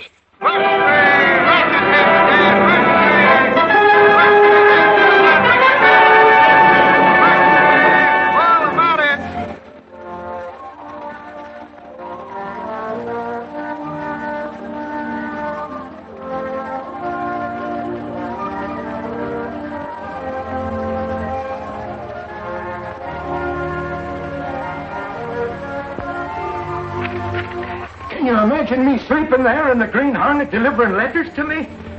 And a most insulting notes case, too. What does it say, Michael? My job is finished. Too bad you couldn't catch up with me and collect the reward. But perhaps another day is coming, so better luck next time, you wild Irishman. And signed with the seal of the Green Hornet, no less. Did I hit the front page of that story, or did I? I ought to read a byline after this. And what I'm wondering is who gave you that mysterious tip that put you wise? The Green Hornet, of course. Judge Stanton and the police commissioner are here to thank the Sentinel for breaking up the rackets. Too bad the Green Hornet isn't here to take a bow. Hey, Casey? Sure of it. A resolution passed by the city council and signed by the mayor, citing the Sentinel for its distinguished service in freeing the city of the rackets which were exacting such a financial toll. Hooray! Thank you, Judge Stanton. The Sentinel did its duty as it sought, and will do it again should it ever be necessary.